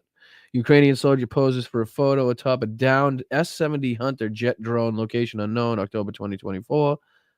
Look at that shit. There's one video in here I wanted to show you. I don't know if I'll be able to scroll down far enough, but it's the Russian soldiers trying to, basically they're training on how to dodge the drones that have been so effective against their against their troops. And it's just funny. One of them is just throwing the rifle at the drone, which again, if you hit it, it explodes, you die anyway. Because if it's close enough for you to throw the fucking rifle at, it's close enough to kill you. Let's see here. Oh, this is a good video. I don't know if I can play. I can't play the I don't know if, do you guys like turret tosses? Anybody heard of a good turret toss? Well, these are some good turret tosses. Not all of them are. Let's see if I can. Is that one gonna blow? I feel like it's gonna blow. Maybe this isn't the video I'm talking about. Maybe that's why. Close that out. Oh, you're getting close because I remember that one. I remember that video. Come on. Come on. It's got to be here somewhere. Got to be here somewhere. Look at that. Jesus. This is, this is what I wanted to show you too. So remember how I was telling you that all this stuff is connected, right? All the wars, all the battles going on right now are in some way, shape, or form connected. Maybe not with a direct line, but in a roundabout way, these are connected. Now, if I make myself small, and can I zoom in on this? Is this zoom inable? Let me see if I can zoom in. It's moving. It's moving. Can you see it? No, it doesn't make it any bigger. What the fuck? How do you make it bigger? Oh, there you go. There's a good picture of it. So right here, who's that? Is that Nasrallah? Looks like Nasrallah from Hezbollah. And this is a Russian fighter with a patch to show solidarity with Hezbollah, right? So when I tell you that these are all connected, they're connected. I'm not lying to you. There would be absolutely no reason for this Russian soldier to be fucking wearing a patch with Nasrallah and fucking celebrating Hezbollah on his arm if there was no connection, right? So again, fucking, it's unbelievable how, oh shit, now I did zoom in, but it was just a page. There we go. But this video has got to be close because I remember seeing all these ones. Is this the long one? If this is the turret toss one, I might have to watch it. It's just fucking good. I don't think it is, though, because that's not an armored vehicle. No. That ain't it. Come on. Come on. What the hell is going on here? Oh, it took me out of it. God damn it. God damn it. Every single time. Now I got to go through it again. Does that, you know what I should actually show you is some of the crazy videos from home from the Iranian strike. Let's see here. Iran missile launch. Let's see if that helps. Here we go. Check this out. And what the sound is, it's probably copyright music.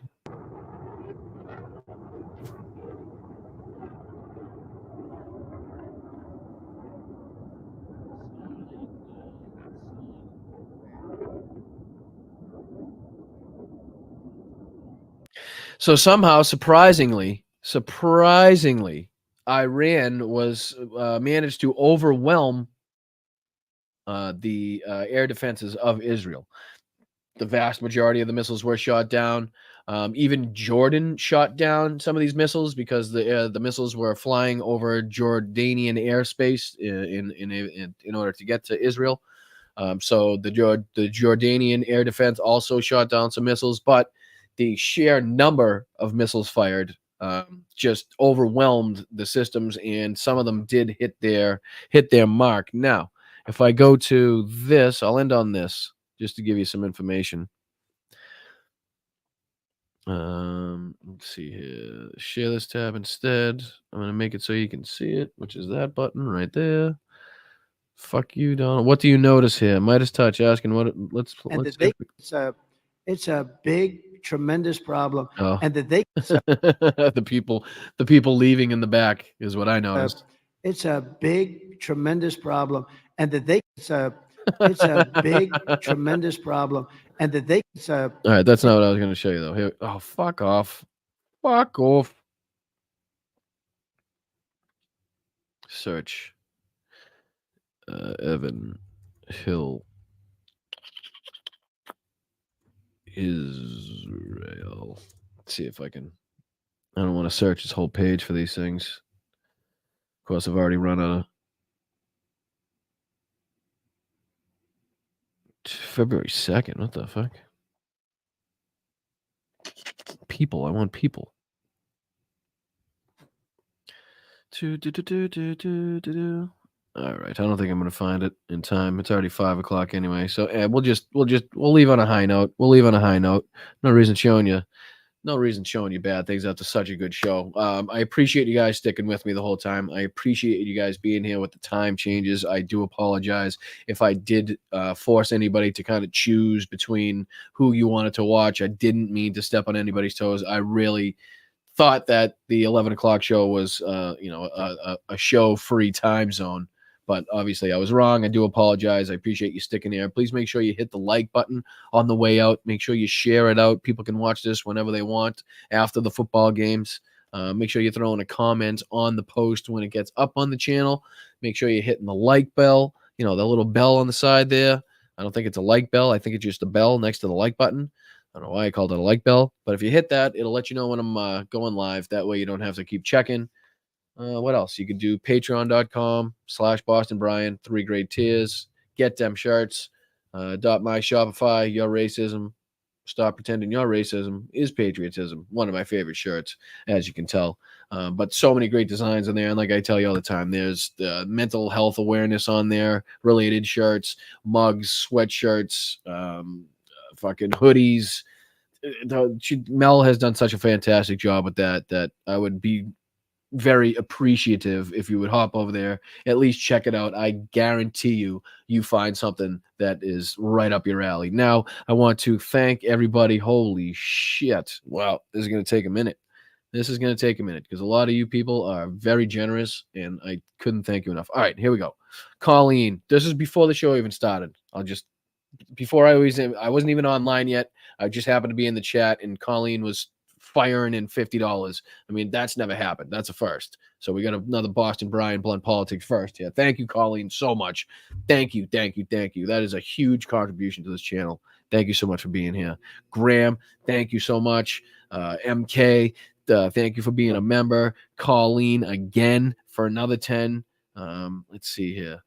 This is going to be a while. Cool Breeze coming in for 3 months. Patrick coming in for 7 months. Some say I'm more entertaining than the NFL. I remember that comment. I might have to hang that comment on my wall. I'm going to print that out, I think. Cool Breeze, Patrick. Andrea says, hey, all listening and doing chores. Love all around. Appreciate you, Andrea. Thank you for listening. Let's see here. Sally. For the 10, Jean becoming a new member, Ricky becoming, oh no, she gifted 10. Thank you so much, Ricky. Good Lord Almighty. Thank you so much. It's very nice of you. Anybody that got a membership from Ricky, I hope you said thank you. That's incredibly generous. Thank you for being here. Thank you for watching. Carol Jean, thank you for becoming a member. Let's see here. Was that another one or is that the same? Oh, no, it's the same one. But thank you again, Ricky. Appreciate you. Tomas, let's go. Becoming a member for 7 months. Let's fucking go. Sally's back. Gifted 5 memberships because you're a saint. Patrick's back because he's a fucking saint. Mish is back because she's a fucking saint. Wes with the Ray Bork. I told you would like 777 in the chat. I didn't even know you sent this yet, but I knew you'd like it. Sapphire, thank you so much for the $10. Harrison Walls 2024. Let's fucking go. Ballot mailed on Friday. Oh, that must feel so good. That must feel good. I can't wait. I can't fucking wait to walk my ass in there and cast my vote. You should see the amount of road street signs and fucking yard signs that I've seen for Kamala Harris and Tim Walz. People even have like, I don't even know what you call it. It's like a mini billboard that is outside the person's house, and it's a big picture of Kamala, but in the colors of that Obama hope. Remember that the hope, like it was like blue and red and white. It's just a big thing outside the house. It's fucking incredible. And then every now and again, you get the odd Trump house that has to have fucking 47 flags outside, 800 signs. There was actually some sort of get together of like, I don't know, 20 Trumpers down in the next town away when I was driving by. Guy had a huge flagpole sticking out of his truck with a Trump flag, and you could tell they're meeting or whatever the fuck they were doing was just getting over. And I was this fucking close to pulling over. If there wasn't a car behind me, I was this close to pulling over and giving somebody some lip. But thank you so much, Sapphire. I appreciate it. Wayne, gifted 10. Let's fucking go. This channel runs because of people like you, Wayne.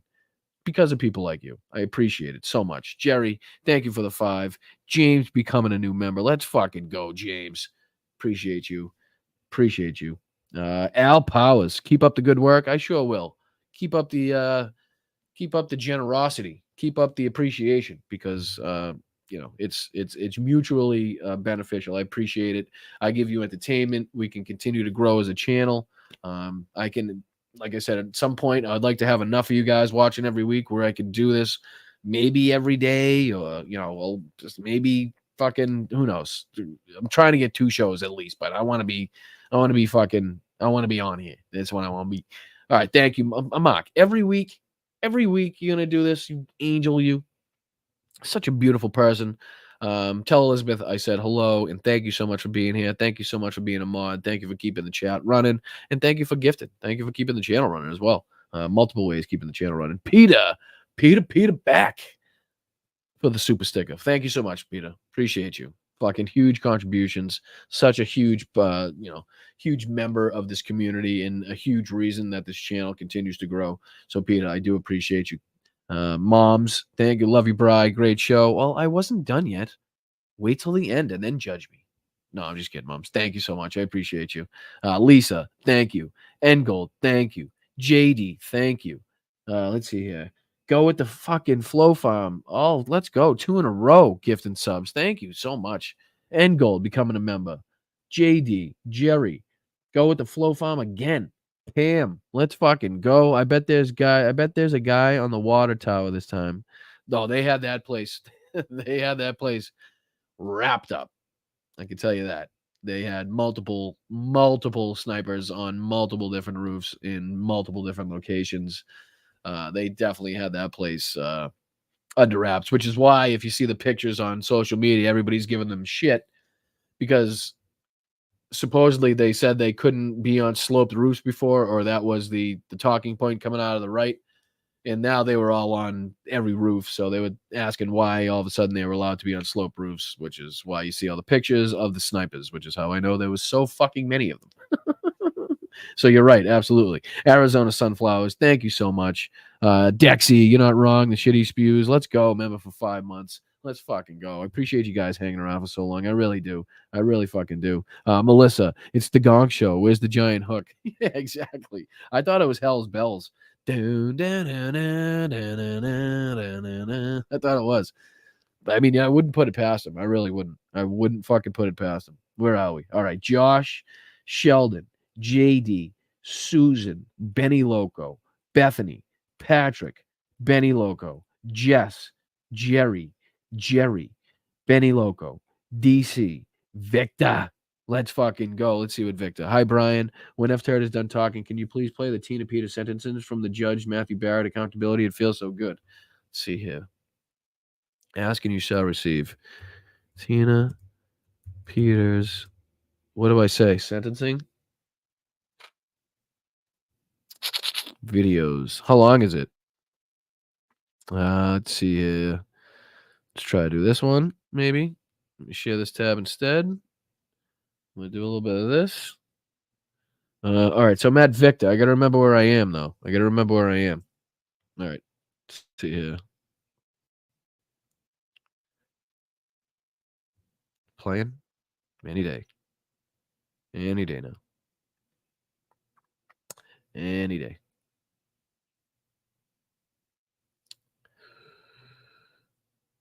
What the fuck? Any day now. If you're 50 or over, you can be taking advantage of everything AARP For has Christ's to offer. sakes. All right, bear with me. We got a commercial, but I'm sure it's worth it. Tina Peters, Mike Lindell's ex-boo-boo. I don't know if that's true, but they were always traveled together. Wasn't he the one that like hid her when she was trying to fucking hide from everybody? She was like fucking AWOL for a few months. Nobody could find her. Is that Tina Peters? Is that the same person I'm thinking of? Mike like paid for her to fucking hide out and shit. Oh, here we go. Here we go. Facing the consequences from embracing the so-called big lie, former Mesa County clerk Tina Peters was sentenced to 9 years behind bars yesterday for a data breach scheme inspired by Trump's false claims of voter fraud. She allowed a man affiliated with MyPillow CEO Mike Lindell to misuse a security card to illegally access the county's election system. Before handing down the sentence, the judge in the case ripped into Peters for her blatant lies and taking advantage, he says, of her privileged position. Your reputation at this point is poor because of what you've done here and after. Your lies are well documented, and these convictions are serious. I'm convinced you would do it all over again if you could. You're as defiant as a defendant as this court has ever seen. Oh, shit. You don't have those histories of drug and alcohol abuse. There's no lifetime of trauma, not even close to the type No, you're just a of mitigating fucking nut circumstances job. I would see from many folks who sit in that chair. No, to the contrary, Ms. Peters, you are a privileged person. You are as privileged as they come. There are many things in my mind that are crystal clear about this case. You are no hero. You abused your position, and you're a charlatan who used and is still using your prior position in office to peddle a snake oil that's been proven to be junk time and time again. In your world, it's all about you. You abdicated your position as a servant to the Constitution, and you chose you over all else. Yes, you are a charlatan, and you cannot help but lie as easy it is for you to breathe. You betrayed your oath for no one other than you. All right, let's bring in Colorado Attorney General Phil Weiser. Holy shit. I knew that happened. I didn't see the video. Holy fucking shit. Good Lord. Talk about ripping into him. I'm afraid to go back to the chat. I hope it goes back to where I was. Holy shit. Fucking talking about ripping into you as you go to spend 9 years in a prison cell. Thinking about what that judge just said. You privileged motherfucker. You don't even have the excuse of drugs, alcohol, a rough upbringing, a terrible situation. You have everything. You have everything. I'll be right off, Mel. People asking he shall receive because I'm glad I played that. That was fucking unbelievable. So almost done. Thank you, Victor. Appreciate you. Jen, thank you as always. I'm going as Trump for Halloween. It's the scariest thing ever. Gives me nightmares. Thank you so much. Thank you, Mel. Brian, read my fucking text, please. It's important. I'm sorry, I did. Or did I not? No, I did. I'm sorry. Like I said, when I was doing the video that I didn't even have the chat up, so I couldn't see a comment that I can't see. Luis, thank you so much. Hope Mel is doing well. Second, does Elon think he is Ferris Bueller? Exactly. Catherine, put it in the post. Yeah, this was a good idea. This is a good idea. Like I said, ladies, if you know anybody that's scared by their men or worried about who they're going to vote for or know a situation where, and just throw up a post-it, just have them see it. Thank you, Janelle. Thank you, Benny Loco. Thank you, Patricia. Thank you, Tanya, as always. Fucking, you guys are amazing. Thank you, Miss Allie. Thank you, Lisa. Thank you, Carl. Thank you, Petrazi. Thank you, Patrick, again. Patrick might be the MVP tonight. Patrick might be the MVP. And that rounds everybody out. That rounds everybody out. Thank you guys so much. Like, literally, thank you guys so much. You're fucking incredible, incredible people. I appreciate the time that you spend here, the time you spend away from other things that you could be doing to sit and listen to me yap and talk and laugh and joke and, keep you informed, that sort of stuff. So, as always, I love you guys. I will see you guys next week. Same time, same place. What else do we got just to make sure? We got, the October Zooms. The October Zooms coming up. What's today? So today's the 6th. So the 8th, we got our, the general Zoom that we got there. And then the 22nd is the VIP Zoom if you sign up for the VIP level. The other levels we do on October 8th. And we just kind of get together, shoot the shit, talk about food, family, fun, whatever it is, pets, anything but politics, and just kind of hang out, basically. So if you sign up on Patreon, I will see you at the Zooms. Make sure you get the link if you do sign up. I do appreciate you guys. I really, really, really do. Well, I want to come off now. Yeah, I am. How are you?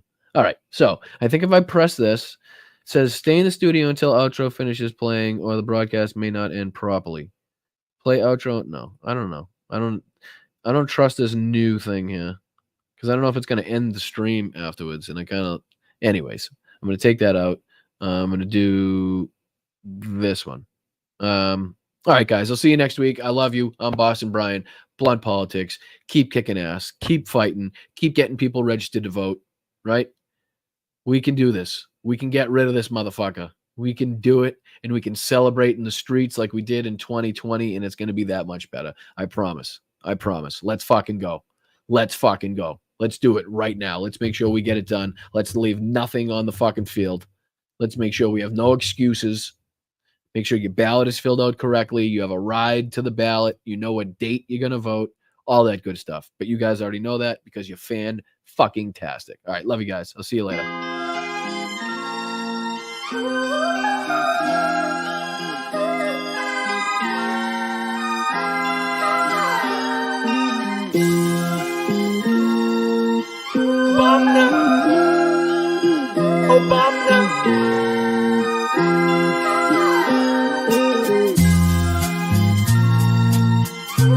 They're eating the dogs, the people that came in. They're eating the cats. They're eating the pets of the people that live there. It feels so lovely to be here tonight. What a beautiful look. Give yourself a round of applause. China has total respect for Donald Trump and for Donald Trump's very, very large brain. Thank you, mods, so much. Appreciate you guys for keeping this channel running. I appreciate you guys sticking with me through the changes. You guys rock, as always. Have a great weekend. Hope you keep you well today.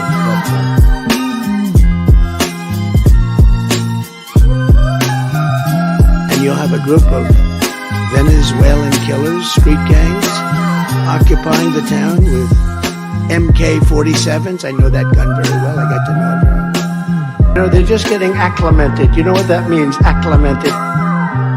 People came in illegally from 168 different countries. Most people don't know there's that many countries. There's more than that in the world.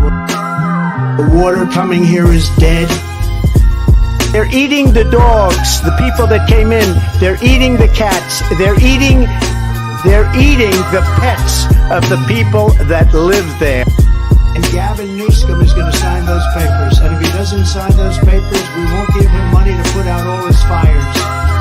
And if we don't give him the money to put out his fires, he's got problems. He's a lousy governor.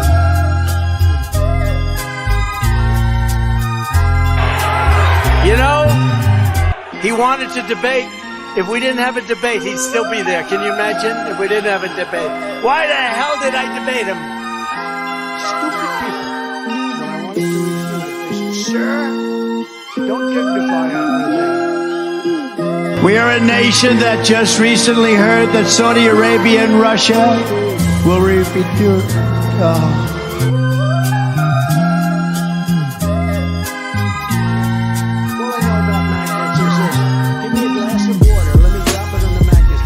endorse JP, right? JD Mandel, and he's doing great.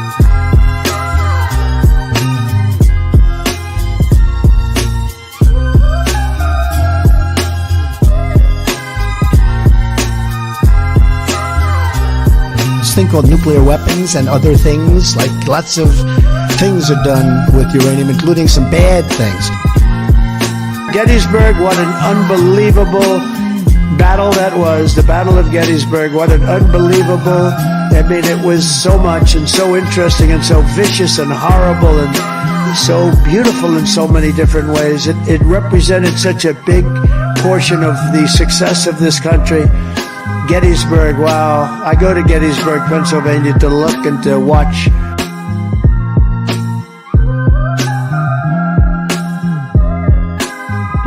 Never fight uphill, me boys, never fight uphill. They were fighting uphill. He said, wow, that was a big mistake. He lost his great general, and they were fighting. Never fight uphill, me boys, but it was too late. Just this week it was reported that an illegal athlete, and you just look at this, what's happening. Welcome to our country from the Congo. Where do you live in the Congo? We live in prison. Oh, shifting production to Thailand and to Vietnam. The population in Thailand is 63 million people. It is twice the size of Wyoming. Its chief exports are textiles, footwear, and rice. Each year, approximately 13,000 people are killed in car accidents in Thailand.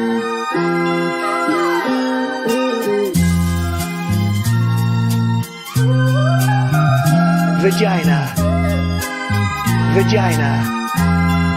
Yesterday's a hard word for me. They call them dumps, big massive dumps. Obama. No, get those lights off. Off. Turn them off. They're too bright. Turn them off.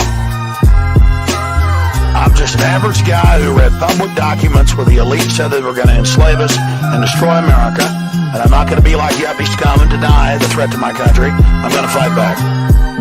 Sit down when you pee like a good little girl. White people are a mortal danger to you and your loved ones. White people are a mortal danger to you and your loved ones. Is there anything worse than white people? I'm standing up here bashing the living shit out of Nazis. I'm standing up here bashing the living shit out of Nazis. I'm standing up here bashing the living shit out of Nazis. My superpower is being honest. I will eat my neighbors. Dumb fucks. They're the dumbest fucking people on earth. I'm here to date your 6-year-old. Cacophony. A crescendo. A finale. A coup de grace. How do you lie to the FBI and now you're running for president? Seriously, how do you lie to the FBI and now you're running for president? I am the chosen one. I am the chosen one. I am the chosen one. Wrong.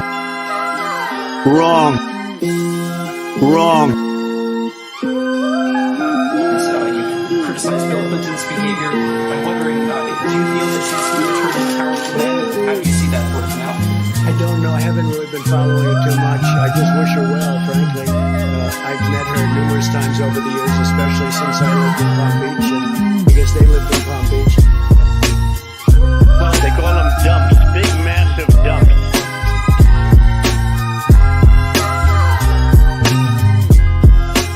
All I smell is your bullshit. In Venezuela. Did you just see Maduro? Venezuela. It's unbelievable. I know words. I have the best words. But there's no better word than stupid.